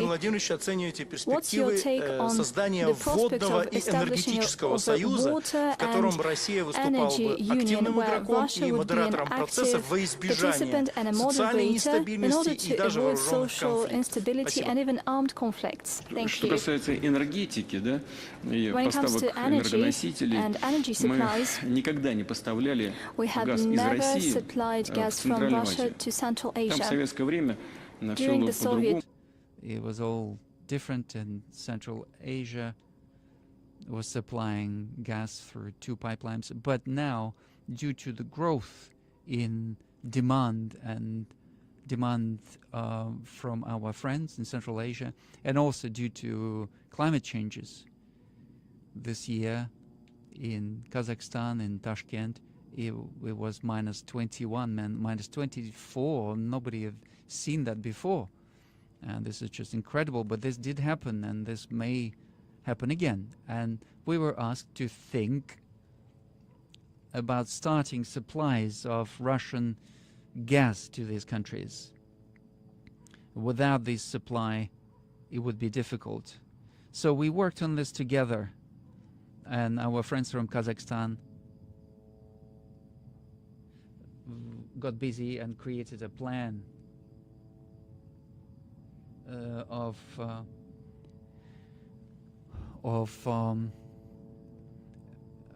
repairing the pipeline, and Gazprom was going to do the same on the territory of Russia in order to change some technical capabilities here.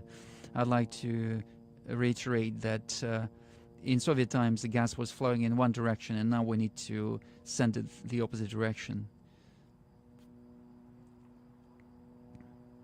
So technically this is all done now in October this year, and we will start supplies in small volumes, but this is critically important for the economy of Kazakhstan and Uzbekistan. So we will supply gas, and then we will increase the volumes. Yes, of course there are other problems.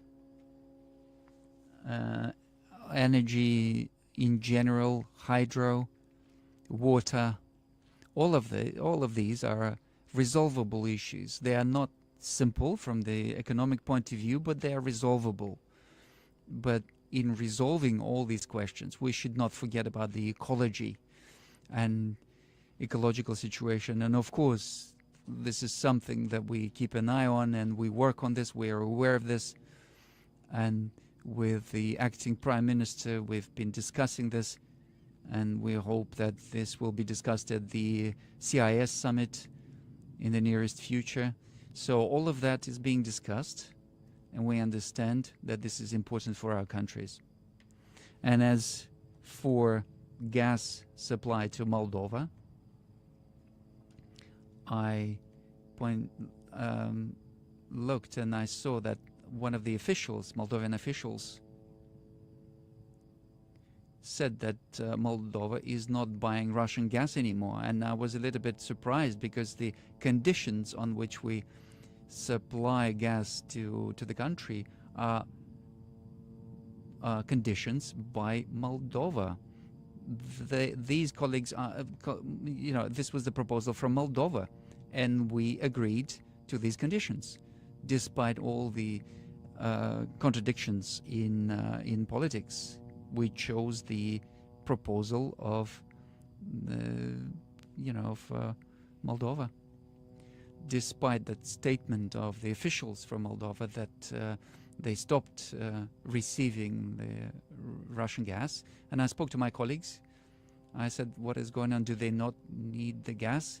They said, no, nothing has changed. We've been supplying gas as before. Nothing has changed. So this is just empty talks. I don't know why they need to do this. I think this is only damaging the economy of Moldova.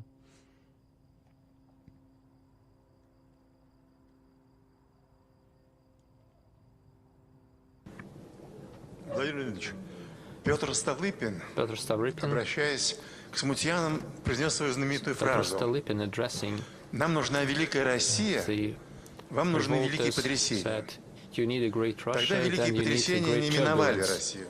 Последний раз эти потрясения пришли к нам в 1991 году. Сегодня Россия движется от великих потрясений к величию. Что для great troubles to a great Russia.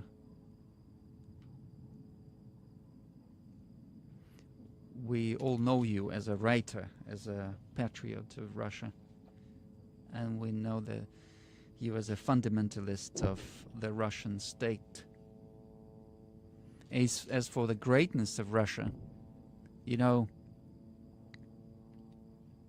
greatness of Russia is in strengthening its sovereignty, and sovereignty is based on self-sufficiency in terms of technology, in terms of finance, in terms of economy as such, in terms of defense and security. And this is what I wanted to say in this relation. People who for some reason started to fight against Russia after 1991, I mentioned about this. I don't understand why they did this. Why? Just because of excessive self-confidence and stupidity. I always ask myself, why? We opened our arms like this. We said, we're here, we want to work with it. No, they wanted to finish us off. Why? Nevertheless, they started doing that. And this has led us to our only choice, to strengthen our own sovereignty in terms of economy, finance, technology, defense. So those people who started doing this, who brought this to today's stage of that confrontation, hot confrontation, they imposed sanctions against us. They have achieved the result that is opposite to what they expected. We have an obvious change in the structure of Russian economy. I said already that the GDP, we have added 3% in terms of oil and gas, and in terms of processing industry, including defense, but not only.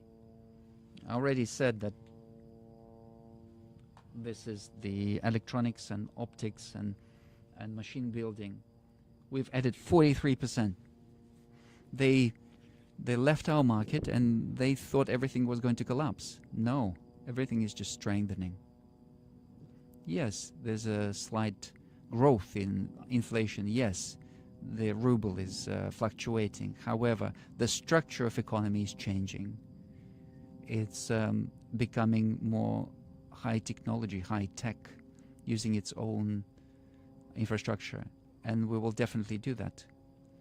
And on that basis, we will continue strengthening our ability to defend ourselves.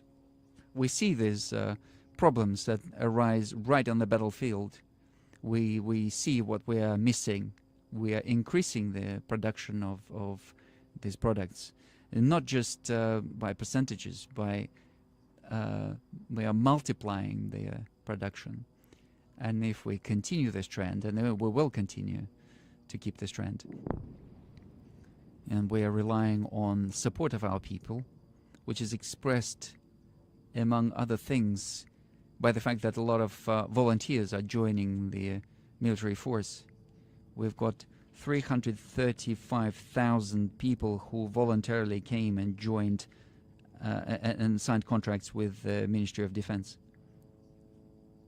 And we've got another 5,000, volunteers. So these people are signing contracts, short-term contracts. So overall, we've got about 350,000. This is the expression of trust of people to the policy of the Russian state, because people can see that we are not just dealing with some short-term issues.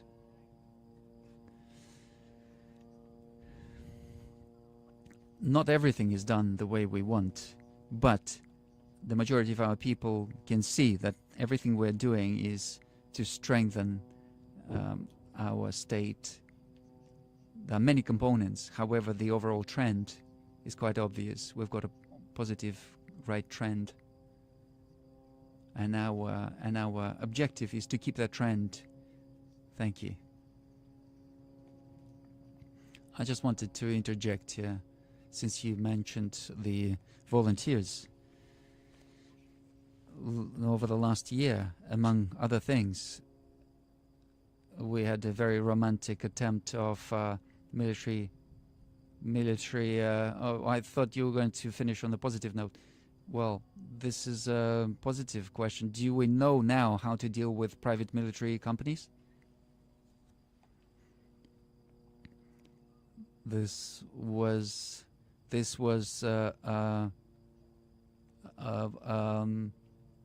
term coined by journalists. Private military contract company. It doesn't exist in Russia. That experience that we had was an awkward experience because it was not based in law. And when the Ministry of Defense proposed to the part of that company to come and participate in the military action, I did not go against this because we saw that these people were volunteers and they fought heroically. But in the interests of the heads of this company and the fighters, not everyone was gaining billions of dollars from supplies from the contract. But I'm not going to go into this.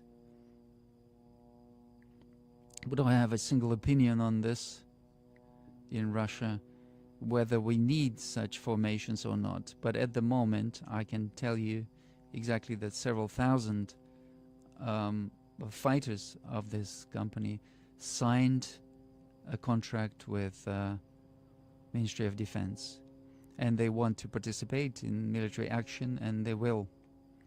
Secondly, they are doing it on the basis of individual contracts, which did not exist before. This was a big mistake. This did not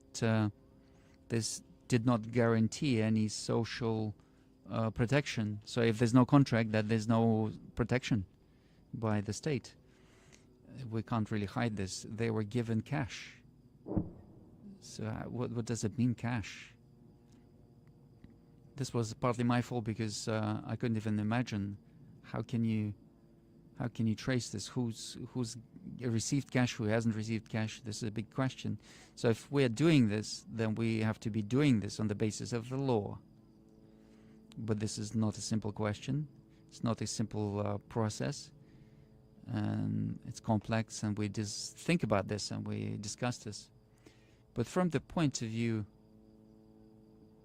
we have these companies in many countries, and they are successful, and they're working abroad, first of all, and we know about this. Whether we need them or not, we will think about it. At the moment, we see what's going on at the contact line. We see Russian military is feeling very confident. In many directions, they are moving. We see that on 12 sectors they have made progress. Maybe we're not fundamentally looking at this, but we're saying that in 12 sectors they've moved 200, 300, and some areas even 1,600 meters in the depth. So they're improving their position on the battlefield. So these are tactical things, but they have a certain significance. So we need, do we need private military companies? We need people who will be defending the interests of our country, and these people exist among the ranks of those who are in these companies. There's, of course, a question of what happened to the management of the company, and we know about the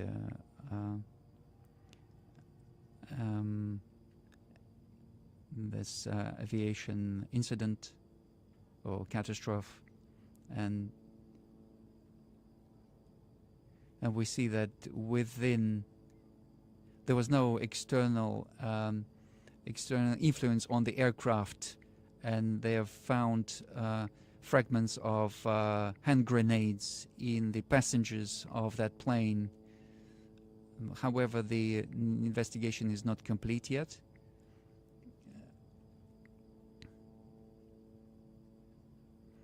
So the forensics have not tried to detect alcohol or drugs in the blood of the passengers. We know that there are certain events where they have discovered 5 kg of cocaine and lots of cash in St. Petersburg. But I'd like to tell you straight away that I asked of the chief investigator, I've asked this question, he said that I can state that publicly, so these are things. Okay. So that we don't end on this, maybe some other question. Margarita Simanyan. Maybe we could give the floor to foreign. Okay. You talked about Karabakh as ethnic Armenian. Все прекрасно понимают и прекрасно понимают, что Пашинян вообще был приведен к власти в свое время именно для того, чтобы сдать Карабах, и чтобы этим вызвать вот такие вопросы, как процитировал наш ведущий европейских политиков. Нормальные армяне понимают, что если бы не Россия, армянского народа не было бы, как в начале 19 века, когда их спас Грибоедов, так и в начале 20 So like Griboyedov in his time. So our Hungarian friend did not want to ask a question about Odessa, and I think Odessa is a Russian city. And my question is, where do you want us to stop in Ukraine? The first part of what you said, I cannot agree with you that Pashinyan was brought to power from outside in order to give away Karabakh. I think this was the choice of Armenian people. Yes, you can have a different attitude to election process, but this is a fact. So I disagree with you on this, number one. Second, I also disagree when you say that he tried to give away Karabakh, and I spoke to him at the beginning and then in 2020, and let's remember that when he came to power, he said that Karabakh is part of Armenia, and before him nobody ever said that. However, of course, his position has drastically changed. Why this happened, this is not a question for me. And then in the course of the conflict in 2020, I spoke to him, and in my opinion, he was earnest in trying to keep the situation under control. I'm not saying whether the decisions were right or not right. It's not my business to do this. But I disagree with your statement that he was trying to intentionally give away Karabakh. Now, as for where do we stop?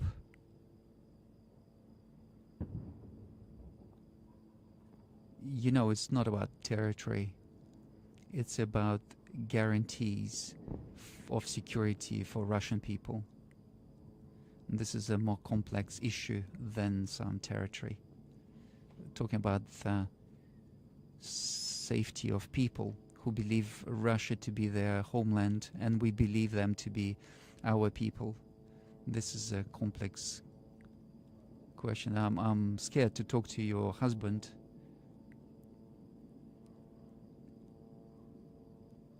he is not an extremist, but he's got this very strong opinions. But we will discuss with you further on this, please.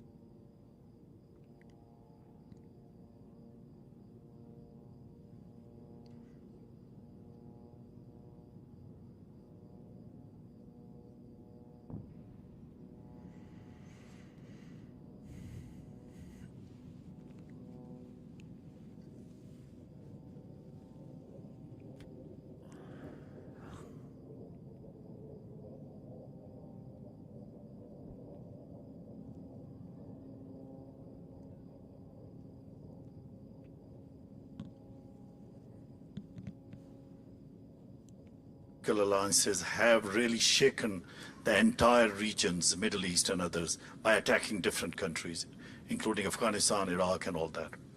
Now, there is a big issue that we consider that if there is a multipolarity or multipolar world, it has to come from the economic orientation. Like you mentioned about the energy, that you will look into the competing markets if Europe failed to provide less prices to the population. And that, again, is a crime against their own customers.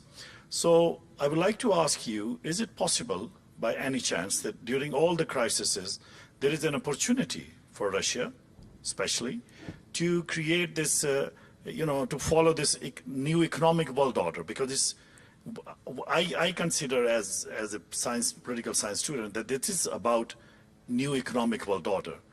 Whoever controls the natural resources, whoever controls all these paths and sea routes, they are the one who would control. And the counter design, is there a counter design for us to counter this sanctions? Because sanction is strangulating not only Russia, but also many countries. Russia is surviving because it has a lot of natural resources. But like other countries in Africa, in Asia, we are facing a lot of challenges. I like to see that if you can put your own, like the points which you put, equality, how would you define that? Is there a probability that down the road we will have a new economic world order led by Russia? Yeah. I completely agree with what you've just said. This is exactly so. The future world order will undoubtedly be based upon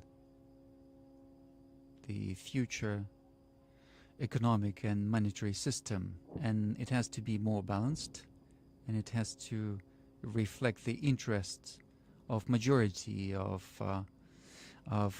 participants, and whether there are prospects of whether this is going to happen or not. This is a huge question. This depends on the actions of our opponents. And they are trying to hold on to their privileges at any cost. The Western experts are saying that Bretton Woods system is obsolete. It leads to these ugly situations of great indebtedness of developing countries, and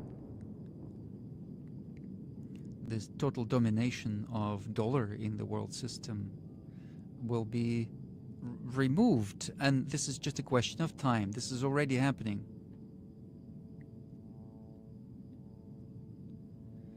And through these, shall we say, unprofessional actions, through their stubbornness, through their disdain for all other participants in the world economy, political and financial power of the United States are shooting themselves in the foot. Because when they are limiting transactions in dollars, what are we to do? Then we are forced to pay in national currencies. We are forced to discuss these questions. When I was answering one of your questions, we are forced to create a new logistics for settlements, and therefore the area where dollar is applied is naturally shrinking. United States is a huge economy, huge country. There's no doubt about this. We're not trying to exaggerate anything, but they themselves are reducing or shrinking the area of their influence. This is happening anyway through objective reasons, through developing economies, developing markets. It's happening anyway.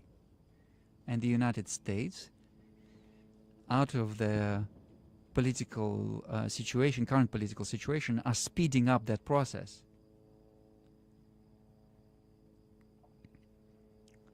There's an expression that this is even worse than the crime. It's a mistake. So in this case, this is what it is. Are there any projects? Yes, there are projects that will be creating the new basis, the economic and logistical basis. We've got Chairman Xi, who is proposing one of those projects, one way, or one belt, one way, one belt. We're all together, and creation of the Eurasian space. And if we also bring in BRICS and other countries, this is what we call joint work, and Pakistan is also participating in this. We are working together in finding a solution. Of course, it's a complex task, and it will take time, but that awareness that this is of benefit to everyone, this will speed up the process. And in this sense, the strengthening of multipolar world is inevitable. Thank you very much. Thank you very much. Vladimir Vladimirovich, we're waiting for you in 1 year's time at Valdai, at the 21st Valdai. And I'm also waiting for all of you at the events of this nature. I would like to thank you very much.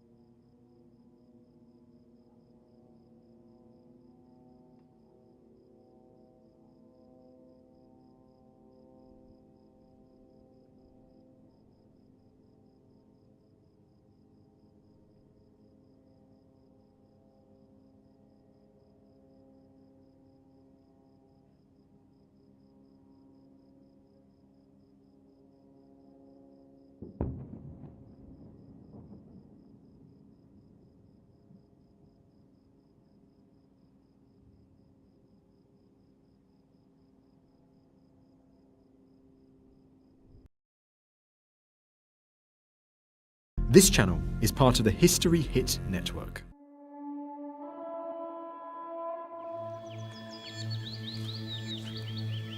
The story of the Roman Empire opens with a fairy tale. Once upon a time, not far from here, a princess gave birth to twin sons. The king, her wicked uncle, fearing that the boys would one day become his rivals, ordered his faithful servants to throw them into the river. But as it was in flood, they just left them in a basket at the water's edge, from where they floated downstream. Rescued on the bank by a mother wolf who suckled them, they were later found by a local shepherd who reared them as his own. Their names were Romulus and Remus, and they went on to found Rome.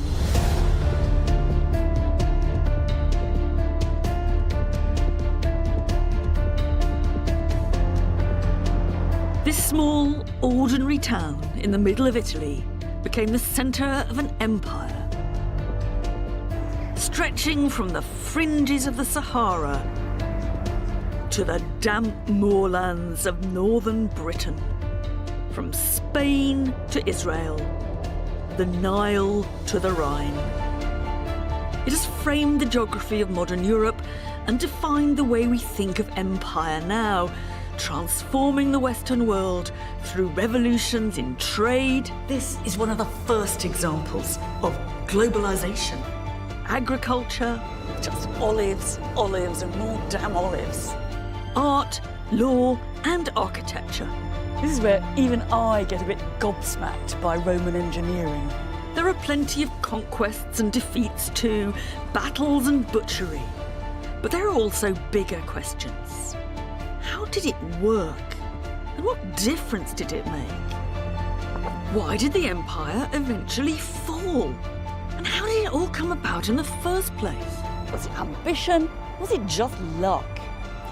If we really want to answer that question, we have to go back to what the Romans themselves said about it, to their doubts, their debates, and their conversations. Because they wondered just as much as we do about what set them apart.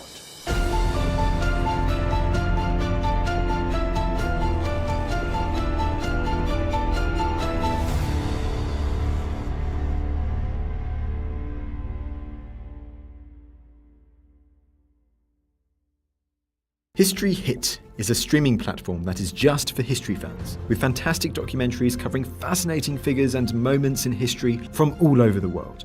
Our extensive catalogue of documentaries covers everything from the rise of Hannibal Barca to the illustrious treasures of King Tut. So sign up today for broadcast quality documentaries uncovering the mysteries of the ancient world. We're committed to bringing history fans award-winning documentaries and podcasts that you cannot find anywhere else. Sign up now for a free trial, and Odyssey fans get 50% off their first 3 months. Just be sure to use the code Odyssey at checkout.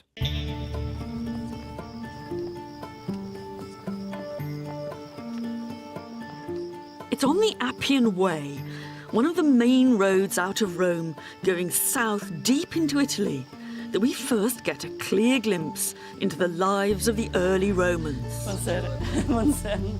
A period long before the marble columns and the Colosseum, and one that's often overlooked.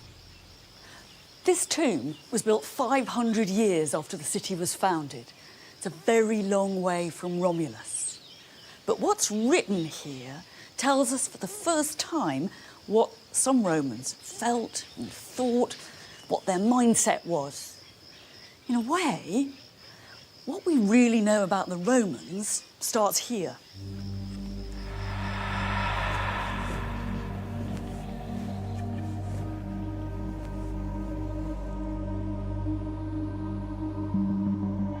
This isn't Rome as we now imagine it, but it is the grandest thing they could do at the time, and back then it was new. This is the tombstone of the first man to be buried here. Scipio Barbatus, that means beardy Scipio. And it tells us a bit about his excellent qualities. He is fortis, vir and sapiens. He's a strong, brave man, but he's clever, he's wise. This is quite strange. It says his appearance was equal to his virtus. So his appearance was as good as his virtue. He really looked the part. He cut a dash. And it ends with his conquests. He subegit omne Lucanam. He suppressed the whole of Lucania, which is a region in South Italy, obsides quae abducit, and he took hostages. So it's very easy to see what these people's priorities were. But it's kind of more than that, because in some ways this is just a few lines of an epitaph. But in another way, this is the first short surviving historical narrative from any Roman that we have. I mean, this is the beginning of Roman history writing. It might be 500 years after the age of the founders, but this is actually the first place where we can really see the Romans. We get a very vivid picture of a people committed to conquest and to the glory that came with military victory. But that's actually like everyone else around them. So what set the Romans apart? With so little direct evidence, the best place to look for the answer is in the stories that they told and their own elaborate speculations on the city's origins. And in particular, in the mythical story of Romulus and Remus, the brothers suckled by a wolf. It was continually told and retold, and it contained a message about Rome's conquests and internal wars. There's actually a little more Roman history in the myth. It'd be easy to dismiss the story of Romulus and Remus as if it was just a fairy tale, just a myth. And it certainly isn't history in our terms. But that doesn't mean that it doesn't have a lot to tell us about how the Romans thought about themselves, what their cultural priorities and anxieties were. Why a wolf? The story wouldn't have been the same if it had been a cow or a sheep. It was the fact that they were rescued by a ferocious predator that revealed the destiny of the twins. Some Romans questioned the detail. The Latin for wolf, lupa, also means prostitute. So was it actually a prostitute who came to the rescue? But in broad terms, they believed that the tale was true. In fact, when later they came to inscribe in the Forum a list of the names of all those generals who had scored the biggest or bloodiest victories for Rome, people like the Scipios. Who did they start the list with? Romulus.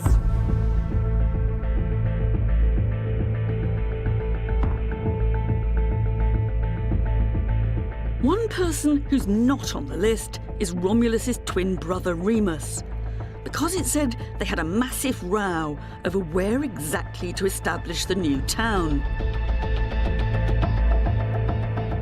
It ended up with Romulus murdering his twin, an act which reflected the bloody civil wars that would later blight the politics of Rome.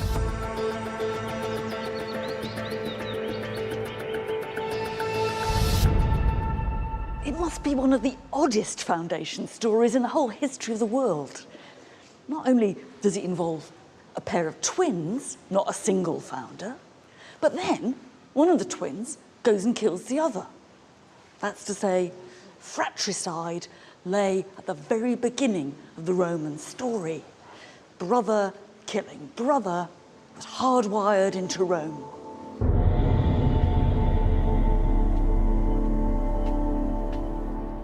Establishing his new settlement on the Palatine Hill, Romulus became its sole ruler.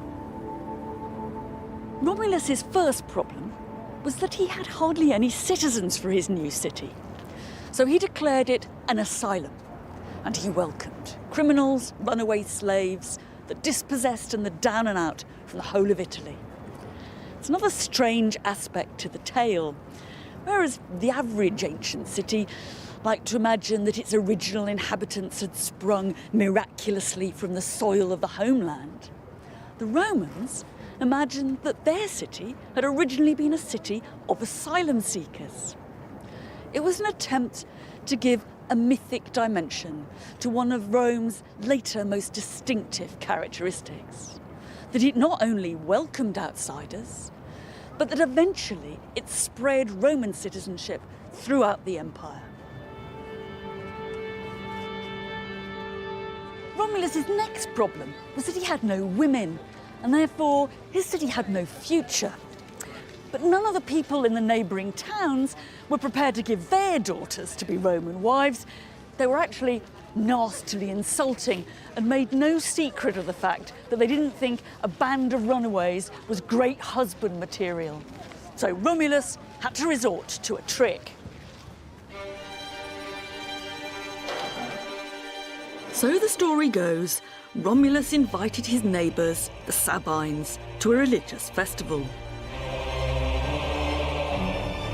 In the middle of the proceedings, he gave a signal for his men to abduct all the young women among the visitors and to carry them off as their wives. This is the famous rape of the Sabine women, and it's an almost uncomfortably frank image. This woman here has been captured and she's trying to get away, but she's not going to make it. This one has already collapsed. And another is trying to flee, but it's hopeless. The rape might have been a response to a terrible Roman humiliation, but it was still a violent assault. These women are not willing, they're victims. It's an incident that the Romans discussed and debated and displayed ever after. Some of Rome's enemies said that this was absolutely typical Roman behaviour. If they wanted something, they just went out and grabbed it.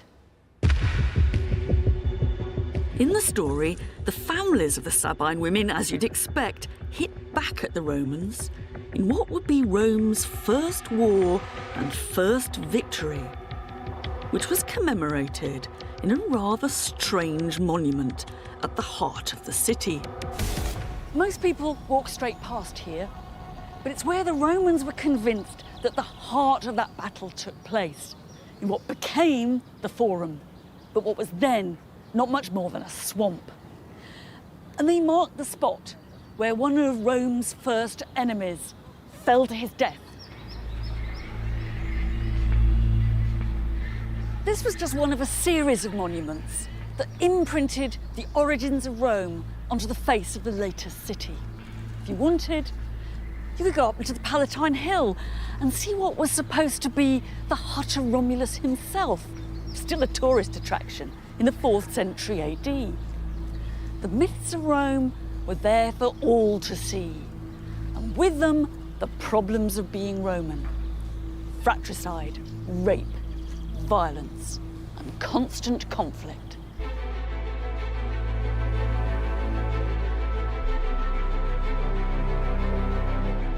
Rome at the beginning was ruled by kings, Romulus and 6 others to follow.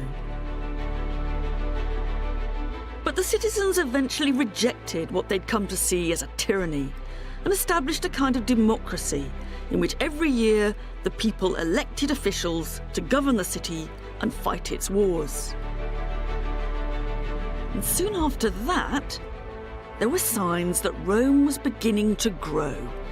Why is it that an ordinary little town by the Tiber became something much, much bigger than that? The honest truth is, we don't know why it happened, but we do know when. We can almost touch it, almost. Because in the early 4th century BC, the Romans built this massive city wall around their town. Now, there's more to this than just defence. This is a big statement that Rome has arrived. And even more interesting, a lot of the stone they used to build it came from the territory of a little town a few miles up the road that they'd just taken over. This is one of the first hints of Roman expansion.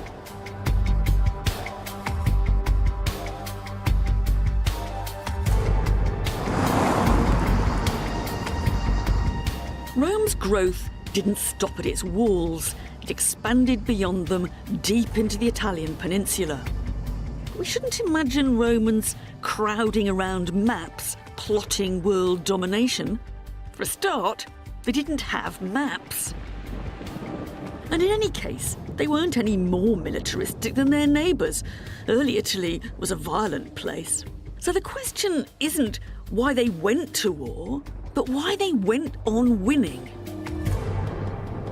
On the traditional pattern of warfare, to put it a bit crudely, every year the lads of one place would go out and do over a neighbouring town, and if they hit lucky, they'd come back with slaves and cattle. It wasn't really organised warfare, it was glorified raiding. What the Romans did was establish permanent relationships with the people they beat. Of course, they came back with slaves and cattle, but they demanded for the future that the defeated towns should provide troops for the Roman army. And that cumulatively gave them a huge advantage. Because in the ancient world, it wasn't high-tech military hardware that counted, it was how many boots you could get on the ground.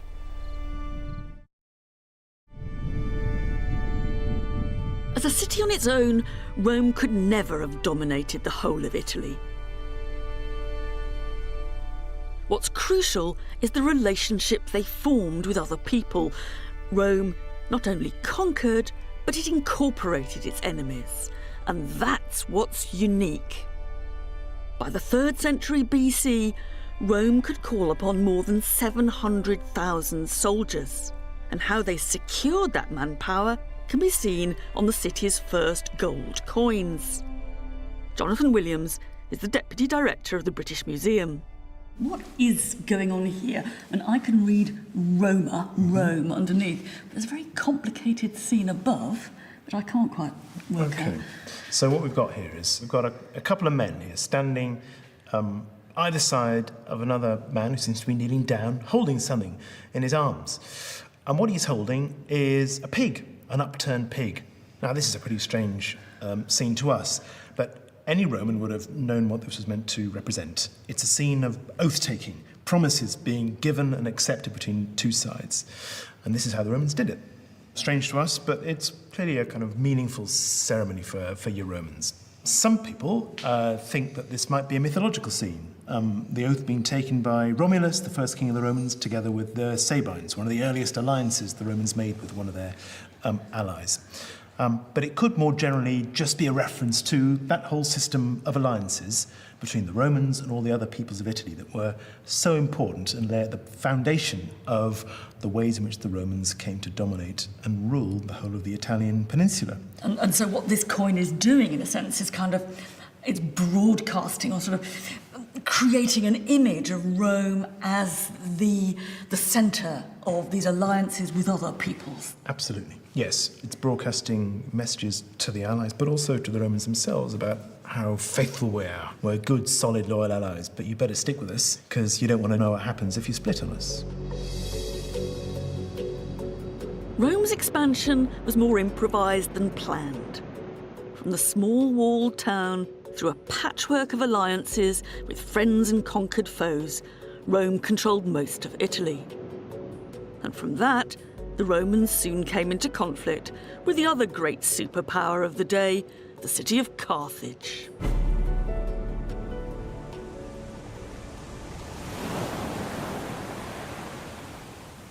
Because there was actually another empire out there to rival Rome.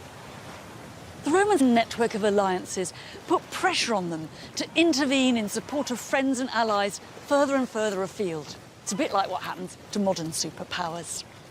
One particular request for help had defining consequences. During a dispute between two Sicilian towns, different groups appealed to Rome and to Carthage.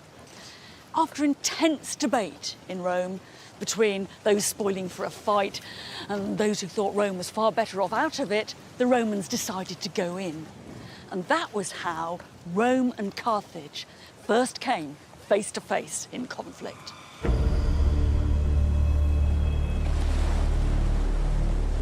Across a narrow strip of water, the island of Sicily, more Greek than Italian, became the setting of Rome's first overseas war, a naval war against the Western Mediterranean's most powerful seafaring state. The Romans hadn't had or needed fighting ships before. The story goes that what they did is find a Carthaginian ship and copy it over and over again. It was a big turning point, and in 241 BC, these waters were crowded with the dreadnoughts of the ancient world, fighting it out in a final, messy battle. Hey, George, we actually found it. All right. It's another amphora. It's the wreckage from this battle that marine archaeologist Jeff Royal and his team have been discovering and raising from the seabed. It's really quite difficult to make sense of this. I've been looking at it ever so hard, and I keep thinking that every little rock on the bed of the sea is some bit of Roman or Carthaginian military equipment. But when you actually come across one of these amphorae just lying there, detritus of the battle, it really hits you in the face. You're seeing it literally as it fell, as it were, with your own eyes. It's quite extraordinary. What's the most memorable thing you've come across like this? The rams are always very memorable because it's a really big deal to have found them, and it was one of the objectives of the survey. And of course, yeah, we when we see them, it's always exciting. Built into the ship's bows, these rams did exactly that, rammed the enemy vessels. But what we've seen from the evidence is obviously there was a lot of destruction at sea level, or sea surface level. Yeah. So all of that is spread out. The helmets, the rams themselves all have frontal damage. Now you got 11 rams, so 10 from this site. So they're actually going or hitting something. I mean, basically, you just run into each other. It's just, it's like kind of the dodgems without the dodge. Yeah. Your sight lines at sea and the speeds that they would have been going, you had hour and a half, hour and 45, nearly 2 hours to see that this is going to happen. You've got time to change your mind. Yeah. And if you don't change your mind and you lose, everyone on the ship's dead. Yeah.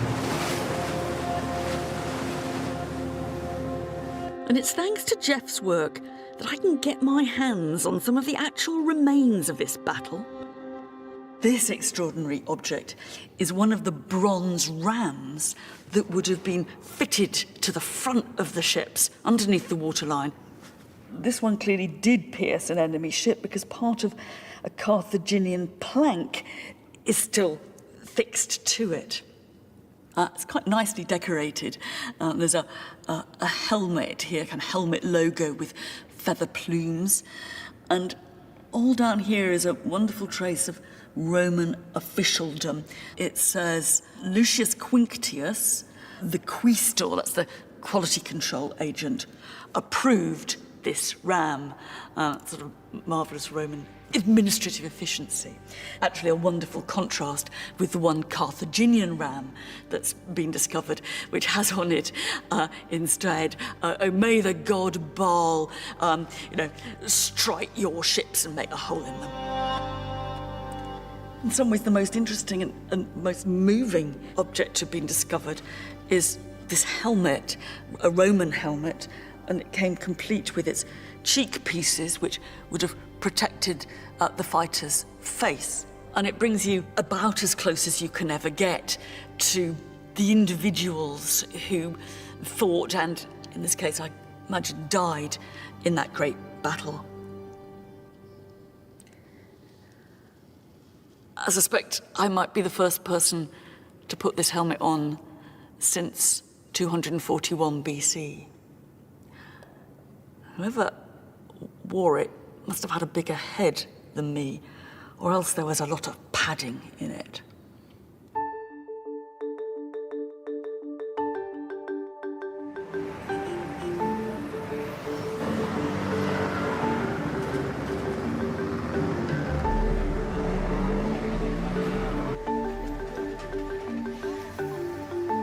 The end result of all this was that the Carthaginians were pushed out of Sicily altogether, and the island became the first overseas territory under Roman control.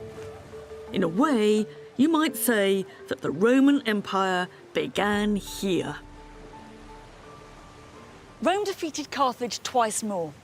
First was the famous occasion when Hannibal pulled off the stunt of crossing the Alps with his elephants, only to lose out eventually on all fronts. The Romans finished the job years later in 146 BC.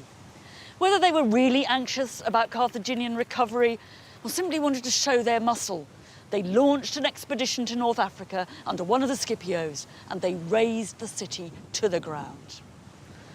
As one hardline senator had repeatedly insisted, Carthago delenda est. Carthage must be destroyed. We don't know what actually drove Rome to annihilate the city of Carthage. They'd taken over most of the Carthaginian Empire when they defeated Hannibal, so maybe it was a devastating display of imperial self-confidence. But 146 would also be remembered for another city's destruction. This was the year that Rome sacked Corinth, the wealthiest city in Greece.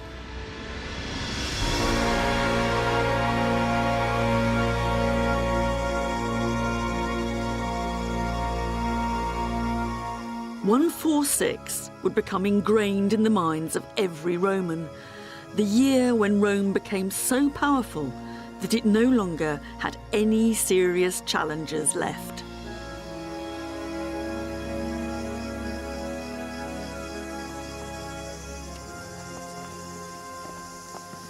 The destruction of two of the most famous cities in the Mediterranean changed the rules of the game forever.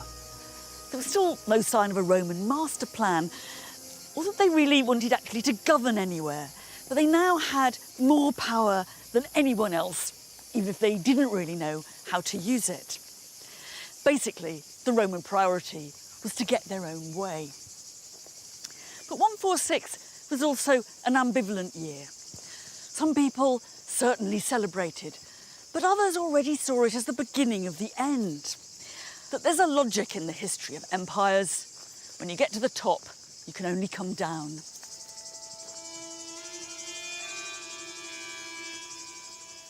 Carthage was wiped from the earth, but Greece was very different, and it gave Rome something more precious than economic profit: its culture. Conquest didn't just change the people that Rome conquered, it changed Rome too. And it was thanks to Greece that Rome started to become full of marble columns, elegant statues and objets d'art. This was the very beginning of the Rome we know, and also the beginning of a flourishing art market. This was once a great piece of art. It's a statue of Hercules. He was part of the cargo of a shipwreck that's been recovered from the seabed. Not just him, there were more than 30 other marble statues, some bronze ones, some exquisite jewellery, glassware, scientific instruments. And they say they found the pips of the very last olives the crew ate before the disaster. But from our point of view, what's important is that this was a cargo of stuff, one out of many thousands, that was making its way from the Greek world on a one-way ticket to Rome. Πατέρα, εγώ είμαι η κόρη σου. Και βασιλιά, και που δίκαια μας την όρισες, αλλά πιο δίκαια από όσο ταξίζαμε. The Greek world that Rome conquered had a long history of art, theatre and literature. Πάτερ, παρέστηση. And many Romans felt the cultural traditions of Greece outclassed their own. Λαμπρότερος ή πριν, But Rome not only bought, plundered and emulated Greek culture, Romans wrote themselves into the Greek story, tracing their own origins back to the mythical war between Greeks and Trojans and to the most famous work of Greek literature of all, the Iliad. One crucial character for the Romans was Aeneas, who played a rather minor part on the losing Trojan side in Homer's Iliad. The Romans took the story of Aeneas and ran with it, making him flee from Troy and come to Italy to found the Roman race as a kind of ancestor of Romulus and Remus. It's almost as if they're saying that they didn't just belong in the Greek world, but they actually came from here.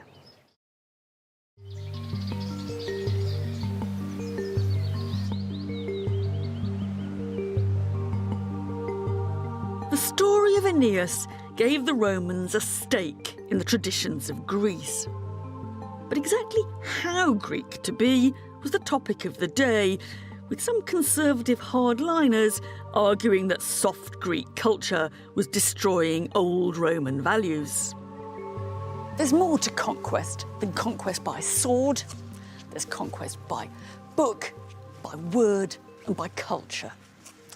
One Roman poet later claimed, that it wasn't actually the Romans who'd conquered Greece, but the Greeks who conquered Rome.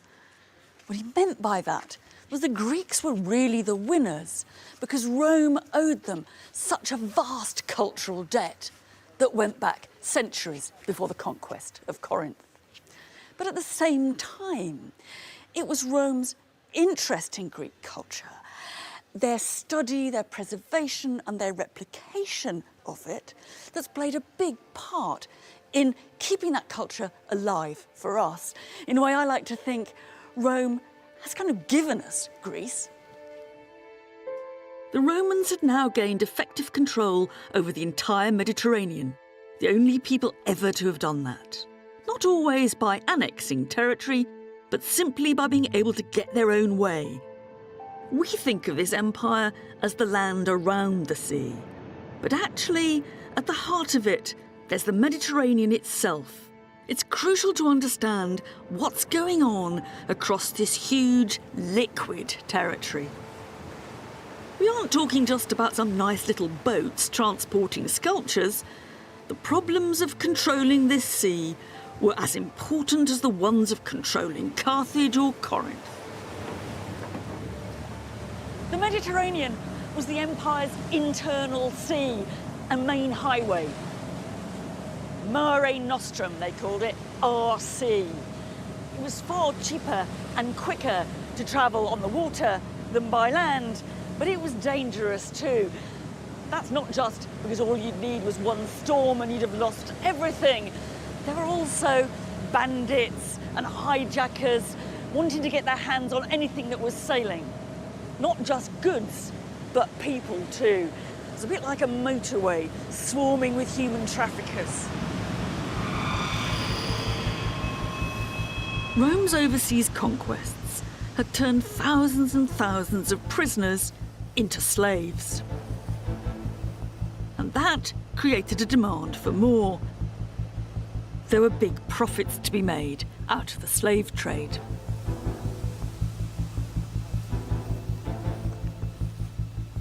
Delos was a huge mercantile community and people made loads of money here. One Roman writer called it the biggest market in the whole planet. All sorts of goods must have passed through, perfumes and spices, sculpture and furniture. But Delos was most famous for being the world capital of the slave trade. And one of the main suppliers of that trade were those bandits and hijackers that the Romans called pirates. For the Romans, a pirate was anyone you didn't like in a ship, from small-time chancers to big-time criminals, more like the mafia. It was not an easy relationship, and those tough guys in ships proved pretty difficult to control. One day, they were stocking your market. The next day, they turned on you.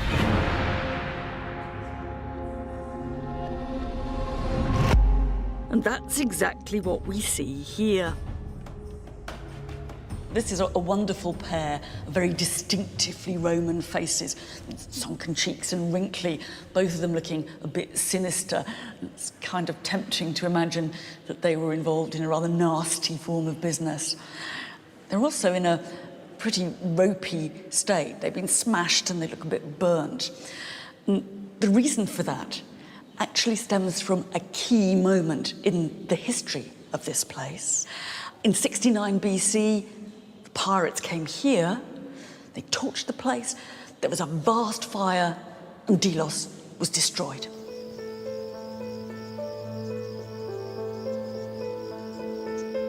Pirates had their impact at Rome itself too. Fear of pirates provided a reason or excuse for the Romans to take a decision that would set the scene for big political changes that would undermine their democracy and herald one-man rule. Pirates were certainly a nuisance and sometimes dangerous, but the threat could always be manipulated to justify military action. The war on pirates was a bit like the war on terror.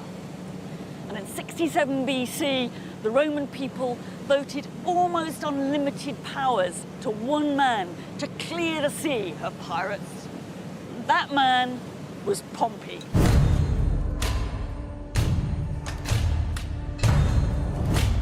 Pompey the Great, as he was known, got rid of the pirates in just 3 months, and then turned his firepower onto some fabulously wealthy Eastern kings, returning to Rome with a bang, a spectacular 2-day parade, and a massive carnival.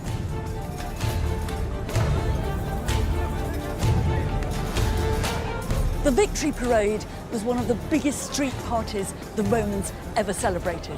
It was the general processing through the streets in his chariot. It was all the booty and spoils and riches he brought back home out in front of him, and his prisoners walking there too. The idea was that the people in the city should be able to see what the generals and armies had been getting up to abroad and what they brought back. Some people thought the display was terribly vulgar, and on occasions people cried in the audience as they watched the poor prisoners go past. But for most Romans, this was a chance to let their hair down. The Giorgione qui.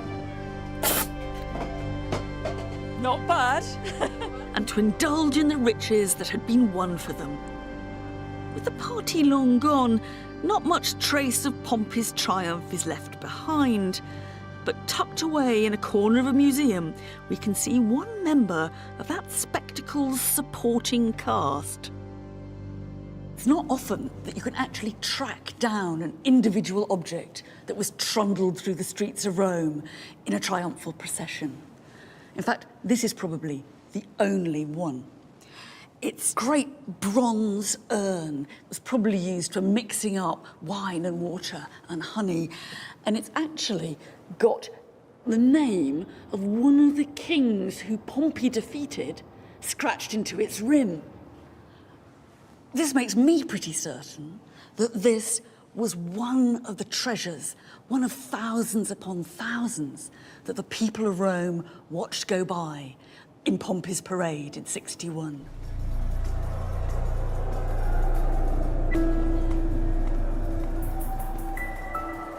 The empire had been traditionally funded, formed and governed by democratic officials serving for 1 year, sharing power. The idea had always been to stop anyone becoming a king again. But with Pompey, the Romans began to shelve their rejection of individual power. If you needed to defend or extend the empire, perhaps you had to hand over control to just one man.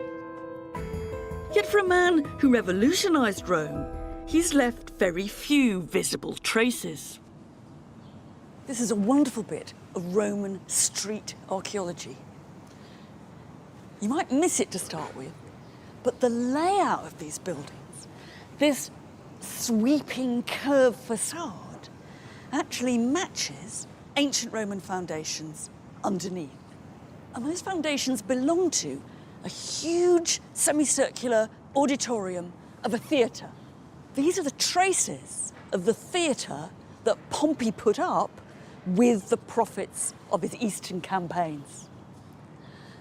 And they're the first time ever that Roman buildings begin to match the Rome of our imaginations. Huge, monumental, magnificent, designed to impress.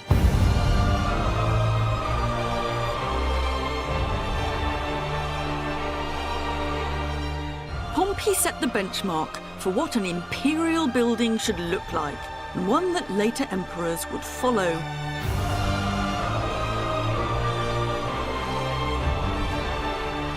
But he's never become a household name. He's always been overshadowed in the quest for glory and the competition for personal power. The one person that forever after stole the limelight was his great rival, Julius Caesar.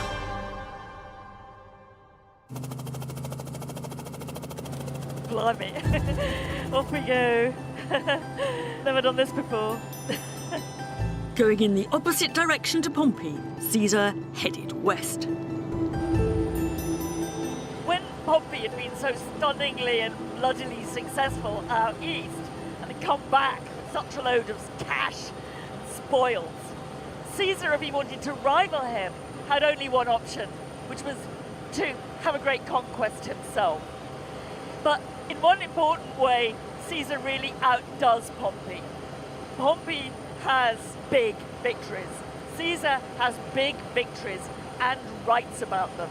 And the reason why we can go to Alesia, the site of one of Caesar's last victories there, is because we actually have Caesar's own account of it. At Alesia, the army of Gauls had set up camp on a hill. In Caesar's own description, he seems in complete control.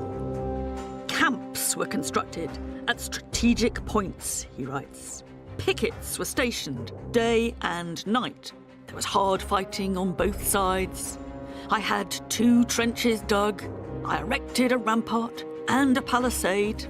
When you see the scale of it all, is that despite what he claims when he writes the story up, Caesar couldn't possibly have had his eye on all the areas of this battlefield.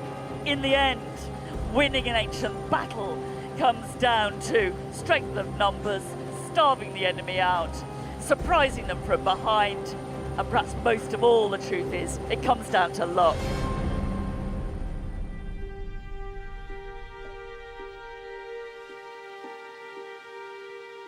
Luck or not, I'm sure that Caesar himself will be delighted to know we still read his own version of these campaigns. However he won the battle, the real point is that his story has lasted for centuries. And in terms of imperial propaganda, it's a nice proof that the pen really can be mightier, or at least more enduring, than the sword. The leader of the Gauls in their doomed last stand was Vercingetorix. Since then, he's become a hero of modern France, a freedom fighter standing up for the French nation. The irony is that everything we know about Vercingetorix goes back to what Caesar wrote about him. In a way, our Vercingetorix is a Roman creation.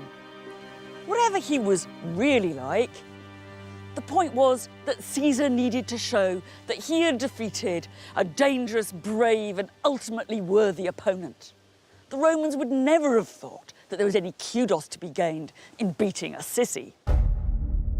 Caesar also boasted about the number of Gauls that his army had killed during his campaign. Modern estimates come to around 1 million. His figures may have been sexed up to impress back home, but there's little doubt that Caesar's ambition to surpass Pompey's glories had been achieved through nothing short of genocide. Excavations of the battlefield have unearthed some of the weapons that won Caesar his victory, including the ancient version of landmines. These things aren't exactly high-tech, but they're very, very nasty. This one in particular, you have to imagine standing on it in your leather sandal. The point goes right through and into your foot, and you can't pull it out because of that little barb there. Your foot's bleeding, you can't get your sandal off, you're in agony, you can't move. It makes my toes curl just to think about it. There were people in Rome who got anxious about what was going on in Gaul and at the level of the killing. And some of Caesar's enemies even went so far as to suggest that he should be put on trial for war crimes and that the judge and jury should be all Gauls. The Roman Empire was a pretty brutal thing, but there were some levels of brutality that even the Romans couldn't stand.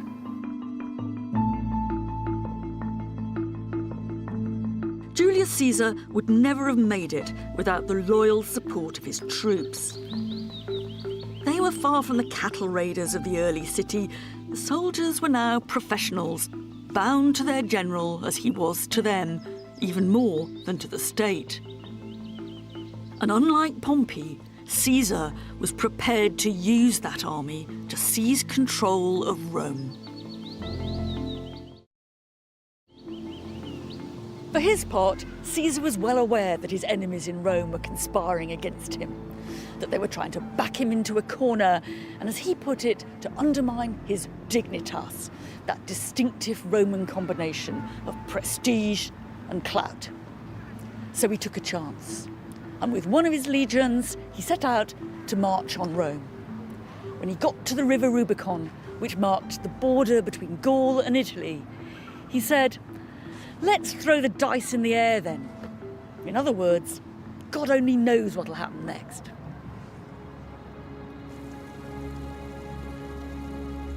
Some Romans saw this as the legacy of Romulus and Remus, the twins whose quarrels resulted in the death of one.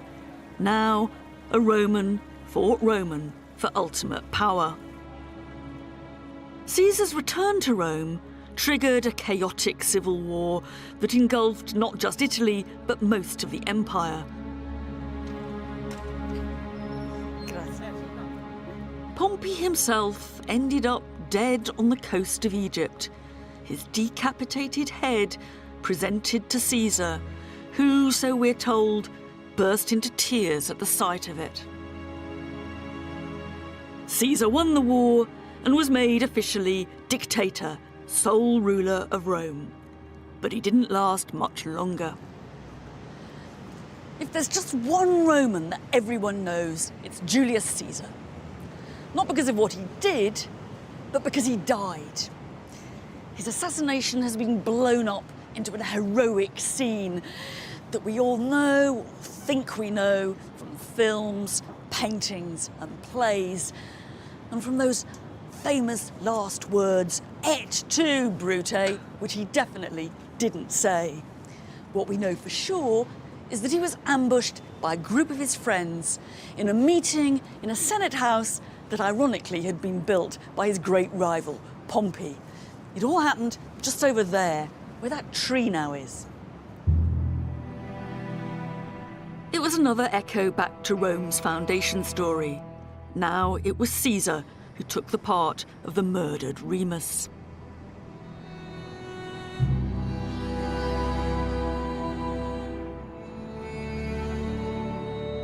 It's the most famous political assassination ever, carried out in the name of liberty, just a few weeks after Caesar had been made dictator for life.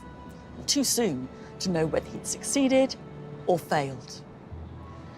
But the fact was that the assassins may have got rid of a man they thought of as a tyrant, but they didn't get rid of tyranny. It was all too little, too late. By now, it was inevitable that the empire would be ruled by one man. The question was, what shape would that one-man rule take? That was defined by the man who established autocratic power long-term, and who we call First Emperor of Rome, Gaius Julius Octavius, or as he later called himself, Augustus. That name actually doesn't mean very much. The closest you can get is revered one, but he worked out the do's and don'ts of being a one-man ruler. In the early 3rd century BC, Scipio Barbatus, on his tomb, could have his career summed up in just a few lines.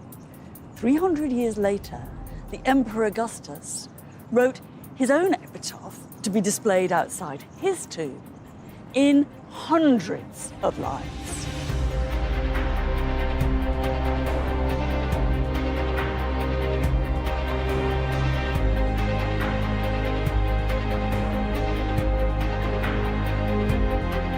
It's an extraordinary, overblown account of what I did.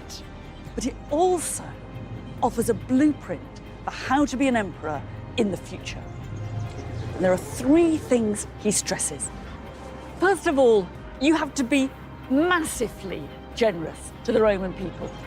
You have to give them handouts and entertainments and services. And that's what he lists here, all the cash he spent on that. But then you've got to build, build, build. And that's really the model of Pompey. And Augustus tells us about the temples that he constructed and the theatres. But most important of all, and this is what the biggest part of the document is about, you have to invest in conquest. And Augustus explains how he extended the boundaries of the Roman Empire, how he pacified the provinces of Gaul and Spain, how he pacified the Alps. The message he's hammering home is clear. If you want to be a Roman emperor, you have to look like a conqueror.